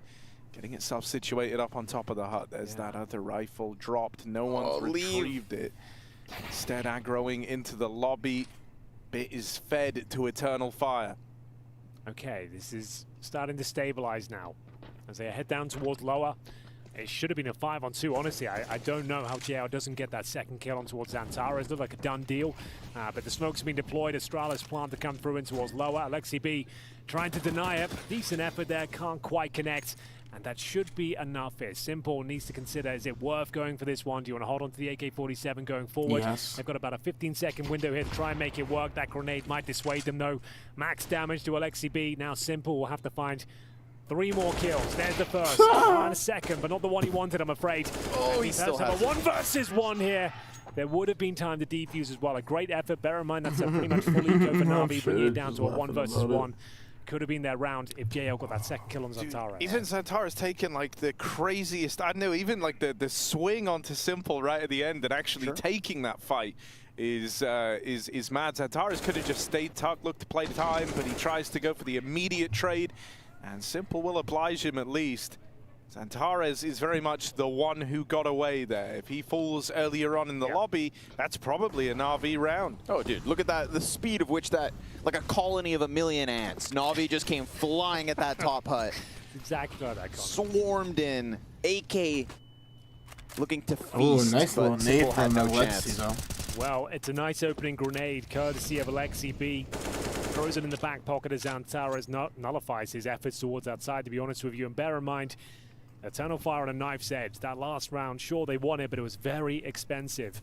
They have the AKs across the board here, but if you get this round up convincingly with no bomb plant, they're in a world of trouble. But so far, so good in this second half. They've got the 3-0 conversion.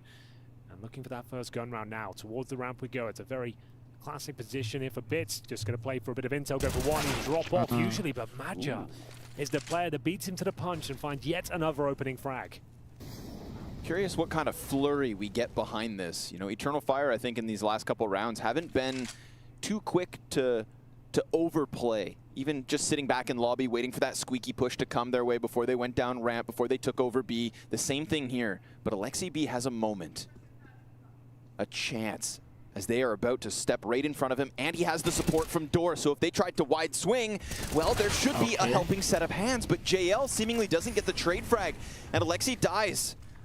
It's still the 3v3 because of Simple, but a beauty of a headshot from Wicadia, who has had struggles. Started this round 7-14. Simple up top, and Ime makes his play, slides out, simultaneous kills from both.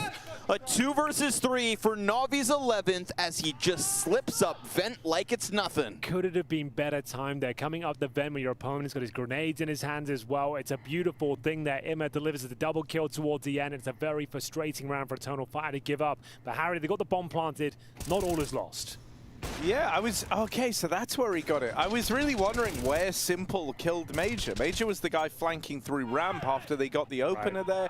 And I saw it was like a wallbang kill in the kill feed. I was wondering if he'd done the wallbang to the boxes, but no, it was just him holding back at CT. Yeah, very well positioned from Simple. Great stuff for Ema flying up the vent. And a very well put together round for Na'Vi, one that they're able to get to the other side of, in spite of losing that opening fight over towards ramp. So maybe a return to form here for Na'Vi, who have gone a little quiet in the second. Yeah, this force back in for Eternal Fire. They're trying to punish.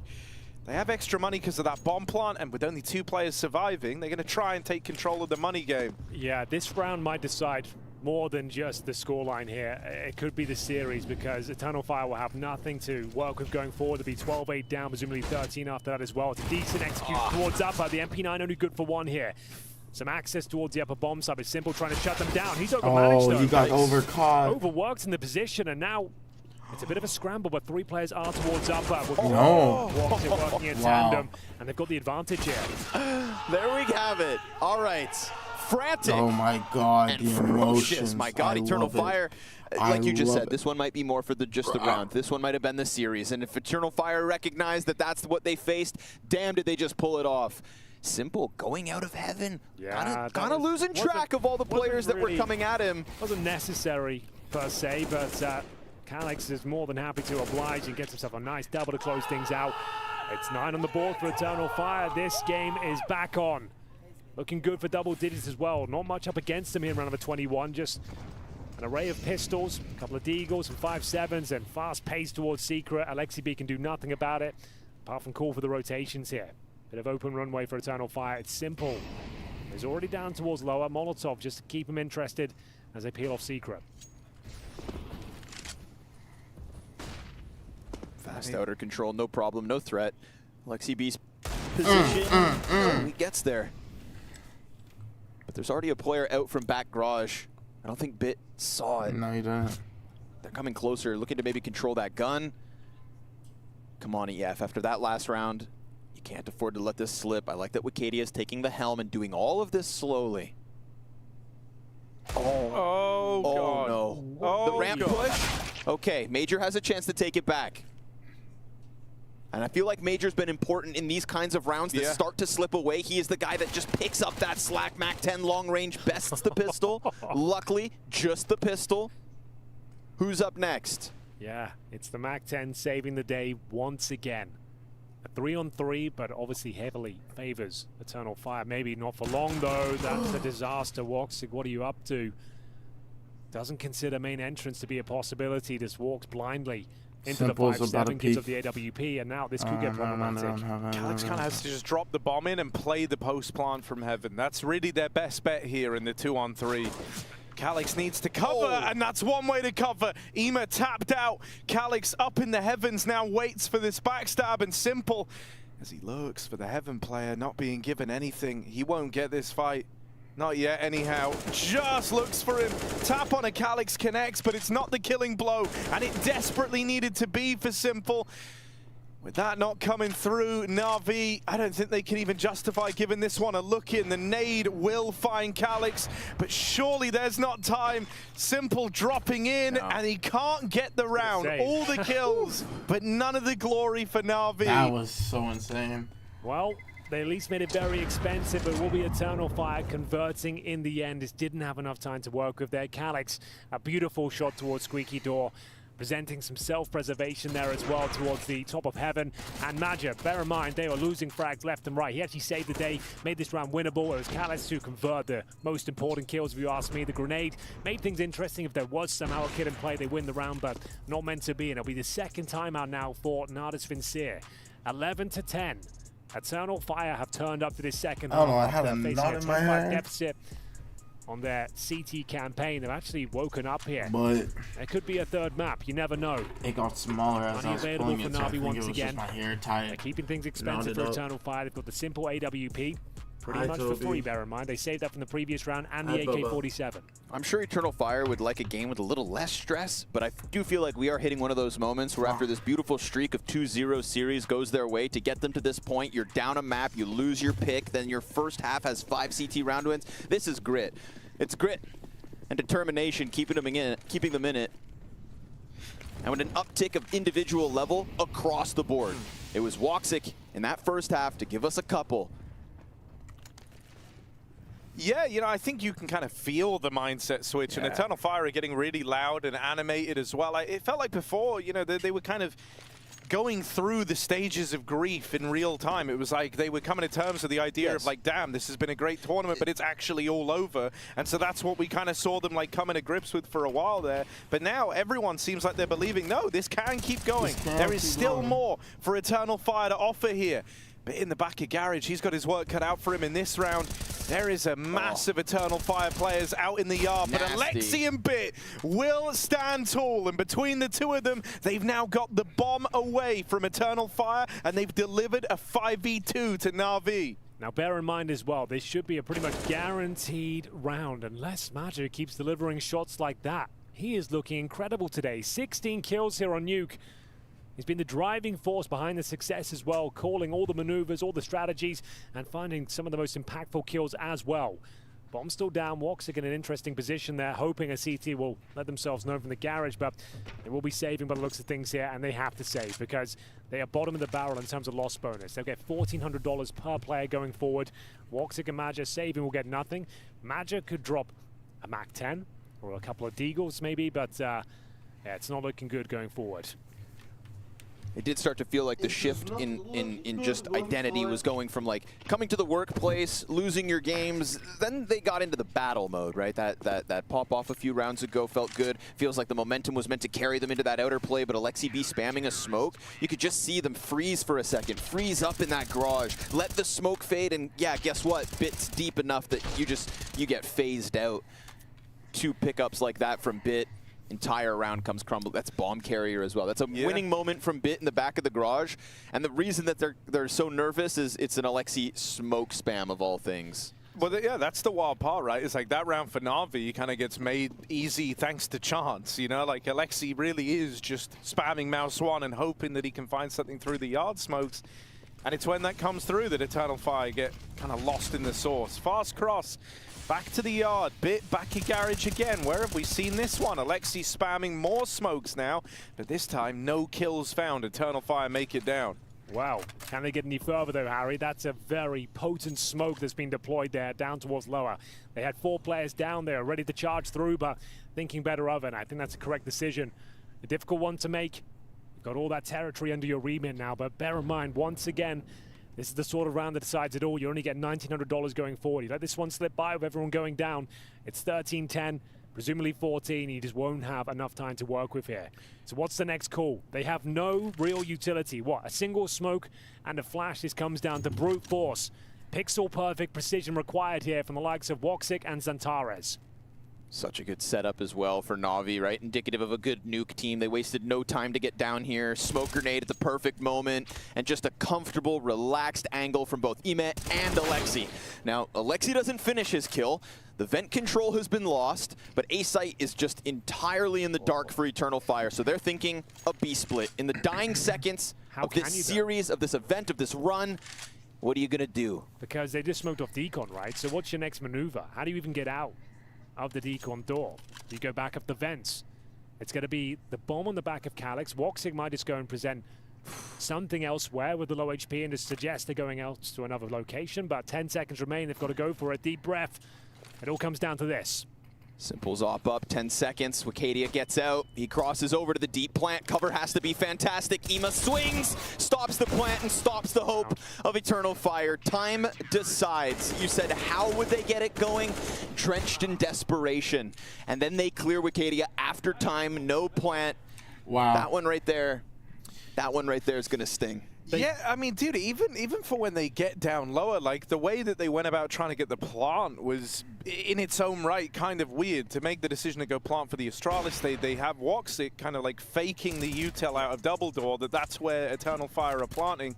And in reality, they run out decon on 2 and they push to Astralis and they try to plant there. Now that's cool, you're covered from ramp, but it does leave you vulnerable to the window, to the double push, and to dark, and that was what later ended up betraying them. I know they had the smoke. What I feel like could have been easier here would be to underhand that smoke at decon, cross behind the silo to be safe from the ramp still. Dark, only spot you have to worry about then is rafters.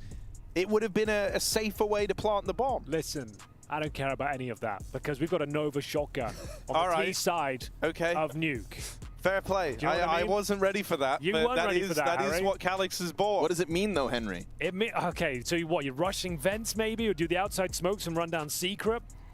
I have no idea. I've never seen it done before. A T-side Nuke Nova shotgun in the hands of Calyx with it all on the line here. They've gone for the force buy. They've got a saved AWP for Woxic. That's one thing they were going for them. He managed to survive the previous round somehow. A boost as well. You just wouldn't anticipate this with the pistol. It's a beautiful call.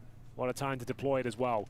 Give me your hand, yeah, I have no idea how you make the Nova work. I would have gone for the Mac 10 myself, but each to their own. And with the way Calyx is just kind of looking around at his teammates, I feel like he doesn't know how to make this one work. The fact he has no skin on it doesn't give me any confidence. Yeah, good point. He has somehow fallen into this situation. What'll he make of it? Simple's close enough to have his head torn off. Like I said, though, this sort of boost, yeah, it's commonly checked, but when you've got pistols and so much to worry about, you might not consider it. That's exactly what's happening right here. 3 kills. Will be traded out eventually, but the damage has been done. This is possible to recover, but bear in mind, Wakadia with no Kevlar, and now just Woxic in a 3 versus 1. Hasn't had any sensational clutches this tournament. Is this the start? Better late than never. Connects it and picks up bomb. Smoke still for the double doors as well. Oh, the spam though. Take it away from him.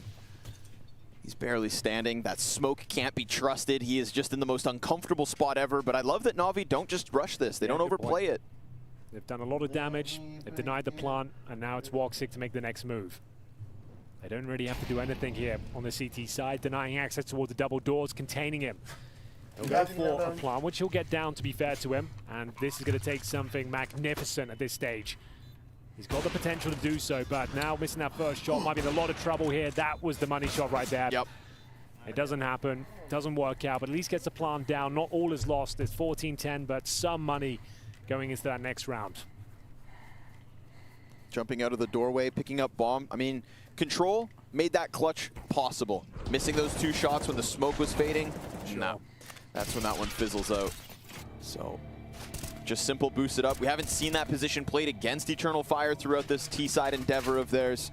They finally run at it, and it's not 1, it's not 2, it's just straight up 3 frags out of Simple that make that so much more desperate.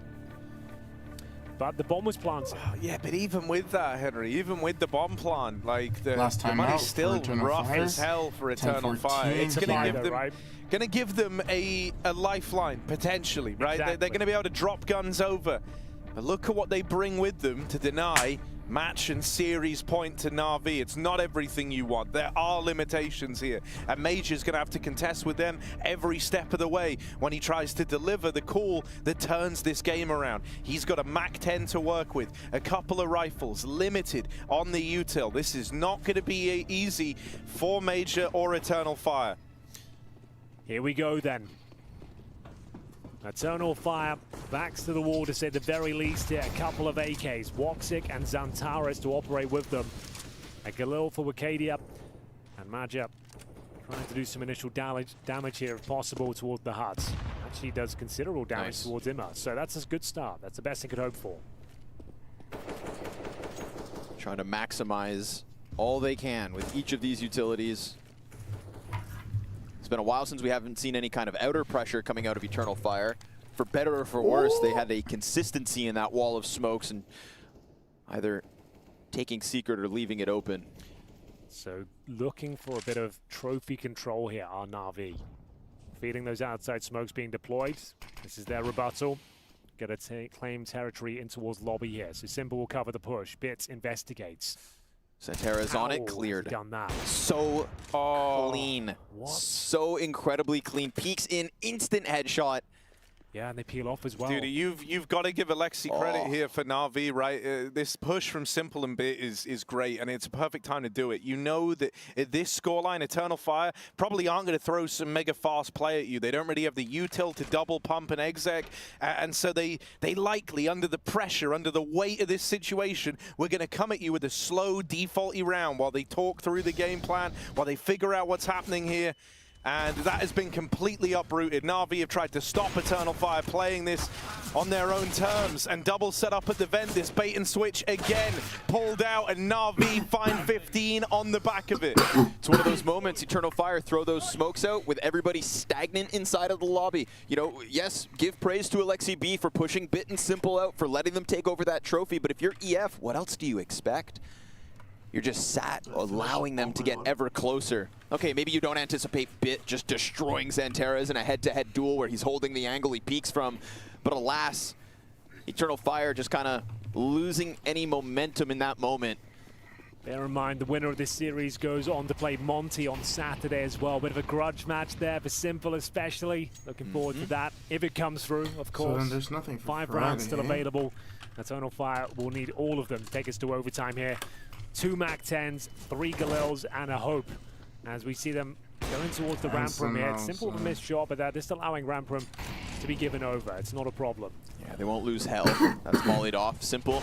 Happy to go back, peeking in. Looking for his impact as Alexi racks up another one. So 3v5 from Eternal Fire, or this streak of 2-0s in Pro League Season 18 will indeed come to an end. The best Turkish run that we have seen in years. What a run it was. And in such convincing fashion. To dismantle an Astralis that just came off of a top 4 in Cologne, to destroy Big, another team that's looking better than ever. This was the real deal from Eternal Fire, and it gives us hope knowing that a guy like Wicadia may be injecting a little life into the Turkish scene. But life is what Na'Vi have brought to the table tonight. And they will queue up that Monty semi-final. Of all of the teams that had time off between their group stage play and playoffs, Na'Vi will not let themselves fall into that category of chumps. Yeah, an admirable run for Eternal Fire there. Gave us a great showing. Every single game in the last 4, 2-0, 2-0, 2-0, taking down huge scalps on their path. But today, the challenger was just too strong. Na'Vi absolutely dumpstered them on Anubis. First half of Nuke wasn't looking good. Wicadia, you can see him there. He's gutted. Didn't perform here in the quarterfinal today, but he had a great tournament, Connor. Right up there with Xantares. And unfortunately, this is where we say farewell, Eternal Fire. But how poetic it could be if Na'Vi, at the very last CSGO event, managed to piece this international roster together. Speaking of international talent, of course, we throw this to the desk. Thank you very much, Connor. Yeah, the Cinderella run from Eternal Fire unfortunately ends tonight. Na'Vi Nation stand tall, do it in 2, and as Connor aptly said, one of the only teams we have seen thus far who have taken time away from EPL, come back and actually manage to net together a double. Absolutely, Freya. One of the only favorites that have stood the test of this Eternal Fire lineup. I think both maps tell a similar story, which is an excellent start from Na'Vi off the back of a very inspired T side. Not only individually, but I think from a tactical standpoint, Alexibi knew exactly how he wanted to approach the game at the very beginning, scored a whole lot of points early on, and then you have to commend the return of form for Eternal Fire. They didn't just let go. They tried to fight back. They've won a couple of rounds, but still, I think the ravine was too big to be bridged. It was too complicated. Yeah, I think Alexibi is really making a name for himself as yeah, one way who is to put this guy? it. Yeah, where did he come from? But I think silencing the haters, I think changing the narrative behind him. He's been in some great teams. He's had some great players, but you know, he's putting up results inside of this roster. Yeah. And considering it's a huge undertaking, sure, you may have literally the GOAT or the best player of CSGO historically, but you've also got a lot of problems to deal with in terms of the international aspect of Na'Vi, the language, especially for someone like Bit, who we've heard has been taking English lessons. It's a big undertaking, but Alexibi is putting it together right now, and we've got him and Ema joining us on the desk as well. Congratulations, guys. Semi-finals berth in Ed for you.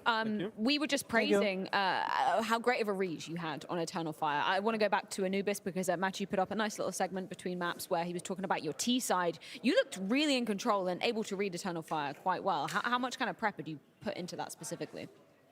I mean, we did put some prep, but I think the thing is still that we're starting to figure out the approach we want on the games, and we could make it consistent, but at the same time, I think we are the best when we start on the driving seat, and when we win the pistol, win the force clean, we have a lot of money to go into the game.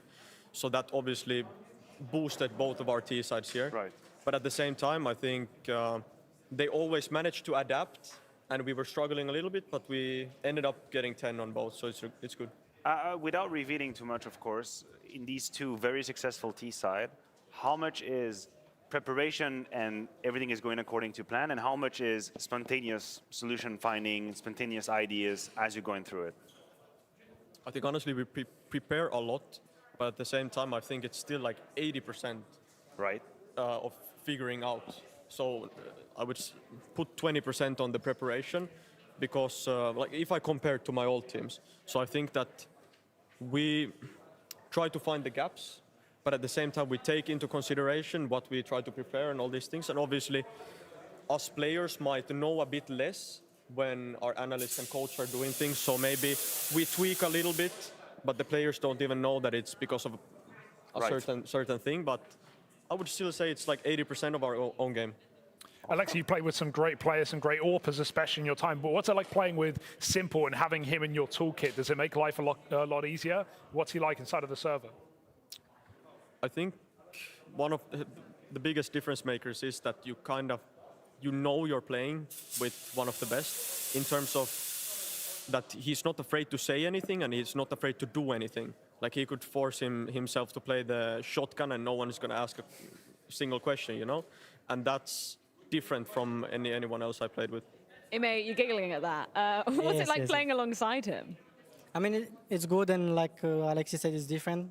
Because from in-game religion, it was like, maybe I could do that, for example, because they were mostly playing around me, but now I cannot do that because, yes, it's going to be complaining and stuff, but still, like, if he feels it, and I think this goes for everyone, and then it still goes for that thing whenever, if you kill, it's good. If you don't kill, it's not good. And then he always kills, so that's good. we were talking about, you know, the pressure for you coming off of that absolutely magical run for Game Legion back at the Paris Major. There was, I don't know, huge weight from the community on your shoulders stepping into Na'Vi.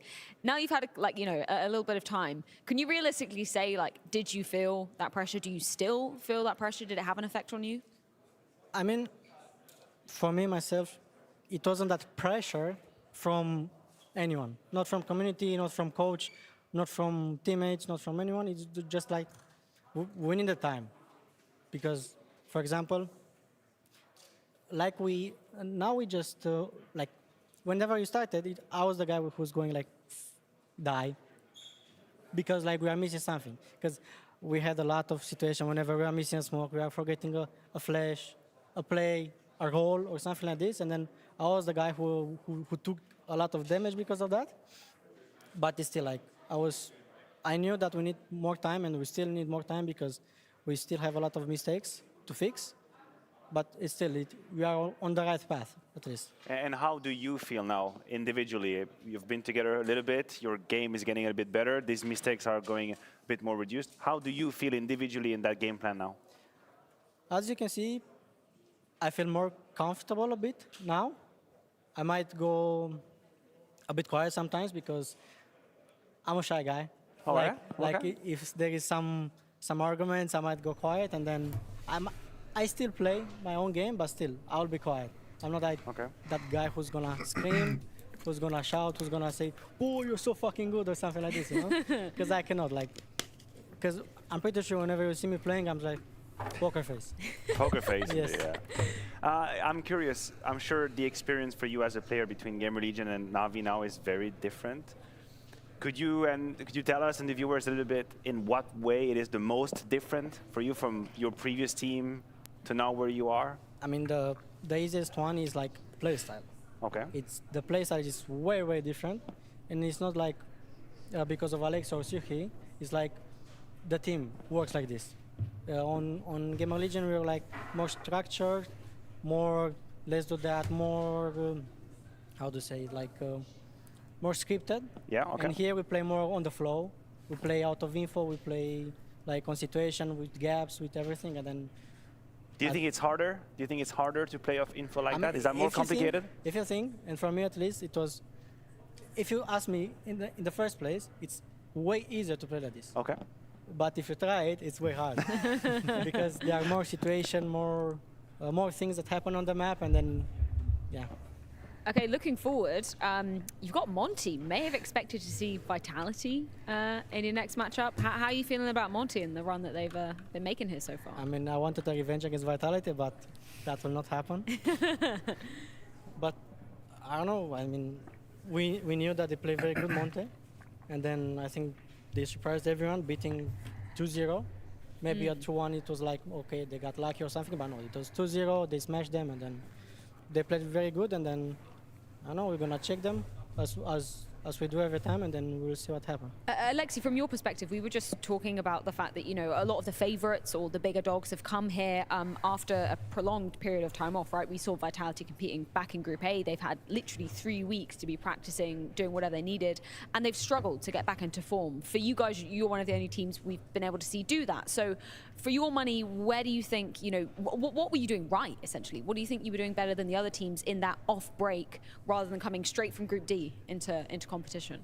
I think it's a good question because again, we had some days here, and the practice was, I think, one of like the poorest practice quality we had after what is it called? After boot camp And then this time we spent home, we came here 4 days ago, and we played like 3 days of practice. We played really bad, but to me, that's usually a good thing. Because honestly, it's always like this, especially in events, with us with ENS as well. If you get smashed like this, usually it's like you flip the switch during the match day. And that's exactly what we did here. And we had so many of the same situations we had on these practices, and we just did them as they were meant to be, right? And I feel like, I don't know what we did different. I think we play good on officials. We play good when there is a bit of pressure, and when we actually dive into the preparation, because then our style is way more effective. I cannot believe you're not the first IGL who I talked to who tells me exactly that. Like, getting wrecked on practice, getting to the competition is good. Existence used to be telling me that at the time. Do you think it's an IGL thing to see it this way? And I actually think it's a lot on the fact that if players are doing their moves on practice and everything's working, you're snowballing, and once you come into playing an official and you get shut down, no one is doing those moves. And then as an IGL, you're kind of like, what is happening? What am I doing? Why am I not finding the space that we always have on practice? And that's, I think, the #1 thing. Well, gentlemen, thank you so much for joining us. And yeah, best of luck going up against Monty in that semi-final. Thank you so much. Thank you. See you guys later. In the meantime, we can check in with our DHL MVP. Bye. Oh, gosh.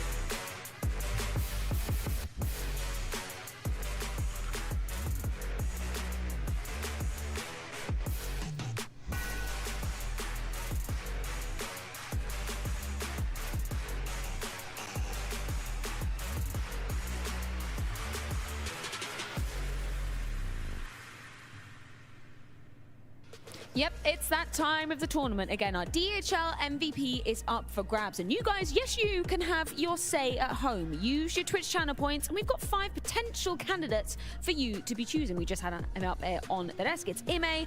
He had really good performance, and we've been talking about, how hard it can be to be getting into a new system. He echoed that exact same sentiment. It's been slow progress, but progress nonetheless. Yeah, it's looking much better, and he also mentioned that it's not only about him being better, but about the playstyle being more polished. And then he's being put in better situations, which then he can seize, and he can use that as momentum. So it's good for him to find a little bit of breathing room. Bit as well, very, very solid. He's been one of the players that I thought would struggle in this international switch. In fact, still delivering. JL, the laugh, the smile of the day for Na'Vi as well. We can't underestimate how important that is. And Hugo, take it over. Yeah, I imagine Simple's got to be. It's just all of Na'Vi at this point. You haven't shown Simple, and he was fragging out today, and that's a good sign. I also think it's interesting what Ima mentions about how you would imagine that playing inside of a team under an in-game leader that gives you maybe more freedom and your rounds are less scripted would be easier, and that's what he thought, but it's actually more difficult, right? Like, you've got to be very heads up. He's playing at the highest level he's ever played in terms of the opponents that Na'Vi are coming up against, right? In Game Allegiant, it was a lot more lower tier CS, and having things to fall back on makes a lot of sense. But now he's got to use his intuition. Now he's got to make his own decisions, and easier said than done when you're going up against teams that will punish you. But that being said, given Na'Vi's position right now, they could win this whole thing. Yeah. Because, sure, I don't want to underrate Monty. So many teams have, and Vitality did today as well, perhaps. But Na'Vi look like the most improved roster off the back of the player break with a new team. Yeah. And they're getting better every game, and Simple's still fragging. So I don't doubt them right now. Which I find particularly impressive when you consider just how, I mean, Maniac, correct me if you dispute it, but was risky. The pickups were. Well, you know, these were names that, yes, had a great performance at the major once, but how many teams have done that? You know, your Quantum Belator Fires, you know, where are they now? You know, it's not always a guarantee, but to do it and to have the foresight and I suppose the management in the scouting process to land on your feet the way they are, I think it's admirable. Oh, definitely. And the ability to sustain the few first disappointments that were about to be there, that was going to be the case. It would have been very unlikely that immediately this roster clicks and they go on to be title contenders from the very beginning. But what I didn't know is, like, are they able to suffer through that time and stick together instead of imploding and going all their ways, with CS2 as well coming around the corner, a moment where everybody is going to think to themselves, is this the roster I want to do the transition with? I mean, you're simple. You're thinking, what the hell? I'm not making it to playoffs. Do I want to stay in a group stage? But wouldn't you rather have done it Na'Vi's way and get it done then, as opposed to now? CS2 is Well, it's launched more and now. reactive, You yeah, know, yeah. like in terms of you've got protocols, you've got roles, it's all done. All this kind of hard work has been done during this transitionary stage. I think that's, yeah, it's working out well. Well timed. Yeah, certainly onwards and upwards for Na'Vi. They will be taking on Monty in our first semi-final. But unfortunately for Eternal Fire, that does mean the end of the line here in Malta. So let's get a few departing words. Maja joining me now off the back of that Na'Vi game, and obviously it's still so fresh, but you know, as you reflect upon that game, you know, what do you think went wrong? I think we're starting really slowly on Anavis. Like the side was really poor. We didn't play at our level, our standard that we used to. They played really well, to be honest. We tried to come back, but not winning the pistol on T side also didn't help, and then losing some important clutches. Close it Anubis. On Nuke, I think the history repeats. We're starting really bad again on Nuke City. But that second half, I mean, it looked like you were piecing it back together again, finding that fire. There was a key moment, I think, at 11-10, a 3-3 clutch. If we won that, maybe economy broke. Yeah, that was close, but like like I said yesterday, Na'Vi is a better opponent. That I don't know. Na'Vi played really well, to be honest, but we did our best. I'm proud of our journey here. Like, we did some pretty good result here. I'm proud of my boys, and yeah, pretty sad, but that's all good. Yeah, exactly. So much to celebrate, but obviously when you feel like it was, you know, everything was going your way, it suddenly stops, and I can imagine that that's difficult. Looking forward, though, I mean, it's clear that this roster of 5 is doing something right. I don't know what the fuck that was. Such big names and have had such emphatic victories, convincing victories. What's next? CS2's just dropped. I mean, you know, do you give your boys a little holiday and then you get into the Counter-Strike 2 lab? Yeah, of course. Let's go to CS2. Like we're gonna grind, like we said. I think we're okay from what we did, like you said, in this tournament, and we're gonna grind CS2 and come back more stronger. Amazing, amazing. Do you have any last words to your fans watching back home? There is a lot of Turkish fans tuning in to watch you guys play. So I will say in English, then in Turkish. Yeah, first in Turkish, then I will translate in English for the people who don't understand. So beyler, teşekkür ederim. Gerçekten desteklerinize bu kadar buradan yani dokundu bize.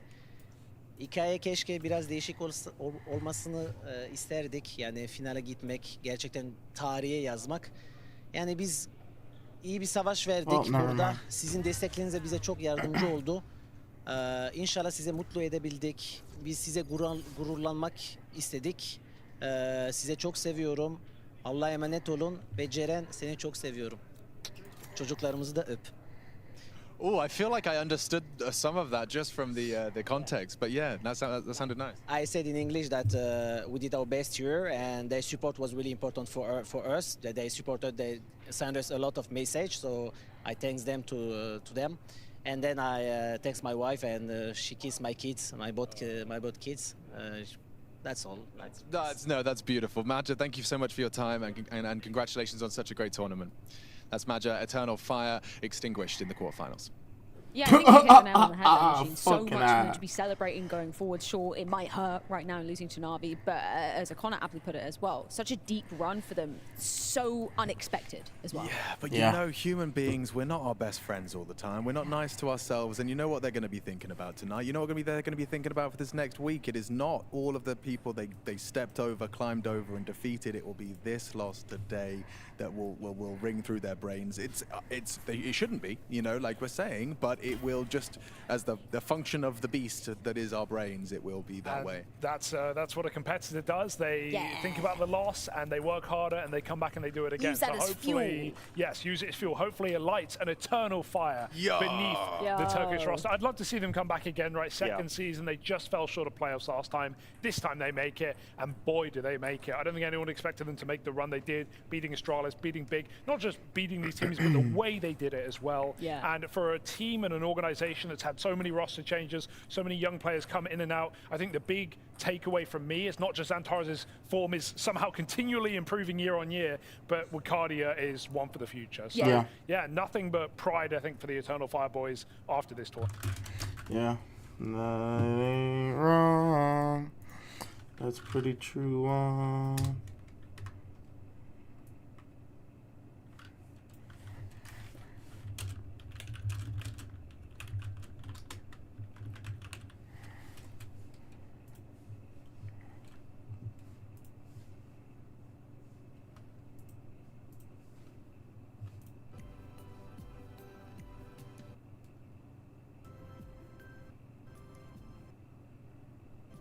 Why is it just only one volume mid? I mean, the song is pretty mid, yeah.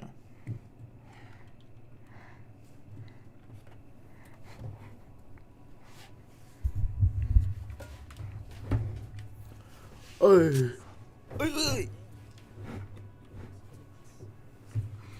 Dun, dun, dun, dun, dun, dun, dun, dun.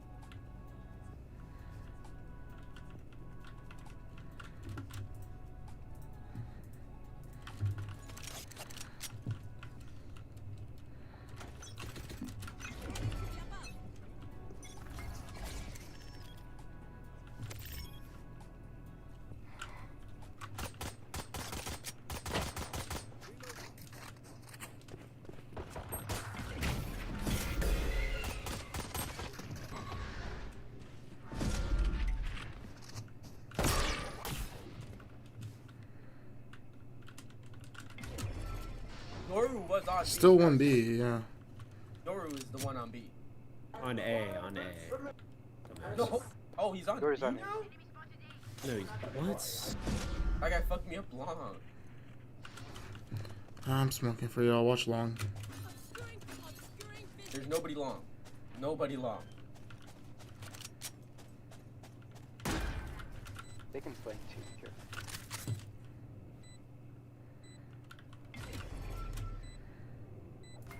Gotta watch Hookah.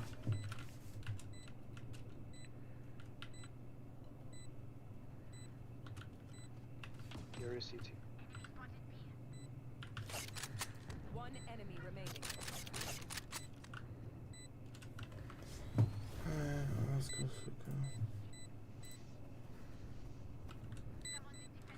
Hookah. AFK. Nice.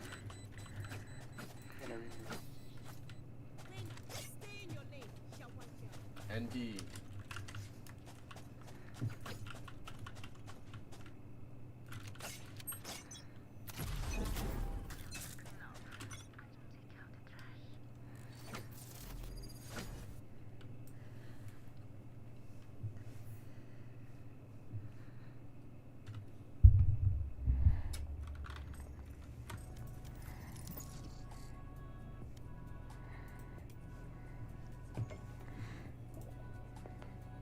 Now, I will say, I only am playing Valorant because I can't play CS on stream. Only reason. If I could, I would be playing CS, but I'm probably gonna get bored of it quick too. But I'm gonna be grinding it. I'm gonna be grinding Premiere.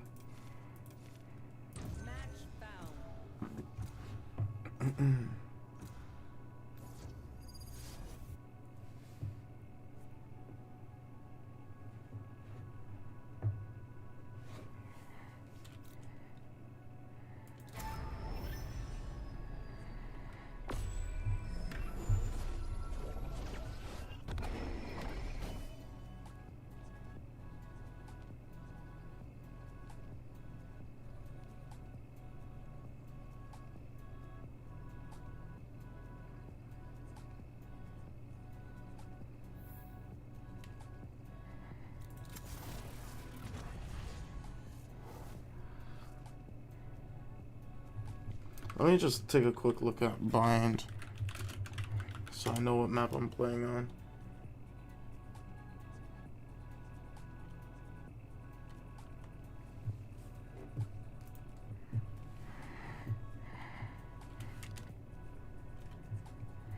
Nah, I'll just go Astra.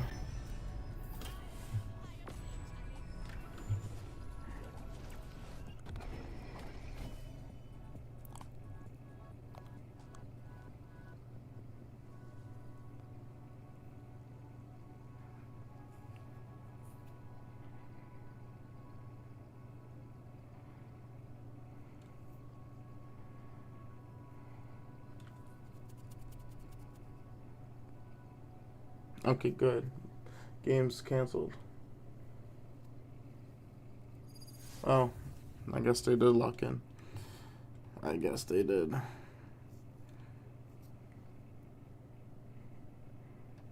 We got no flashes. We got no flashes.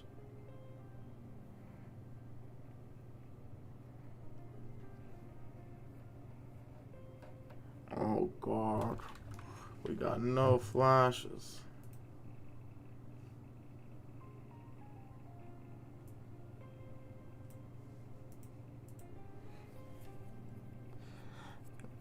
And what about Josh's?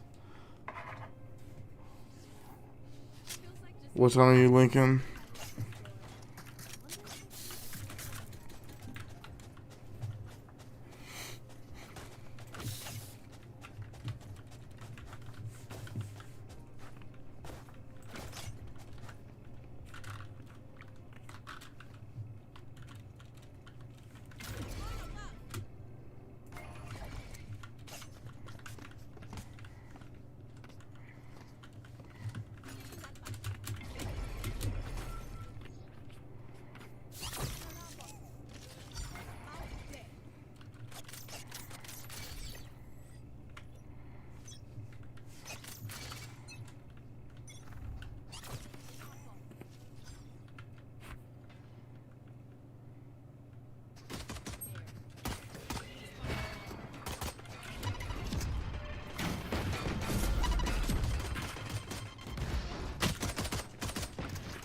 Flanking.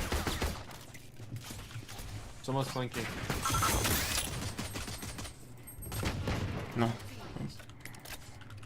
We have no flashes, bro.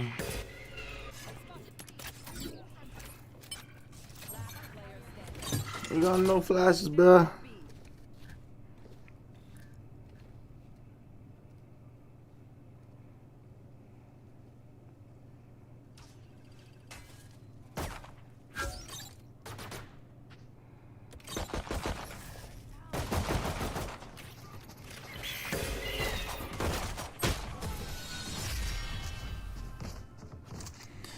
We gon' make it out of here. We gon' make it out of here. We gon' get more than one kill. Hopefully. Team ain't gonna even like calm a single word though, so it's chill.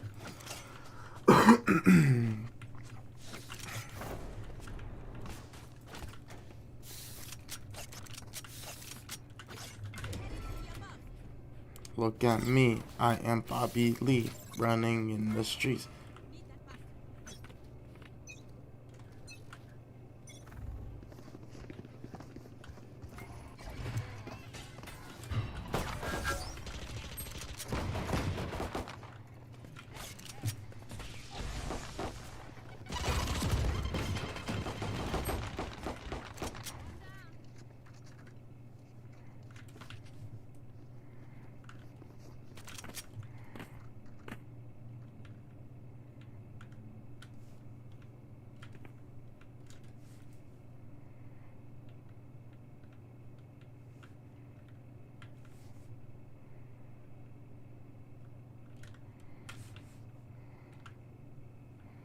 I'm picking one.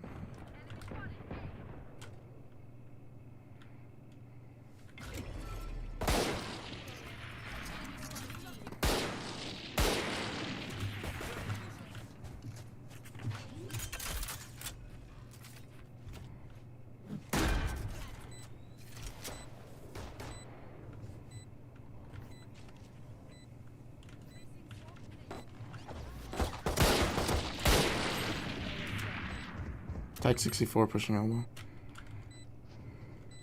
I whiffed that shot.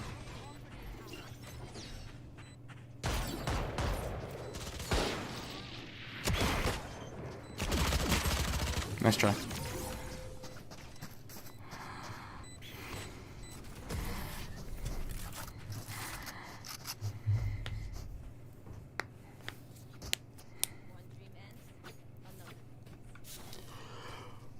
Oh,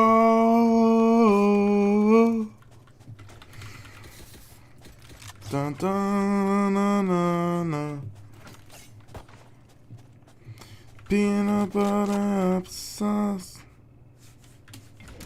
with Marshawn Lynch.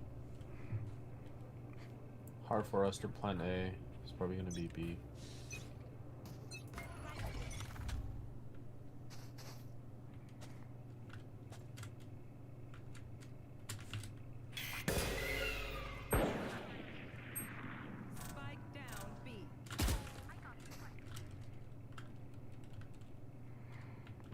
Playing anti-flash.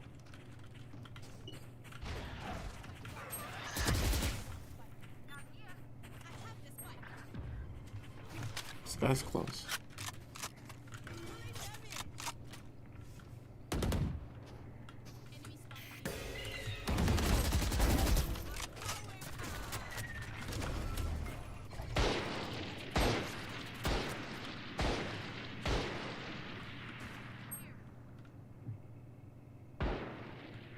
You wanna go through spawn?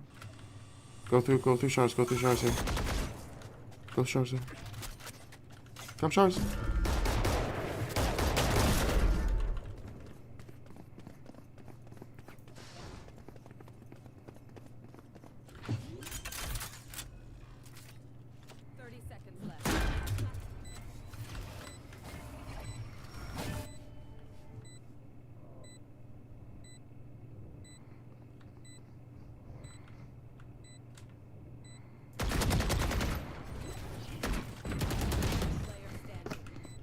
Two coming from spawn.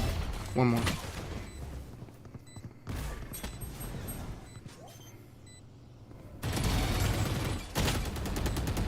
Jet one shot.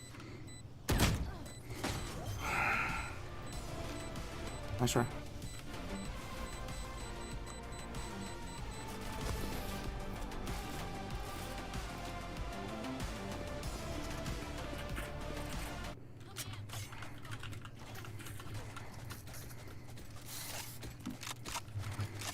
Can't trust the teammates. Oh, I should have killed their chicken. Shitty ass raise. I don't know how I missed a shot.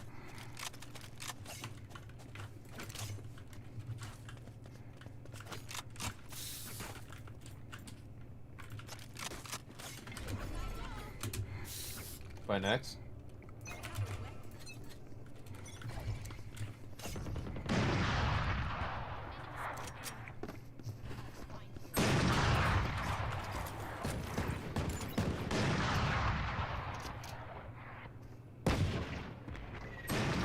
It's like we don't got any flashes to peek.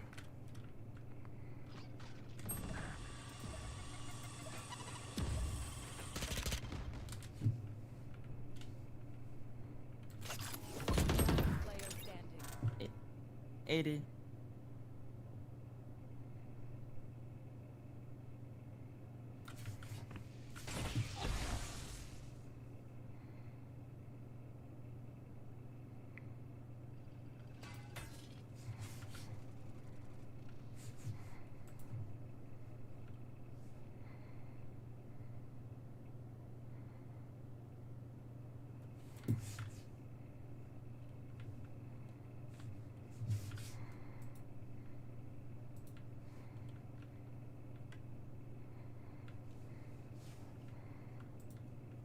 Seconds left.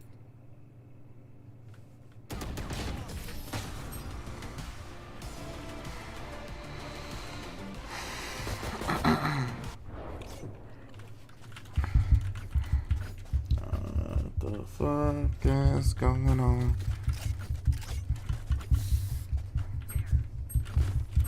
What the fuck's good?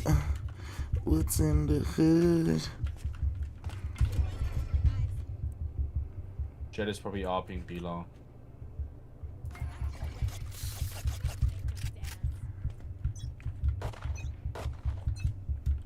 I'm gonna bot it.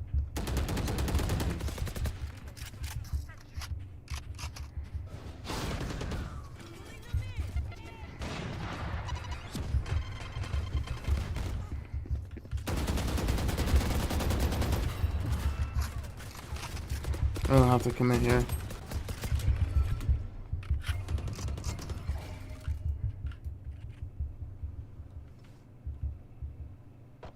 I'm gonna come around long for you guys.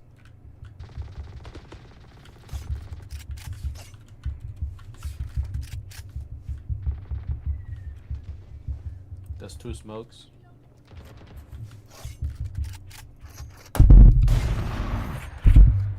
We should probably either go shower, so we should just like rush this.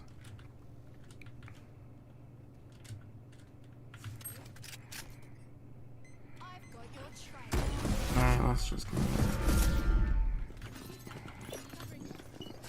Their Sova probably is playing real close.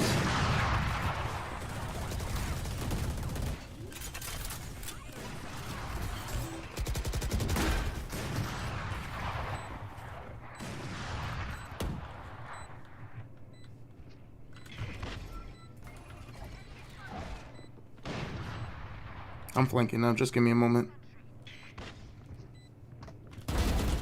Last one's by truck. Sounds like main. Main? Yeah, by truck. Like our spa?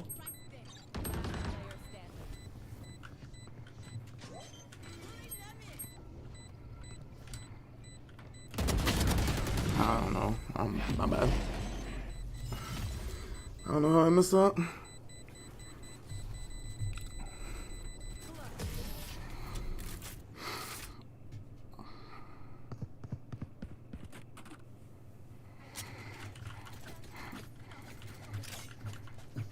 The fuck? I can alt B.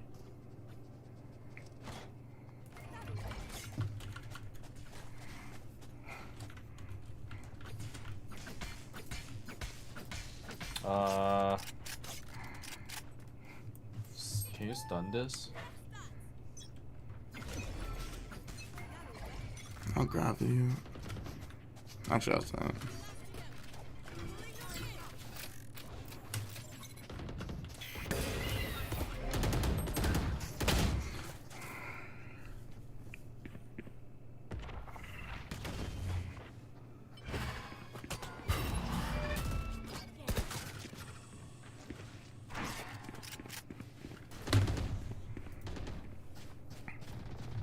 Go back to just ChatGPT.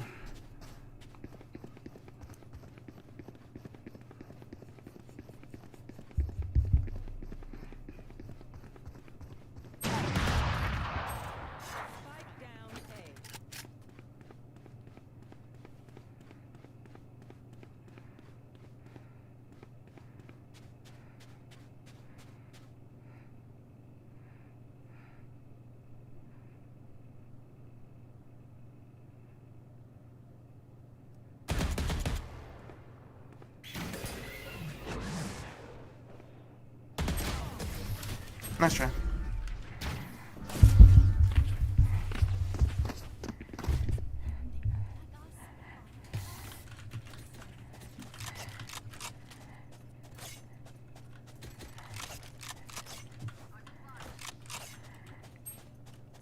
I'm not gonna push. I don't think we should push main, but I'm gonna try to take showers, see if they try peeking.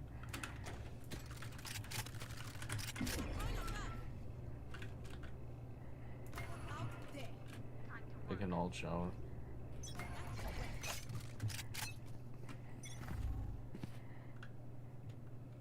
Jet's shower.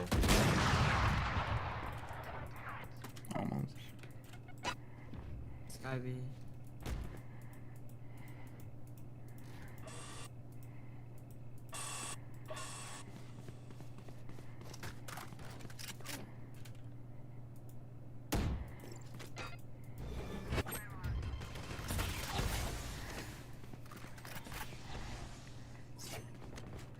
Fade and Jet are out hookah, guys.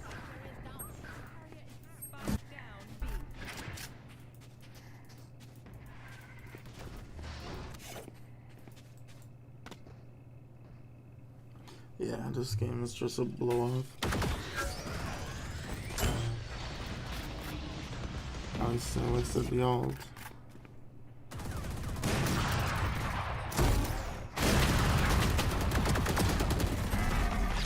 Nice try. Close one though.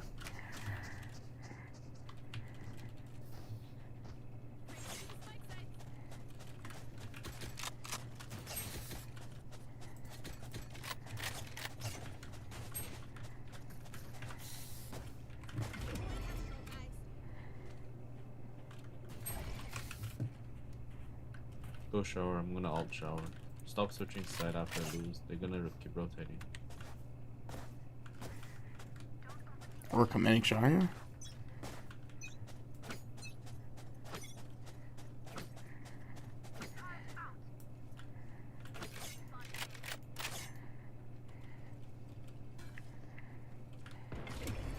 I'm alting shower.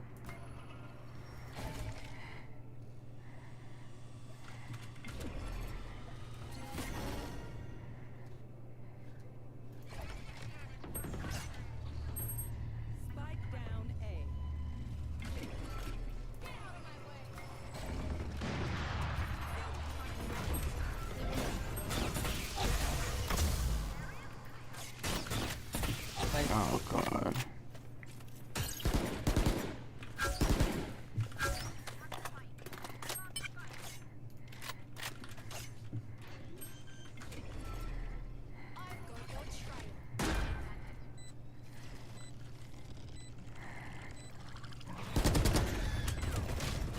I just got spammed.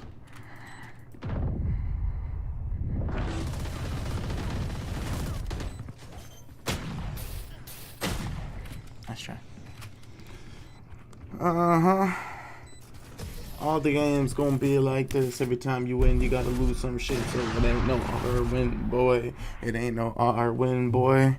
Few times been around that place and I'm winning every single game, but there ain't no R win, boys. There ain't no R win, boys.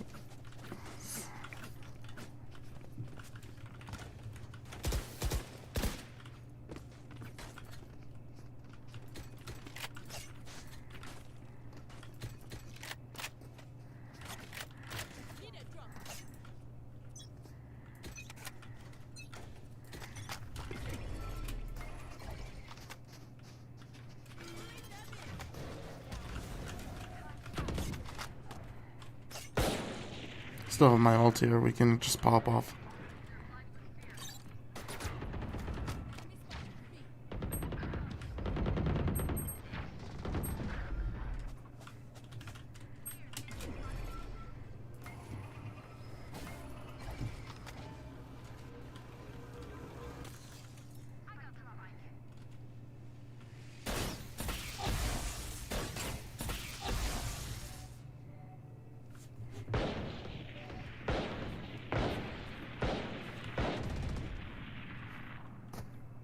We can group one, yeah.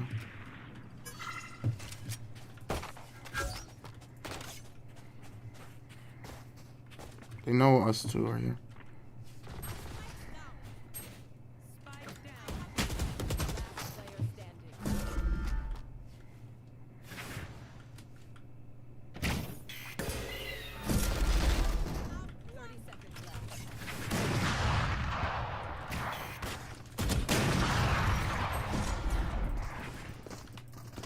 I should have smoked. That's me. I should have smoked top for us.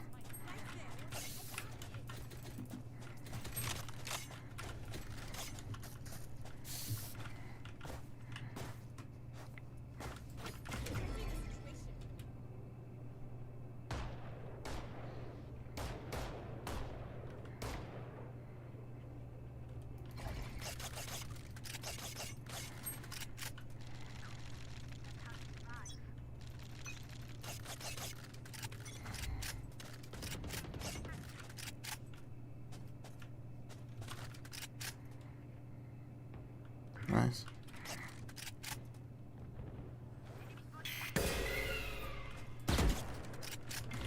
Sky's long.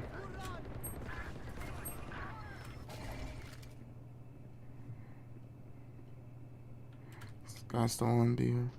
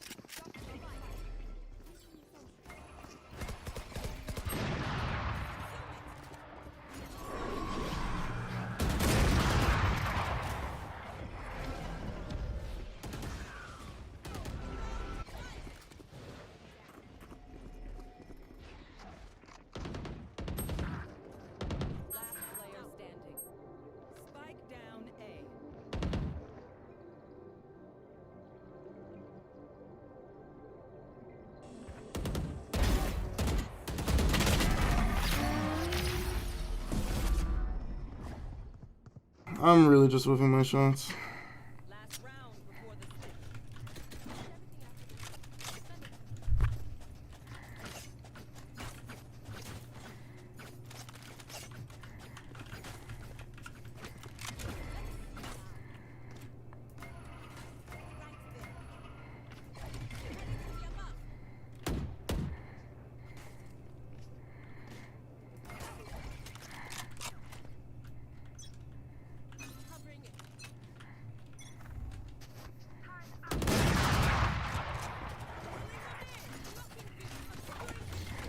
Guys towards long.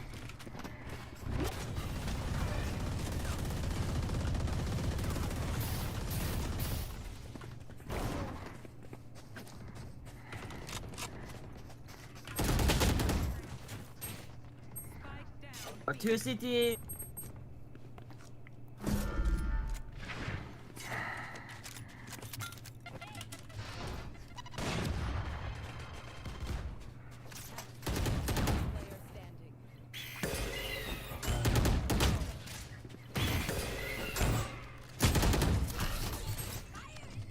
I got body blocked, so I couldn't shoot through. And then when I stop, I get lined up. Like,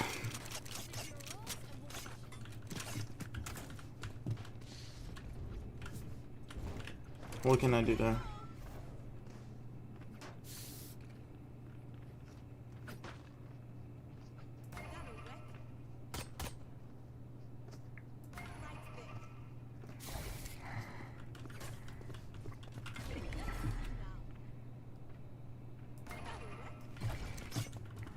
I'm gonna just walk up showers here.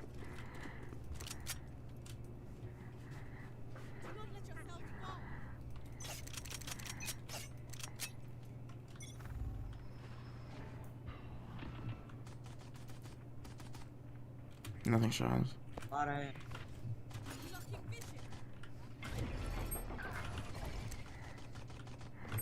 I'm flanking. Sky 30.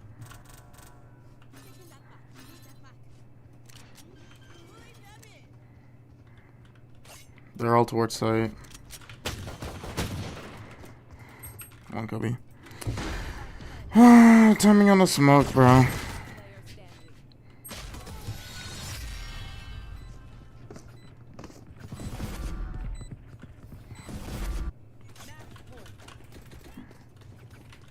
There's no point in fucking.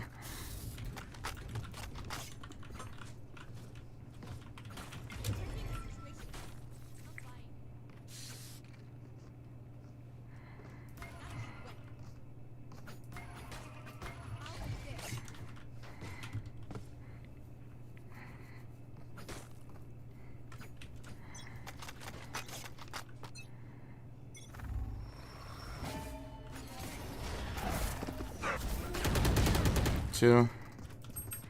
I got wall.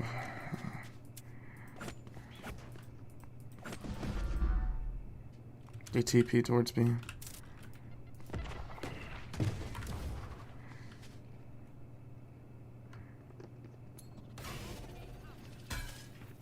A few up along now. They dash into sight.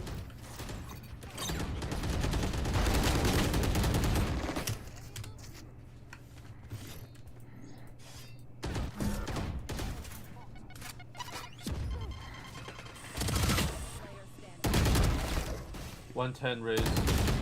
Nice try. GG. Not a single one. Sorry, GG, just one. That's bad sportsmanship. Even if it's a bad game, you still gotta take your GGs.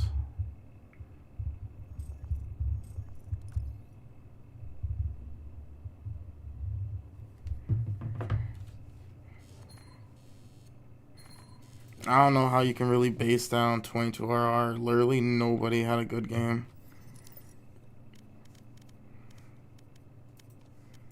But it's all good. Okay, I gotta get going. I gotta go and do some shit outside of these little, you know, parasocial relationship that we have.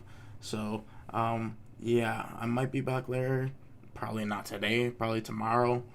But, yeah, for the rest of today, get CS2, play CS2 if you haven't. Don't